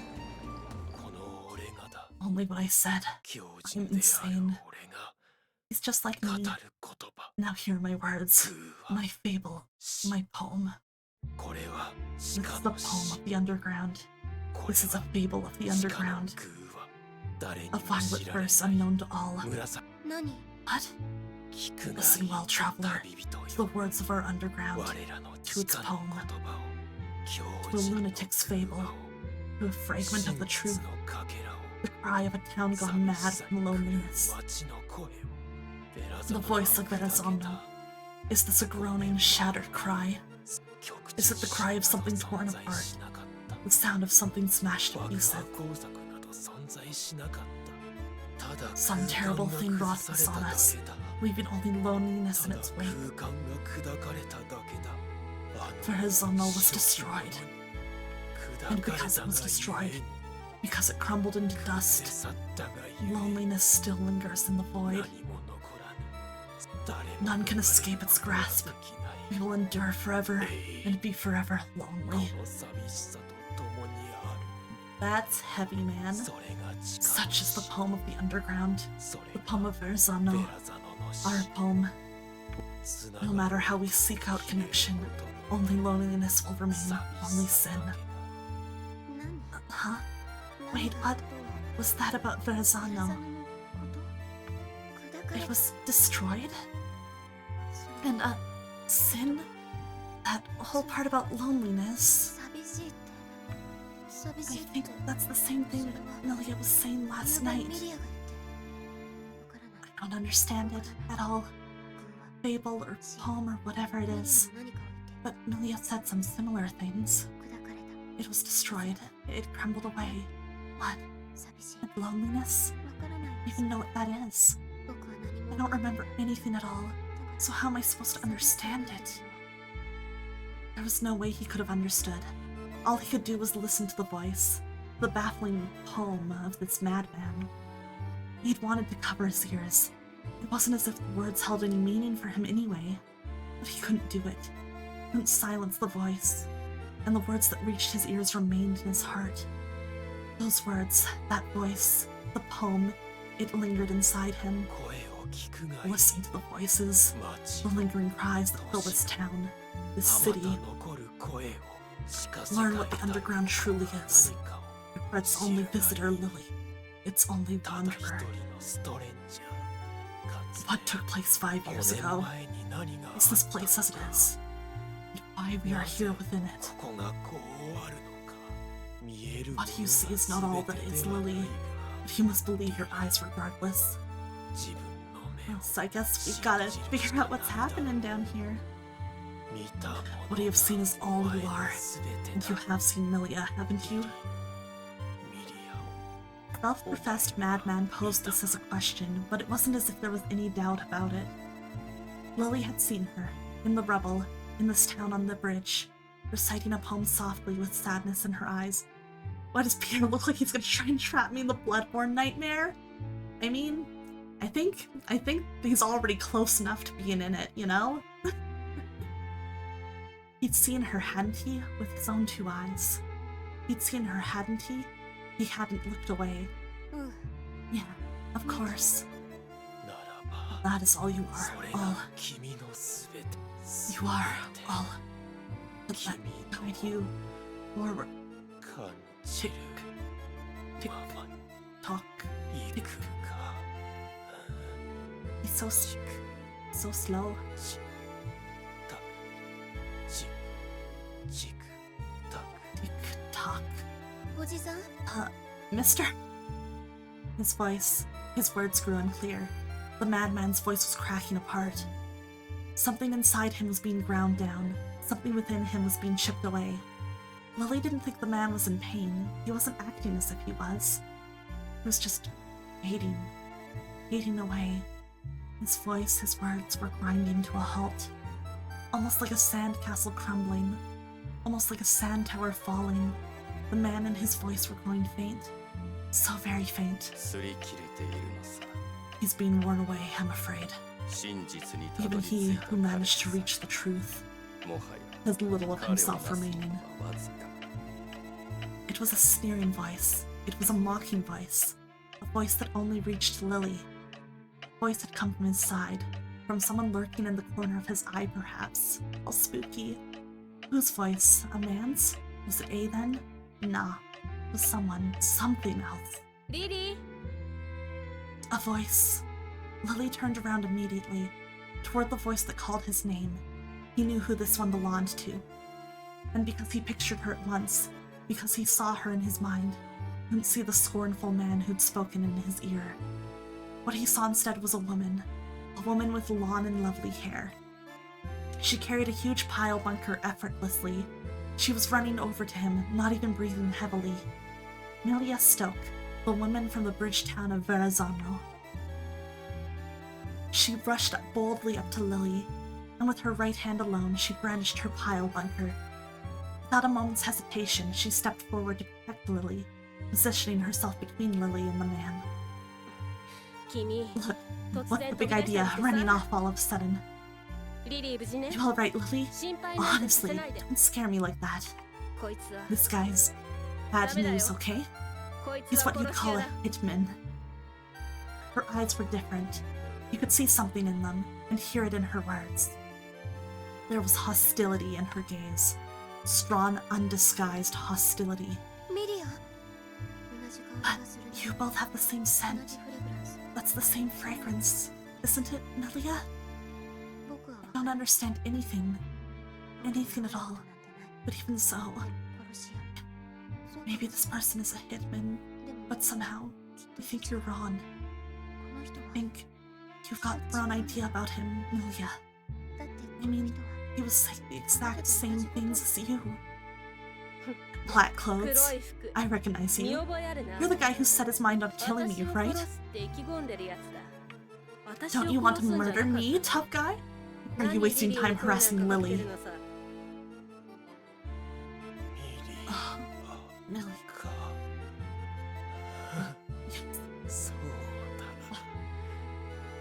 We'll kill you. The only way to save you.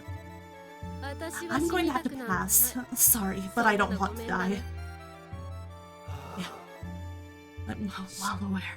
Believe me. Okay, great. Then how about you give it a rest already? Her voice was so full of anger. Lily wanted to cover his ears, but it was exactly the same as before. He couldn't do it. He had to listen to her words. You're mostly metal by now. If you want to go turn into a mole, do it by yourself. Can't do that. I simply can't. Why the hell not? Because I have to save you. Look, I don't even know your name. You think I'm gonna let some total stranger decide what's best for me? Oh, Amelia, you just don't remember? Last time you cut this out, stop following me around and stop trying to kill me. A nuisance. Amelia, why? This was wrong. This was all wrong. Amelia didn't talk like that. Lily was positive this wasn't right. Absolutely positive. What he thought hardly mattered, did it? What did he know anyway? How much did he understand about them? Nothing. Not a thing. And so as he listened to their words, and heard the raw emotion in their voices, all he could do was press his hands to his chest. He couldn't cover his ears, or even try to put a stop to this. He didn't know a thing. This was just reality. This was the way of the underground. People hurt each other. Even here in this town, someone had broken. So they found reasons to hate. No one understood each other. No lovers knew each other's hearts. This was all there was. Once forgotten, all things lose their meaning. Isn't that right, Lily? But of course, there is no meaning here. No, that's not true. It's not. Of course this isn't meaningless. I don't know much of anything. I don't have any memories. But even so, something's obviously wrong. Something's different. Something clearly changed since yesterday. Hey, Arjun, you comfy? I hope so. I'm trying to be comfy reading voice. I mean, both of them said the exact same things to me. Lily held his hands to his chest, forcefully, pressing them against his heart. Something was welling up inside him, an emotion. What was this? More clock. You're a damn nuisance. I'm so lonely. The words he heard.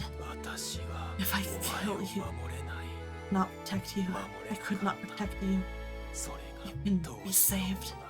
And this knowledge filled me. You have no choice. Filled me with loneliness. But kill you. Voices reaching him. They were changing. They were changing. Splitting into two overlapping messages in the very moment that they reached his ears. Only one sentence reached Lily at a time. Only one voice. But somehow they were different from each other. I can hear their voices through my ears. They're speaking cruelly to each other. But she can feel their voices in her heart, even if no one else down here can. Which of the two is what they're really saying? Shut the hell up! I'm so damn lonely. Who said I need saving anyway? I can't even remember だから一人 anymore. でいるしかないじゃないか。 I'm getting by just fine on my own. So I have to live like this on my own. 私は私 I のま want ま to stay the way I am. だから I'm still the same as ever. 一人なんて無理なんだ I'm よ。 better off alone anyway. I can't face life all alone. Oh man. Oh. Sorry, but I'm not interested in a double suicide. 寂しいんだよ。 So lonely. あんたの It makes me so lonely. 思い出せないのが I don't give a damn about you either way. I can't even remember you. 5年 I don't even know who you are. ずっと思い出せ It's ず been に 5 years. 5 years since I た can まらな remember. く寂しくて You're just some idiot hitman who wants me dead. I'm so lonely that it's killing me. あんた You は get lost already. 私の Me? 何なの Unless you want me to take you apart. I guess Lily can just kind of hear like their inner feelings or thoughts or something. 寂しいんだ I 俺 will は know you. No, yeah. 崩れるしかな I かっ am so た very 俺は lonely. ミリア Do it now. だから No choice but to crumble into 俺は dust. お前を And so 放 Millie, ってはおけ Not ない bring myself to leave you be. 思い出させてくれないね Oh, you're going to kill me, are you? あんたが殺してく Look, れよ if you can't help me remember. Haven't had much luck with that so far. Then go ahead and kill me, will you? Remember the way I beat you down 2 days ago? 寂しいも Go on, kill me if you can. さ Or be dead than live like this. Take your best shot, you stupid tin. He'd shouted out, the words bursting from his throat, and he'd jumped between the two of them. Between the tip of the pile bunker Milia was lifting and the point of the knife that the man was swinging, directly in harm's way. He'd moved without hesitation. The man's knife had grazed the palm of his hand. But ignoring this entirely, he'd shouted out as loudly as he could. Lily had thrown himself between the two. Why? Because he'd seen right through them. He'd stared at Milia's eyes. He'd stared at the hitman's eyes. And unable to endure what he saw, he had leaped forward. He was shouting still, bleeding at the top of his lungs. 二人ともやめて Stop this, both of you! What are you doing? やめて Stop! ミリア Stop it, Milia! Just stop! もうやめて You can't do this, you こんなの嫌だ can't! 嫌だよ二人とも Cut it out, both of you! さっきから I 聞こ heard えてる everything you said, okay? リリーストレンジャ What are you ーな doing? Don't interfere. 邪魔を邪魔をするよ Alright, but I'm not 二 going 人 to と let も this 何しよう happen. としてるの What's the matter with you two anyway? 僕に I は could hear what you were 聞こ saying. 聞こ I えて heard る it all んだ fine. You both 二人とも said the exact same things. 何度も何度も Over and over again. 聞こえてるんだ I could hear every word. そ Or んな well, ことが she could at least. 僕に The 聞こえ things て I る heard 私 were the same as what she did. 私も But 確 I かに still know it's true. We're both saying the exact same things. だから So cut it out already. And start swinging those things around. 言ってるじゃない You're か both saying the same 叫ん things. でるじゃない You're か both shouting ちゃ out ん the と same words. なんで Can't 聞 you こえ hear ないん each だよ other? You were 二人とも screaming it over 何 and 度も over 何度も叫んで again. る寂 You're しい both って lonely. Oh boy, how's this gonna work out? And yet, those words were different. Those final words that Lily spoke. Those words would go unheard. His shout would fall on deafened ears. This had been preordained. Ordained by who? Not by a man. Ordained by who? Not by a beast. Not by a human, cat, or feral creature. A single entity had decreed it, the mighty one who reigned on high. It was time. Quite suddenly the hour had arrived, and none could stop what was about to unfold. Oh god, I'm nervous. I'm nervous. Oh no, this is about to end so badly, isn't it? Oh no. The time was close at hand. The ruthless ticking of the clock proclaimed it all. The end was drawing near. The second hand was moving toward it. All would be rewound and ground to dust. And everything would be erased, and everyone would disappear. No trace of Verrazano would remain. Tick-tock, that sound proclaimed it all. Tick-tock. Stop your futile struggle, sneered the clock. Tick-tock. This clock was not unlike the moon. This clock was not unlike a god. And at the sound of its call, a monstrous, writhing thing appeared in Verrazano. 白き者は来る The white one is coming. Oh 万歳 no! のために It comes to punish sin. A whispering voice had spoken to Lily. It came from the shadows, and it was A's voice. 断罪のために To punish sin. Why? それは On whose 誰の behalf? ために断罪 Is that really true? Is それ this が white 聞こえ one てく truly る coming? I mean, 本当に何が what's their sin 彼ら even の supposed to 罪だとい be? う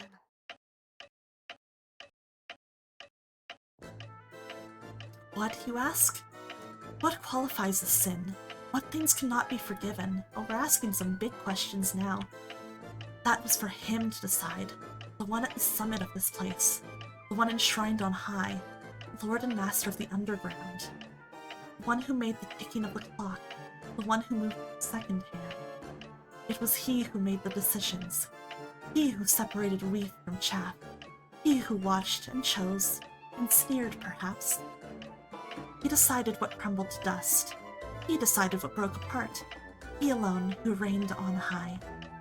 No one here knew this great lord's name. Perhaps there had been an exception once, 5 years ago, in what was then Manhattan. But that one man was nowhere to be found, not even in the underground. Manhattan had been wiped away. New York had been smashed apart. That man was not in either, and so the city's one and only master laughed. Tick-tock, tick-tock, tick-tock, tick-tock. Was this the voice of a pure white herald singing the praises of its lord? Beyond this violet sky and atop of the cursed tower, or Trevor Tower, did he laugh even now? Was this place an empty void? Or was it the throne room of a king? It was at least the seat of the Most High. Oh, that looks like an eye in the sky or the ceiling above him. That is freaky. Love these colors in this art, though. This was the furthest reaches of the underground. Perhaps the very summit of that violet tower. Or was it a throne room, nothing more? Was this even the underground, in truth? On his great and lofty throne, the one who reigned was speaking even now. The one who reigned was murmuring. His eyes were those of the smiling moon. From him came the tick-tock of the clock. The great and evil thing was laughing. The great and holy thing was sneering. All this, he said, was but a game. He gazed upon it all, upon all the fools and all the sinners, all who danced in the palm of his hand. Attended by 3 supple women's voices, attended by 3 supple servants' lives, he laughed and laughed. He laughed at the underground as a whole, looking down upon it from his place on high. Tick tack, tick tack. Shoujo, Girl, sacrifice, all my poor stray lambs, wretched sinners, young or old. Repent, for the time is close at hand. The hour of judgment comes. Show me your tears, if you please. Bear me your souls, if you please. For all your tragedies in their millions. Bestow upon me always strength. Hear me, wretched sinners, rejectors of the pure salvation that I offer. My poor absurd little memories. What is this guy's deal? Would you cling to the eternal? Do you seek that which is noble? Pointless, pointless. All things are devoid of meaning. With this quiet proclamation, the Lord on his throne smiled broadly. It was a smile like that of a man, but also a smile like that of a shark, a grin that betrayed no hint of pity. Giggle, giggle, giggle, giggle, giggle, giggle. The chirping laughter of the 3 attendants filled the air. Lovingly caressing their lord, they smiled in their innocence, in their purity, and in their wickedness. Oh, you silly, silly stranger. Human memories are so very dull. The voice is all that matters, dear. It cannot lie. Giggle, giggle, giggle, giggle, giggle, giggle. Their chirping laughter filled the air. Nestling close to their master, they echoed his scorn in higher notes. As they chirped, they caressed their lord. 4 pairs of arms caressed him. All 3 women were waiting eagerly, hoping for further words from their inhuman master. Accepting the tribute of their laughter, the god enshrined here graciously continued. And as he spoke, that smile was still plastered on his face.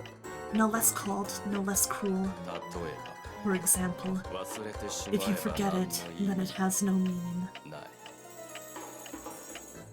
My guess is that's either Alan or the guy Alan was talking about in his voice memo at the very beginning. Meaning. You're looking for meaning in this madness? Good luck. You'll need it. The shadow stood atop a towering pile of rubble, far above the ground but far below the sky. The man with the face of a beast was here, and he was laughing, like the moon itself. In that moment, the moon's face was very clear, and its smile was much like that of the beast man. Both wore a sneering, hateful grin. The beast was known as Jaguar Man. He was the one and only predator that stalked the underground. Unbelievable. Really now. Why is he Spanish? You set up a second judgment so soon after the last? Truly astonishing, Lily the Stranger. My arts brought about the prior, but... You can call them down without such tricks, I see. Also, Lily can just do it. That's concerning. The Great One's eyes are clearly fixed on you. Stupid girl. You ignorant little fool. You haven't even grasped the import of your actions. What can you possibly achieve here? Your only accomplishment will be die in agony, like the foolish child you are. The Beastman's gaze was fixed on a great swarm of groaning jet black golems and something with them that was white. Driving the black swarm forward, urging on a metal army, the loathsome white one wriggled toward the town. And staring steadily down at it, the Beastman simply laughed.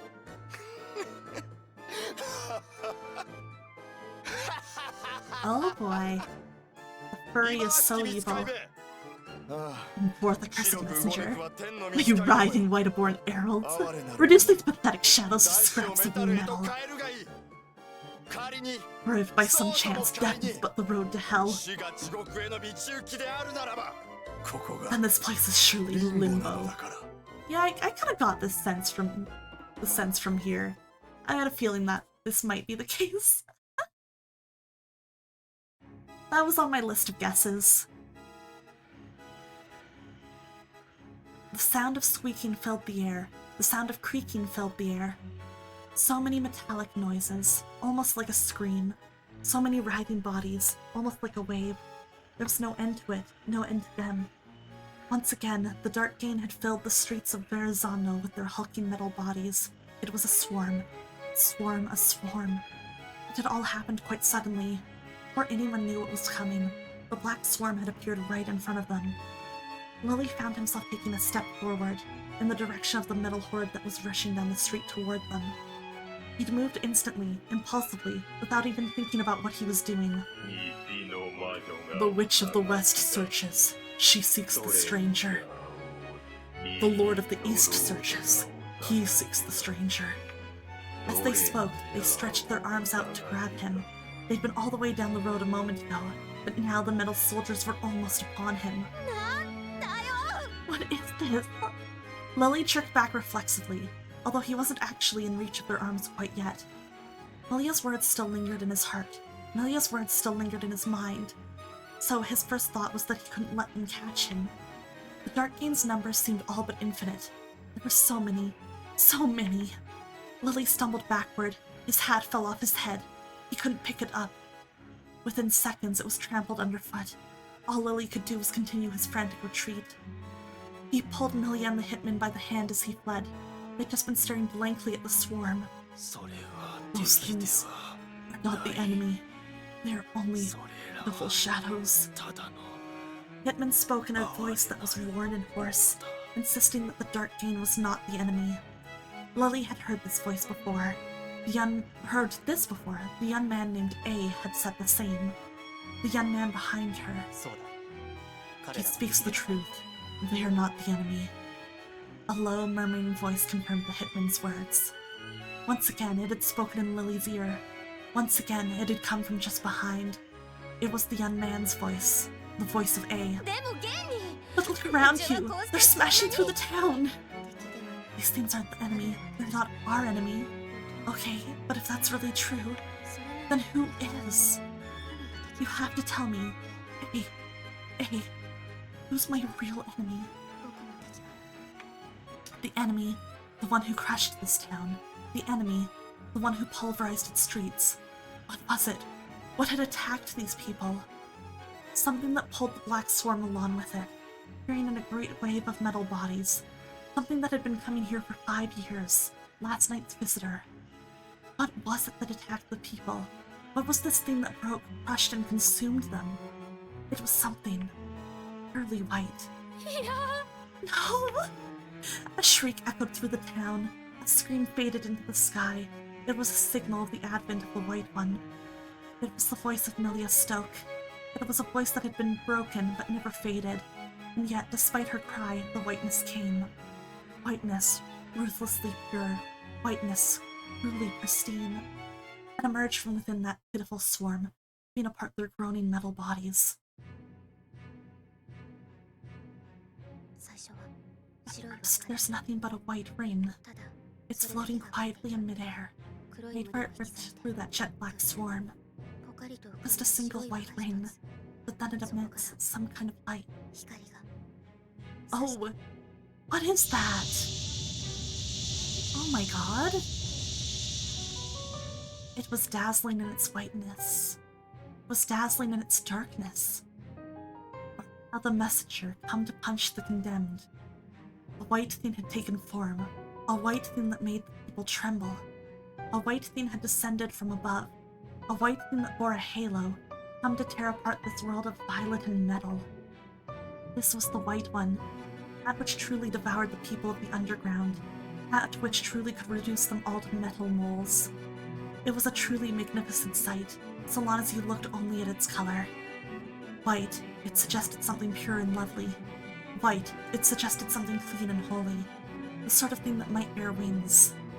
This was the White One, and what were those pearly things that danced around its body? Yes, they were wings. Many, many wings. Lily had no idea what it was. Lily had no memory of such a thing, and yet, even so, as he stared at this imposing white being with its great majestic wings, a lone word came to mind.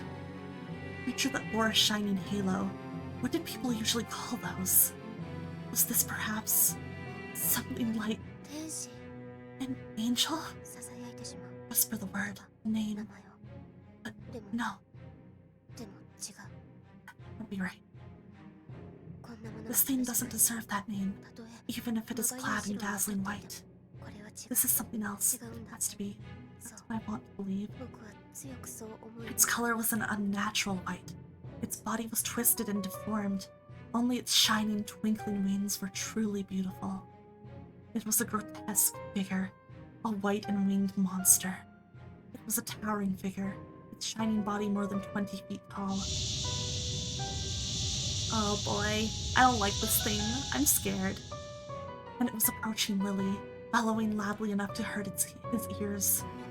It was smashing through the dark vein swarm, reducing them to piles of something like a fine white sand. It was approaching, creeping closer and closer, scattering death carelessly all around it. All it touched was pulverized. All it touched was destroyed. Everything simply crumbled in its wake. The White One, it's a force of destruction, but I don't find it frightening exactly. What does it mean to be frightened anyway? I can't even remember that.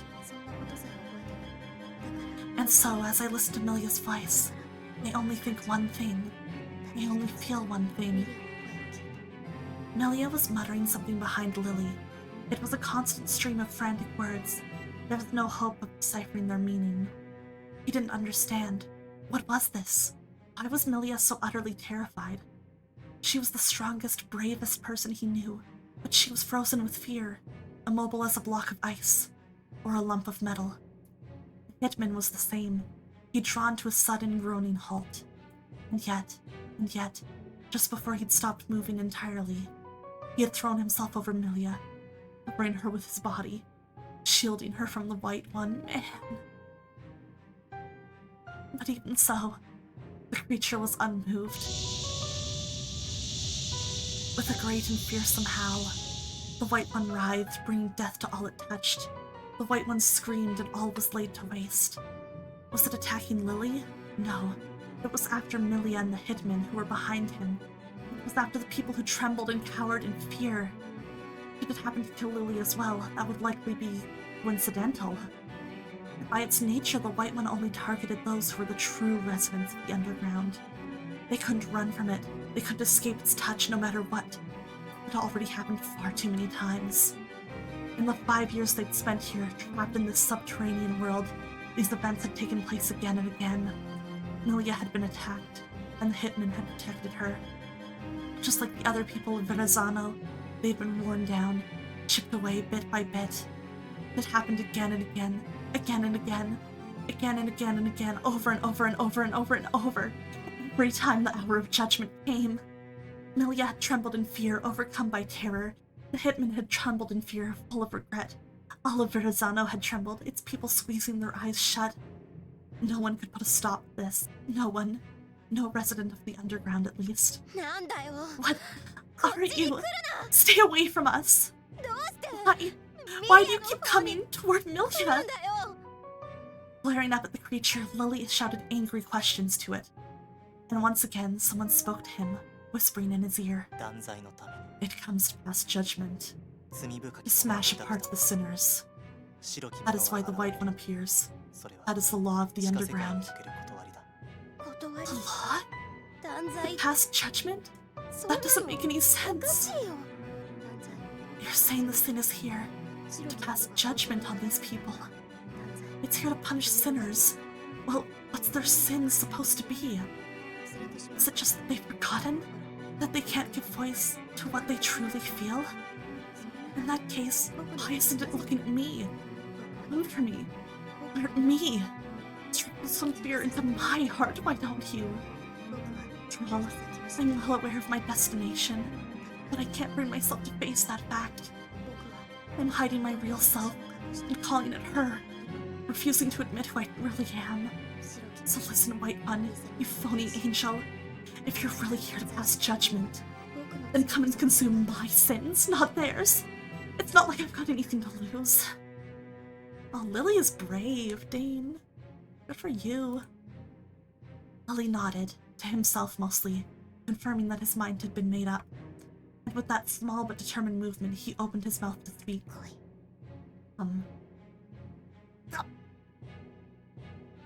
He had to. The word left his mouth.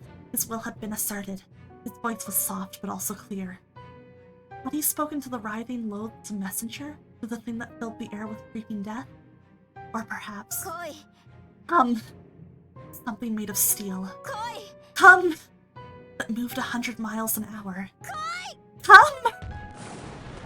Oh shit, the train! I wasn't expecting that. I thought maybe Lily was calling A to come help, not the train. The road burst apart in front of Lily. Something huge and solid reared up from below.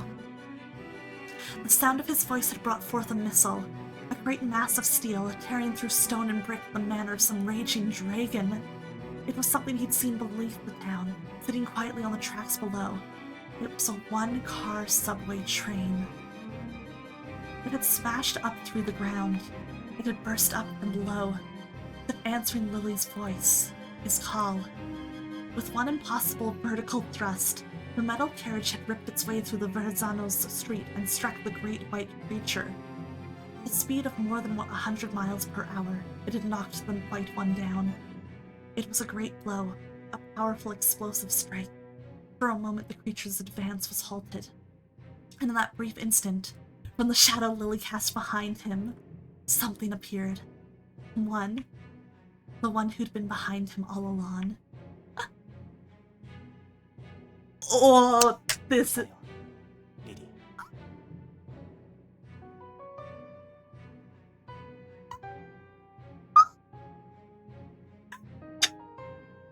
Yeah.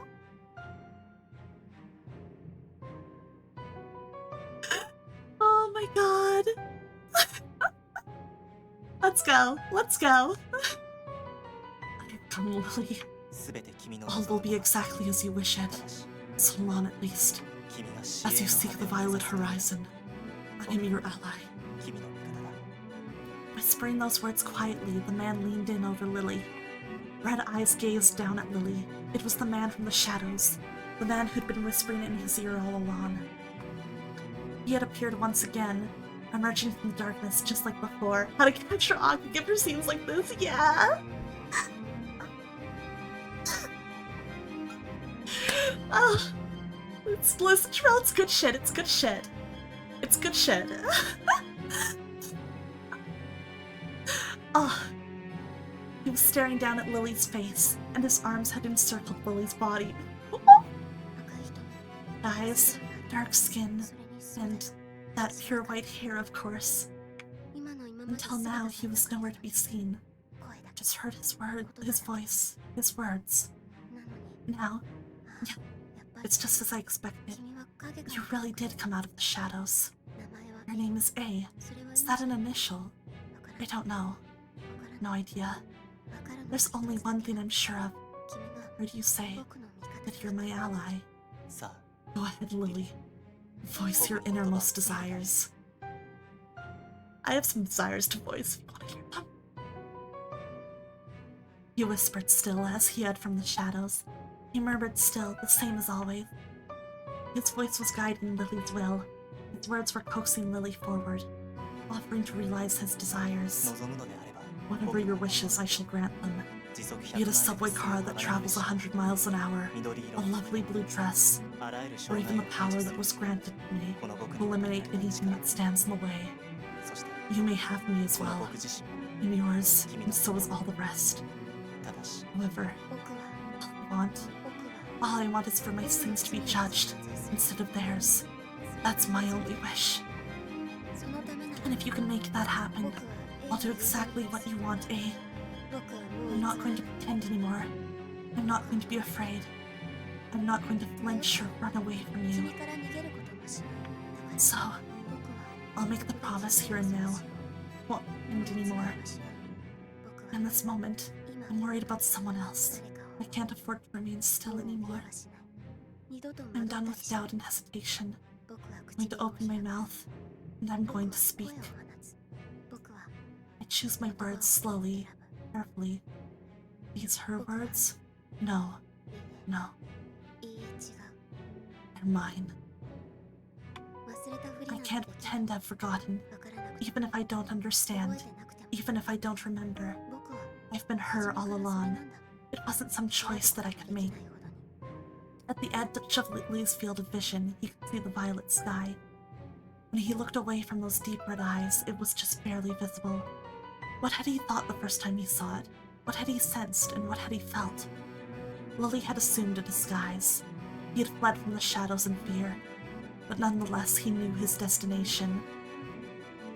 He couldn't forget that if he tried, even if his memory was blank.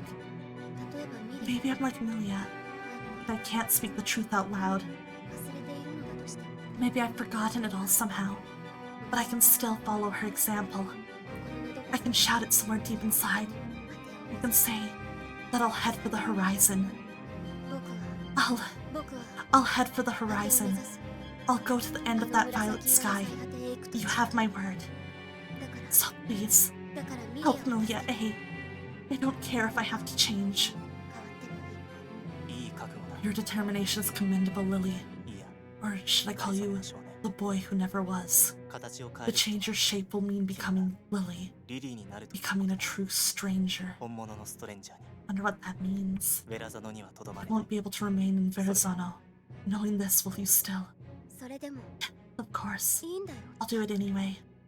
僕は I'll go to the horizon as 私はあの her. 果てへ行く I think that's how it has to きっ be. とそれでいいんだだから So ね please, A, お願い give me the power to stop こ that いつを thing. 止める力を貸し君が If you really are my ally. 私の味方なら This shit slaps, guys.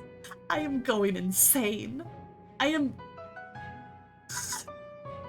This is everything to me. I'm going nuts. I'm... Ah! As he spoke these words, the boy closed his eyes quietly. And in that instant, 落ちていく I'm falling. 落ちていく I'm falling. 落ちていく Tumbling down.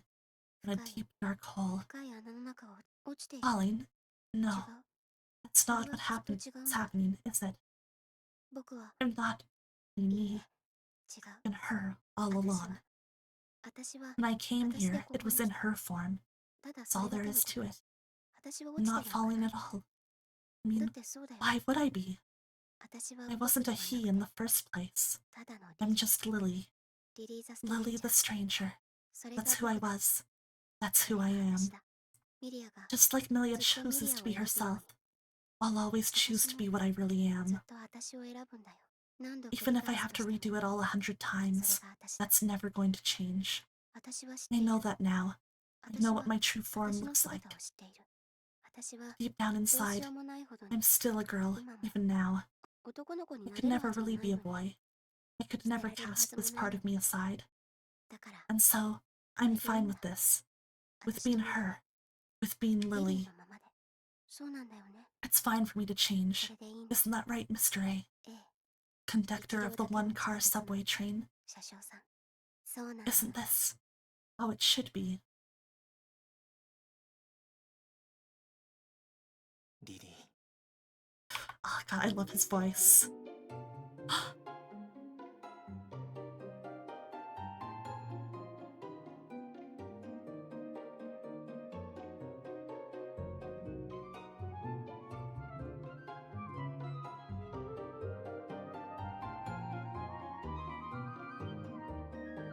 Y'all, I'm insane. In the blink of an eye, Lily the stranger had transformed. Under the gaze of those deep red eyes, aided by those white-gloved hands, she had changed her shape, her form. She had transformed right in front of Milia, right in front of the hitman too. In front of all the trembling, fearful people of Verrazano, in front of all the crumbling, broken metal ogres, in front of their loathsome, shining enemy. From the false and superficial form of a boy, into the Lily she was meant to be. She had transformed. She was transformed. She now wore that light blue dress. これが私 This is だ。 the real me, リリ the ーザ・スト real レンジャー Lily だ。 the stranger. 私は I'll go to the horizon 私で just as 果 I てへ行く。 am, in this この dress, 姿で with this face. この顔で。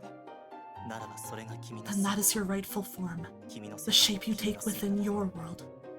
Lily the stranger, you truly are beautiful. Holy shit, I'm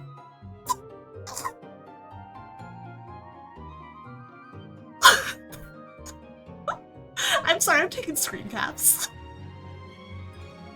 Give me a minute. そしてこの僕は And from this これよ moment り till 永 the 久 end に of 君を time, 助けよう will serve you loyally.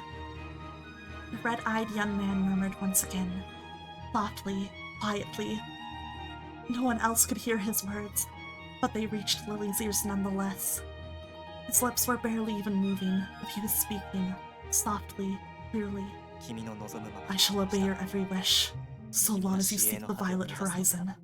もうそう言った But he の。 said I'm planning to. 聞こえたでし You ょ。 were listening, right? だから、 So now, だから、 A, あの、 it's time to deal with that monstrous white thing. Oh, she's got a much more determined inner sprite 私 now. は告げる。 I issue my この command, 白色の道 putting から up at the writhing messenger. Why can't someone look at me like this? Right, run! Run! Will this be me? Me and who? Me and who? お願い。 Please, A, if you really are my ally, then あれを get rid of that thing. 今 Here こ and の場所 now. から。白きも The の white one. そいつを Make it 消して disappear for good. Don't let anybody hurt 誰にも those two 傷つけ again. させないで。あれは天 That 使 thing isn't an angel. It's something completely different. 違うわ。 So now, だから、 I want you to pass judgment on it, A. イエスマイレディリリー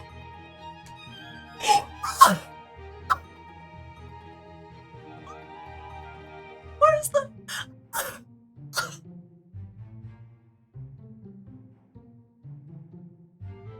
Oh! Why is he perfect? Shit. I'm going fucking nuts. Oh my god. How is he so fucking hot? And Respectful! Truly.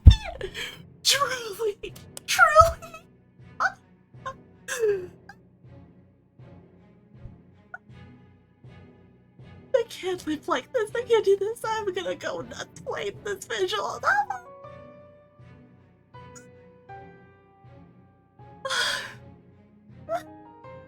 It's a very important question. It's so important. The White One howled with rage. Its writhing body knocked aside the great steel car. It let out a fearsome roar of resentment. It let out a terrifying cursed scream. This was a sound meant to paralyze the minds and wills of those who heard it, smashing everything around it to pieces, paralyzing the minds of everyone nearby. It would pass judgment, slowly, calmly, with composure. No one here could move a muscle. Everyone was frozen stiff. Lily, too, was no exception. No one had the means to resist. Nobody could even flee. Even so, even if that was cruel fate at work, even if that was a fundamental flaw, the red-eyed man's will would not be frozen. Standing in front of Lily now, wielding her with his own body, he spoke, quick to make a proclamation. He endured the creature's onslaught. He endured its formless power, which could rend the air itself. He endured the cursed vibrations emitted by the White One. Oh my god, he's so cool, you guys! And nonetheless, he remained standing. The nameless A still stood. As shadows danced around his body, quivering like tons of flame. 空間を破壊するディスラプター Your disruptor field can tear この apart 僕の space 影は itself, 砕けまい but it cannot break my shadows. Quietly, he asserted this. His will was still unshaken. And quietly he nodded to the shadows all around him, which had begun to writhe. さあ来い Come then, 女王の in 言 the 葉を borrowed words of our queen. Come forth, my shadows. 我が Come 形 forth, my forms.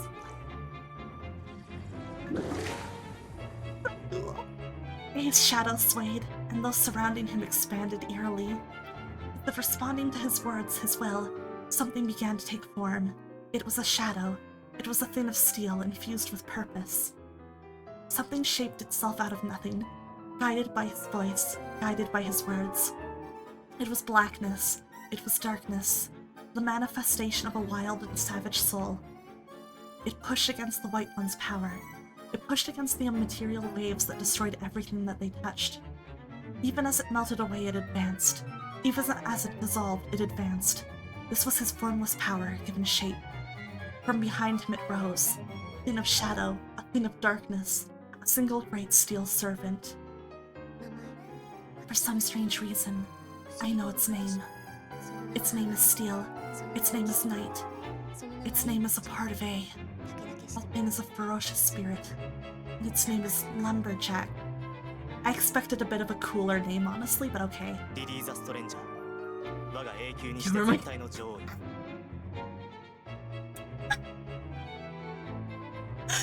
Can he stop for 2 minutes so I can just progress this story? Jesus Christ. 君は僕が守る君が望むままに僕は戦おうたとえ君が Guys, this is it. This is the peak shit. This is the peak shit. This is the peak shit. This is the peak shit. This is everything. I will protect you at any cost. I will fight in any way you wish me to, even if you are a witch. 勇壮なるメタルの響き Oh, a courageous lion. 鋼の音とと The great metallic sound it emerges も A の from 背 the space behind A's back. 強固なる鎧の Protection 守 of り impervious armor. 大きな鎧を In ま a と giant suit of armor, it emerges, pushing out from his shadow, そして and cleaving blades of sharpest metal. Answer my call and come forth, my form. 勇壮なる鎧の Heroic 騎士 knight, armored warrior. クリッターランバージャック This probably sounded a lot cooler in Japanese. With fearsome speed, the shadows distorted. With fearsome speed, the steel thing stood. A monster from the shadows dashed forth to destroy the White One.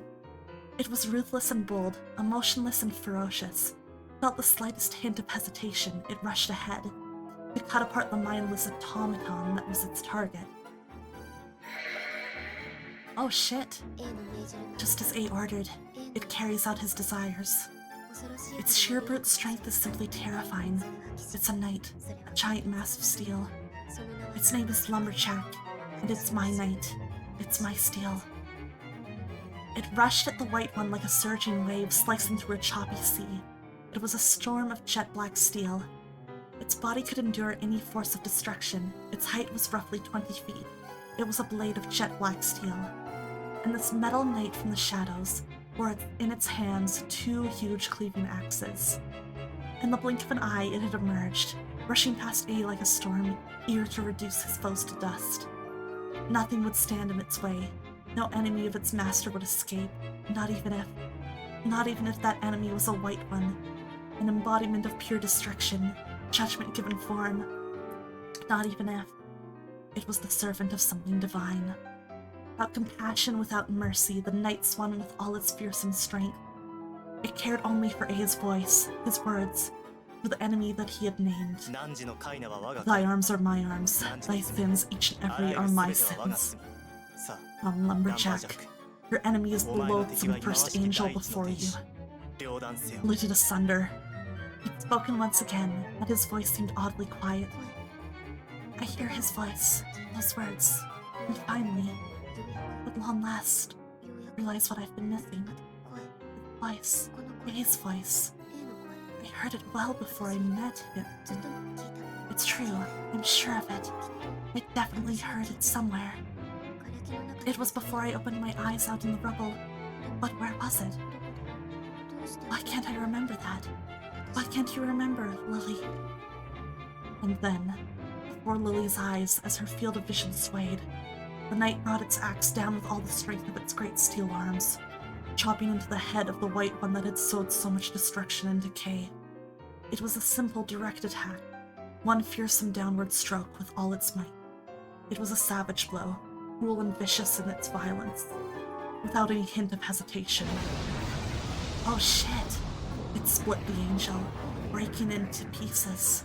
It was cut in two, cleaved in half, bisected cleanly. The knight's attack had been horribly accurate.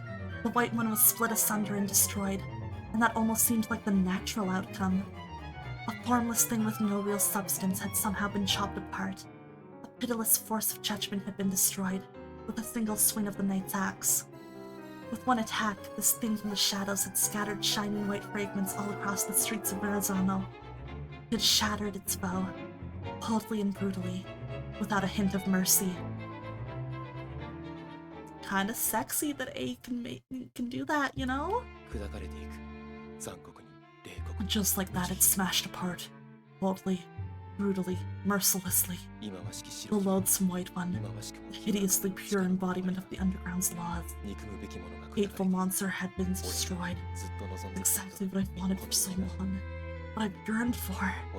What Peter Ness has yearned for. I was waiting for this day, for this moment. Even back when I was Elliot.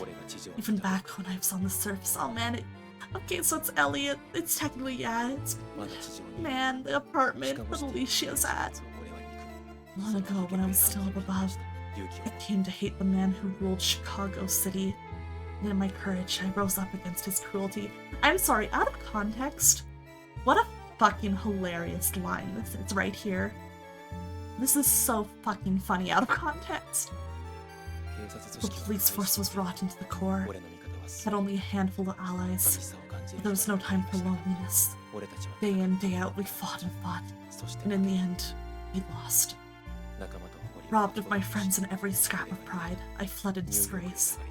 I washed up in New York and came alone to Verrazano, and there I met someone who I came to love.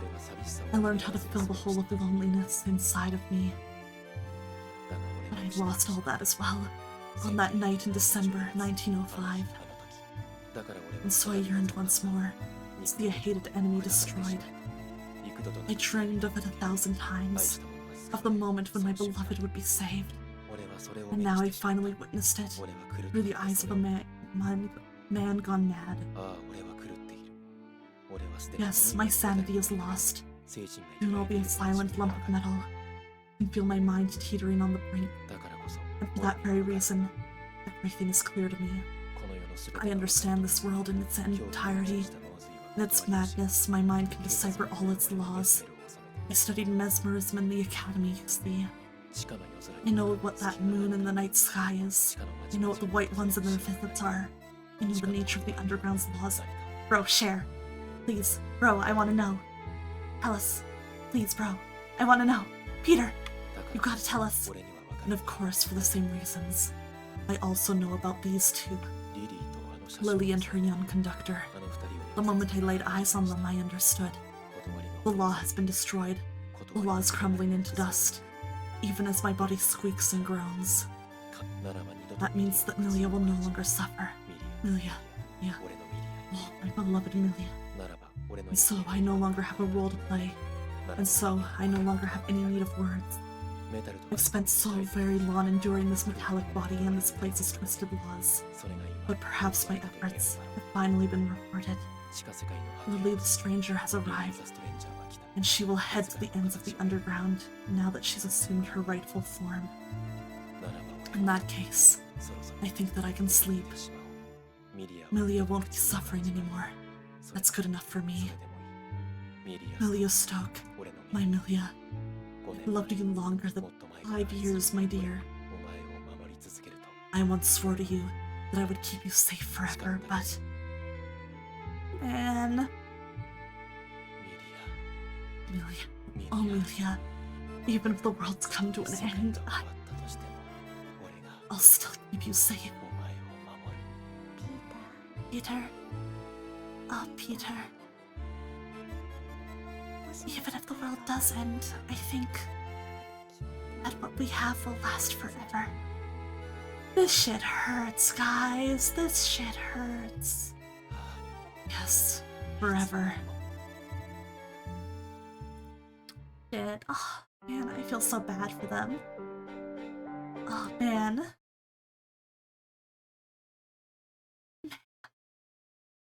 That was so sick, though.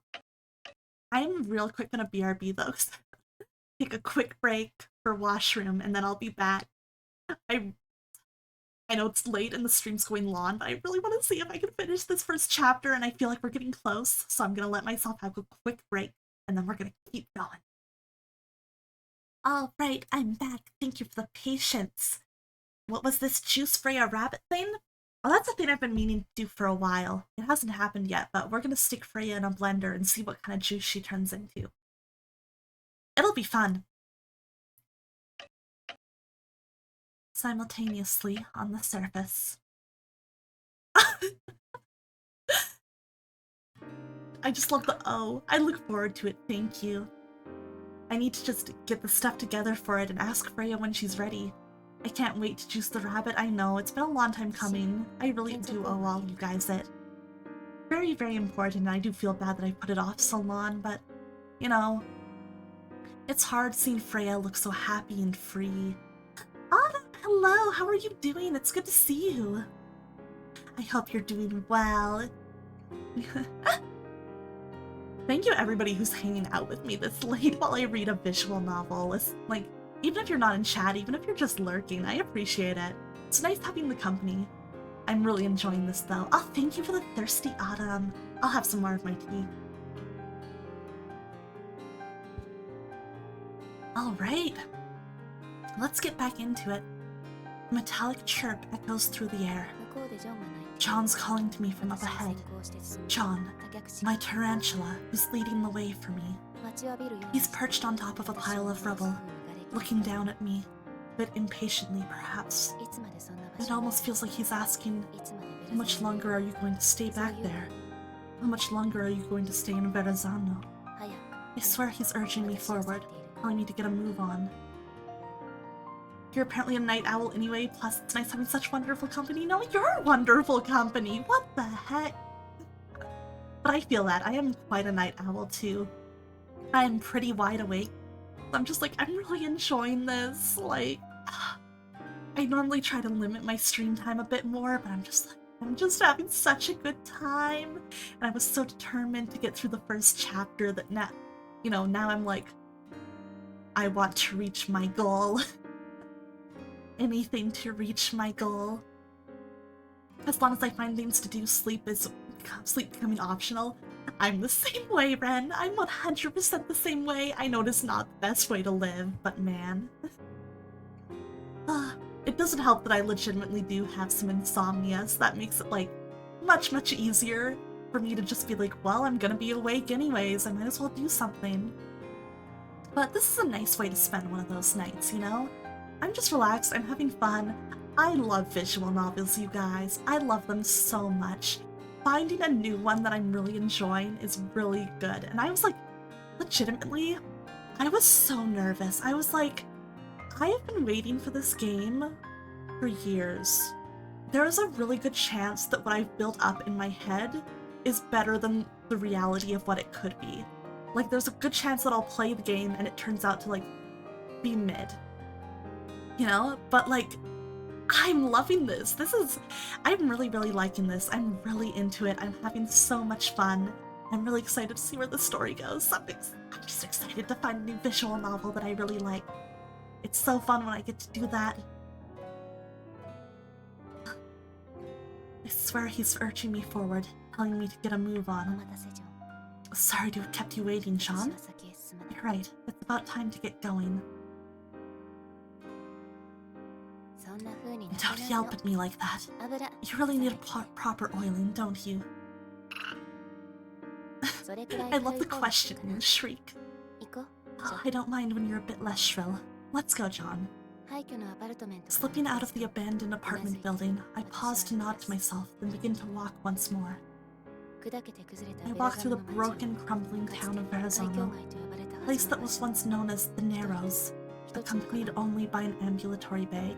あの部屋の中 I'm に見つけた carrying the things I found in that room with me. 黒いコートの下 They're hidden away under my black overcoat. 耐久性と防水性 Confederate が極め military て coats are durable 南 and 米軍 waterproof, 用街と but one specially このコート retailored into は this. それを仕立て直した無事に And 都市 until を I 出る manage to leave this city, 私が until I return to 生 the き outside 姿 world, で帰るまではこうして I'm 隠し going て to keep those fragments safe inside it. 誇りにまみ Those れ shards that gathered dust for 5 long years. Oh, that's a really sweet sentiment. I like that she's doing that. 赤と緑 The remains of 2 teacups, one red, one green. I can picture them perfectly. Not just the fragments, but the objects that they used to be. 捨てられない I can't just throw them away. だって気づい Not た after what I realized. 気づいてし Not まった after what I figured out. Aw, だから捨てな I い won't toss them aside now. 捨てられない I can't bring myself to do that. きっと捨てられない Yes, I couldn't cast these things aside, even if I wanted to. 見つけてしまった Not the fragments I spotted in that 気づい room. てしまった自分 Not 自 the 身 part of myself I rediscovered there. 陶片がずっと Those cups were lying there in pieces all this 私は time. 5年前も And these 5 years haven't changed me either. ずっとずっと Always been who I was from the start. 私のまま I've always been myself. 私は I'm still a woman, エリ and シア I'm still ウェントワース Alicia Wentworth. 私は I'll go there as the woman that I am, all the way to the ends of Manhattan. それで That's いいの probably how it should be. そう Wouldn't you agree? Alan, I do find it very interesting how Lily and Alicia's stories are kind of like mirroring each other. You know, like just this idea that they're gonna go to the ends of Manhattan as they are themselves. Simultaneously underground.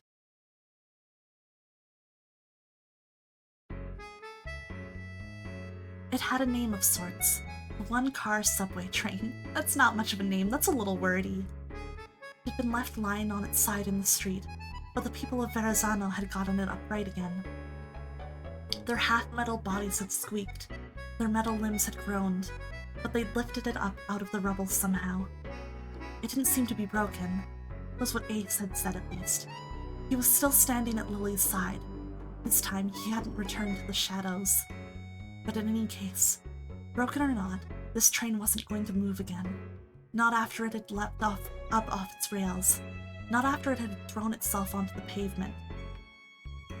Lily had said as much, but A just straightened his cap and responded in a confident tone of voice. 問題ない It won't be a problem. これは一両だけの力 This is the one-car subway 君 train を you 乗せれ see. ば走るようにできて It's capable of moving once you're on board. イエローレー It ルウ can ェイ move を一 along 人 the で yellow 走る railway on its own. 動力も必要 Propulsion is not required. 何も心 There's 配 no ない need for concern. Magic train, let's go!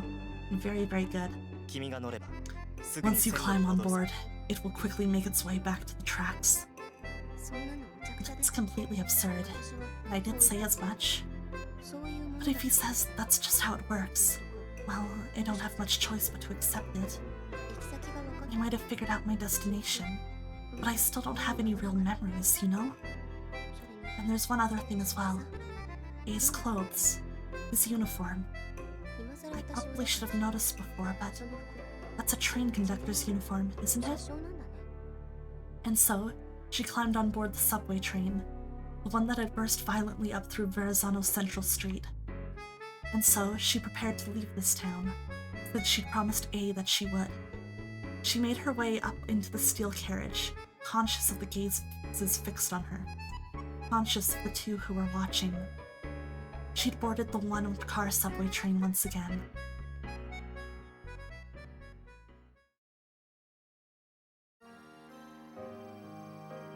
Oh, she's so pretty! Look at 本当 her! に動きそうじゃない No, this is a surprise. Looks like that thing might move after all, huh? うん Yeah.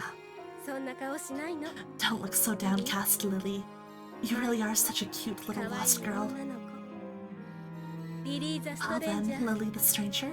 君の行き Have 先 you remembered where it is you need to go? うん Yeah, 僕は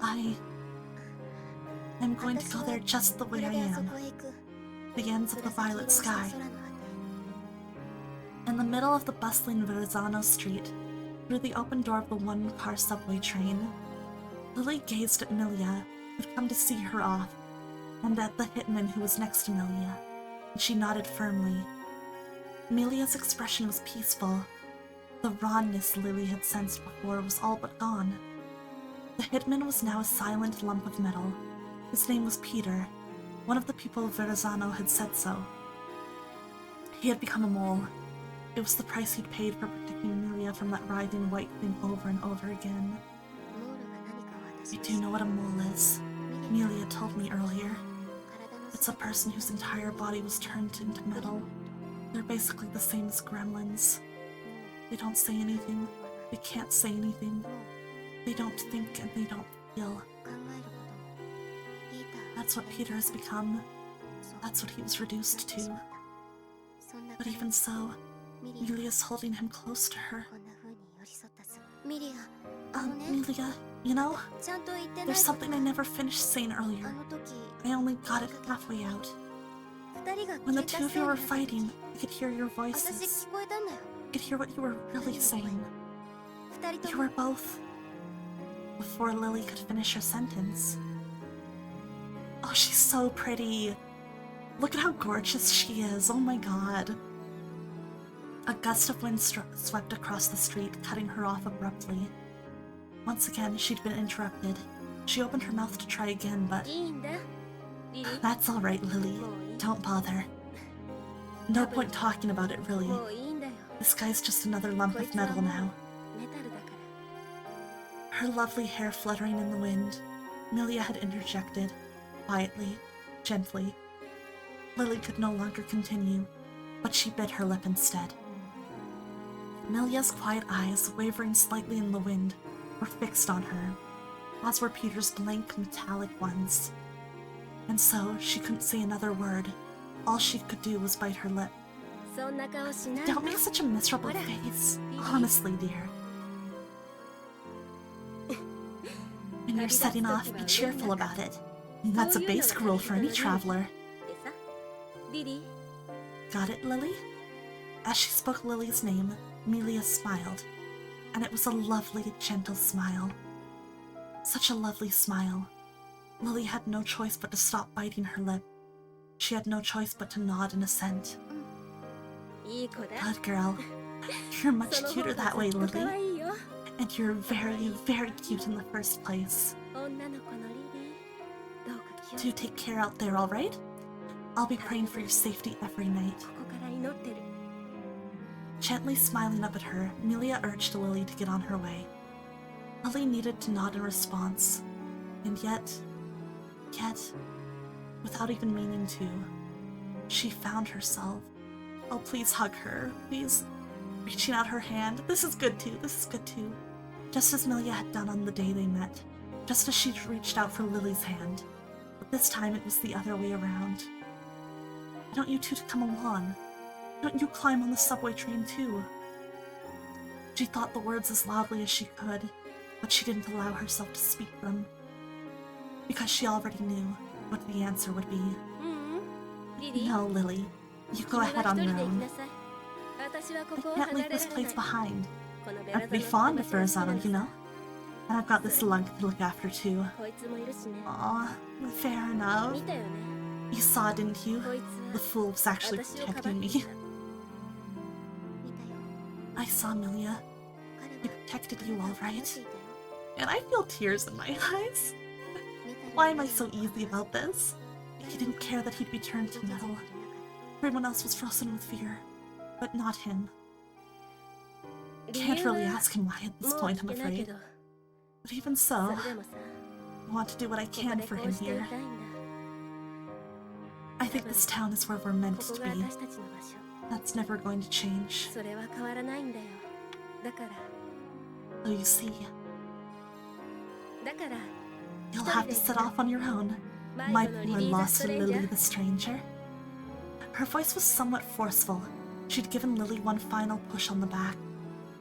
The woman who decided to stay once again gave a quiet, pretty smile to the girl who decided not to lose her way. And she spoke once again, letting the wind carry her voice.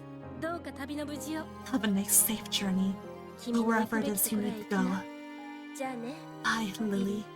私と Make sure you don't この彼 forget. のこと。 But before Milia could finish her words of farewell, the subway's car whistle blew shrilly. Its wheels began turning loudly against the pavement.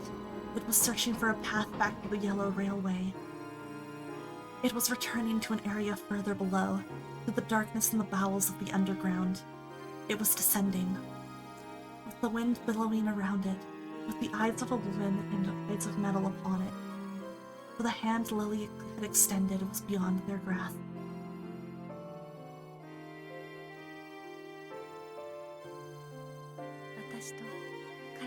Make sure you don't forget about the two of us, Lily.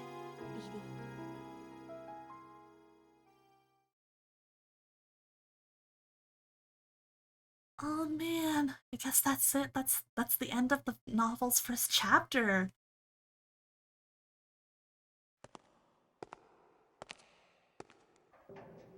Oh. You know what? We'll read just a little bit of this. Or, oh, what's this? Hello? Can I click the Washington Post? Oh, the Washington Post Extra Edition Special Report. What really happened in New York City, January 12th, 1903. So this would have been just after New York disappeared. Okay. New York City is the single greatest engine city in the entire world. Or rather, it was, until December 24th, 1902. The events of that fateful X-Day have filled our countrymen's hearts to the bursting with grief, despair, and bewilderment. Certain tabloids have branded it the Great Disappearance, spinning fanciful tales out of whole cloth, but in a sense, they chose those words well. Our nation has suffered an enormous loss. Of that, at least, there can be no doubt. A mighty city was destroyed in a single night, its 3 million inhabitants vanishing without a trace. As of today, no clear explanation has been offered. Our paper is resolved to bring an end to the storm of scurrilous rumor and speculation that engulfed our nation in the wake of this tragedy. Accordingly, with the full cooperation of the federal government and the Army of the Potomac, we recently dispatched a reporter to the New York exclusion zone, the first to step foot into the area since the Army sealed it off 3 weeks ago. Our reporter and the editorial board offer you our solemn promise. Everything you will read in these pages is the truth, and nothing but the truth. I'm curious if that will continue to be the case as it goes on, or if, like, you know, the paper will slowly get kind of, like, shut up by the government. We'll have to see. Oh, I have multiple. The destruction of the Verrazano-Narrows Bridge. The Army set a condition for my entry into New York City. I was to be accompanied by a public relations officer at all times. We were also joined by a number of foreign scholars from the NYC Incident Investigation Team. Nothing about this struck me as odd. The airplane we boarded, however, came as something of a surprise. Our expedition would be traveling to the city on a J-1F recon airship. It was a military model, but one intended primarily for post-combat observation missions. Less than 3 weeks after New York fell silent, the military was taking us there in a machine designed for low-risk operations. Had the investigation team already reached the conclusion that we faced no real danger? Indifferent to my concerns, our airship took off from its temporary base at sea. And soon enough, a spectacular landmark came into view, the Verrazano-Narrows multi-level mega bridge, gateway to the city and the largest bridge in the world. No less than half of its enormous span lay in utter ruins. As I stared in shock, Professor A, a foreign scholar from Kara and a member of the investigation team, requested anonymity, turned to me and spoke. We estimate the time was 12:21 a.m. We cannot know whether it was an earthquake or a bomb, but an external factor of some sort destroyed the Verrazano Bridge. Interesting. Oh! What the heck? Ah! He laughed at me! It was all I could do to retain my composure. I had seen images of ruined Civil War battlegrounds, but none had ever shocked me like this spectacle. Only one thing I'd ever seen was remotely comparable. The seal-cut photographs of those ruined border cities in Kara, obliterated by the flying fortresses of the expansionist Northern Central Empire. The scale of the destruction was astonishing. The world's sturdiest and largest bridge lay in ruins beneath my very eyes. I stared down at it with my eyes glued to the airship's windows. So much of it was destroyed, it was a miracle that the Verrazano still had its shape, was still recognizable as a bridge. As we drew closer, I could make out the damage in more detail. We estimate the time was 12:30 a.m. Verrazano was clearly destroyed by some sort of external force. It was smashed apart on a physical level, as I'm sure you see. Simple enough in a way. And yet, there was no mega engine here. Perhaps the meltdown of the new engines caused a massive earthquake. Otherwise, it must have been a massive quantity of explosives. Such was Professor A's comment in response to my continued inquiries. The public relations officer also mentioned the possibility of a highly localized earthquake, or of a deliberate bombing. I found this disheartening. His theories were no different than the groundless rumors that had spread in whispers all across the country. It sounded like pure speculation. Is the moon gonna laugh at me again? Yeah. That's what I thought. Alright, I have one more paper to read. The professor had spoken of the mega engines, the new engines. The words stuck in my memory. I was aware of the theory that the mega engines were responsible for New York's destruction. It was among the most popular of the rumors circulating throughout the United States regarding the incident. As a reporter, I'd personally heard a great deal of such speculation in the last 3 weeks. The city was both a major manufacturing hub and a center of technological innovation. The needs of this power-hungry metropolis were answered with the construction of new kinds of engines, purely American in design, and differing subtly from the traditional Kudathian models. But were these triumphs of engineering ultimately responsible for the unspeakable tragedy that befell the city? I mainly strongly suspected this was so. When I expressed these thoughts to my companions, the public relations officer was silent, but Professor A nodded. I knew even then, as he spoke, that his words would never appear in any official report. Verrazano was destroyed that night in December. It hardly matters whether it was an earthquake or a bombing in a sense. If you'll allow me a bit of poetic license, it was as if some cruel god passed his judgment on this place. But at least those who died here did not suffer. It happened too quickly for that. That was one small mercy, I suppose. Tears ran down his cheeks as he spoke these words. Professor A, huh? Interesting. I wonder if that has any significance, or if that's just, Oh! Verrazano was destroyed that night in December.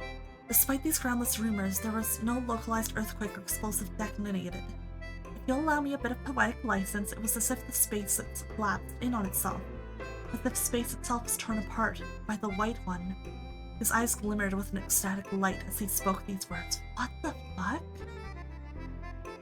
What does that mean? What? Why did... What? Could I have done that with the other articles? I'm gonna need to go back and figure out. Wow, that was so interesting. That really caught me by surprise. Huh. That was so interesting. What did that mean?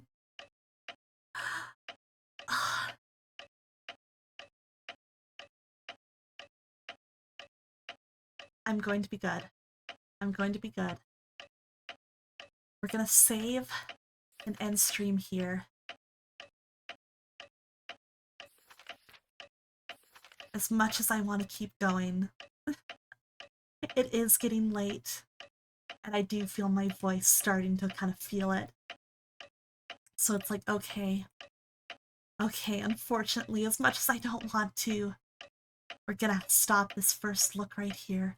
Oh, thank you for the thirsty autumn, I appreciate that. Oh, and for the stretch. Oh my goodness. Ah! Okay.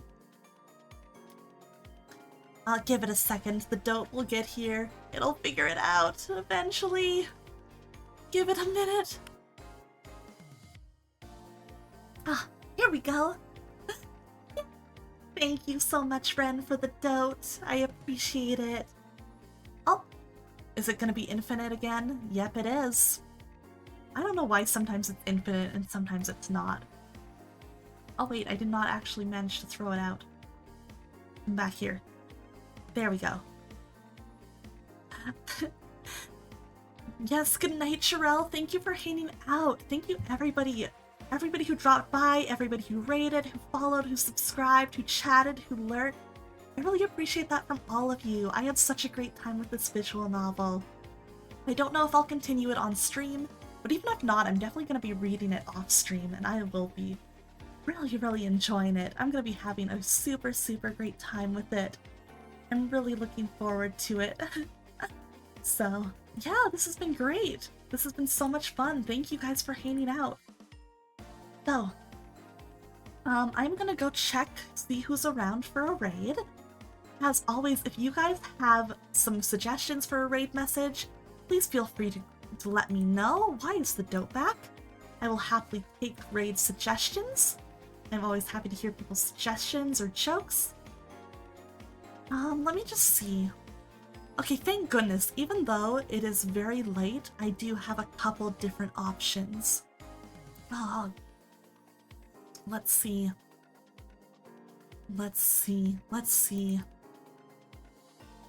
Who have I not rated in a hot minute? You know what? Let's do Dreamy. It's been a while since I've had a chance to rate Dreamy, I think, and I've missed doing it. Let's go say hello to her. Alright, let's see. I don't see a suggested raid message, so I am going to just create one myself. Let's see.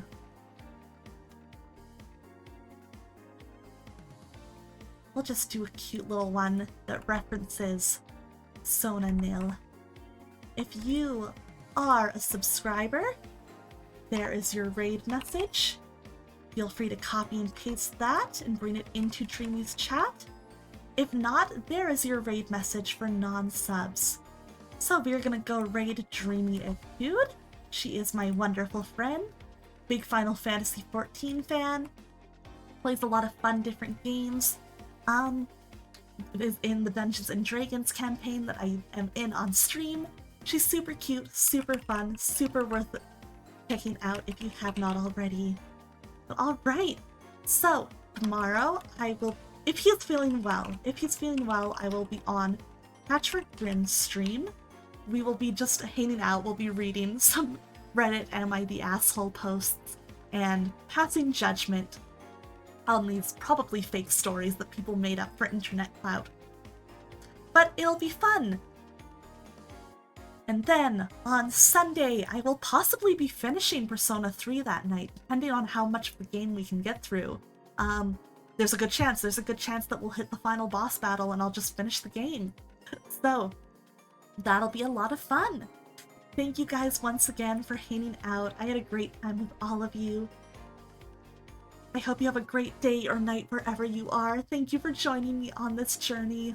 I'm probably gonna go tweet about A lot and post pictures of him in the Prismaria Discord. But once again, thank you guys so much. Have a wonderful day or night. Goodbye!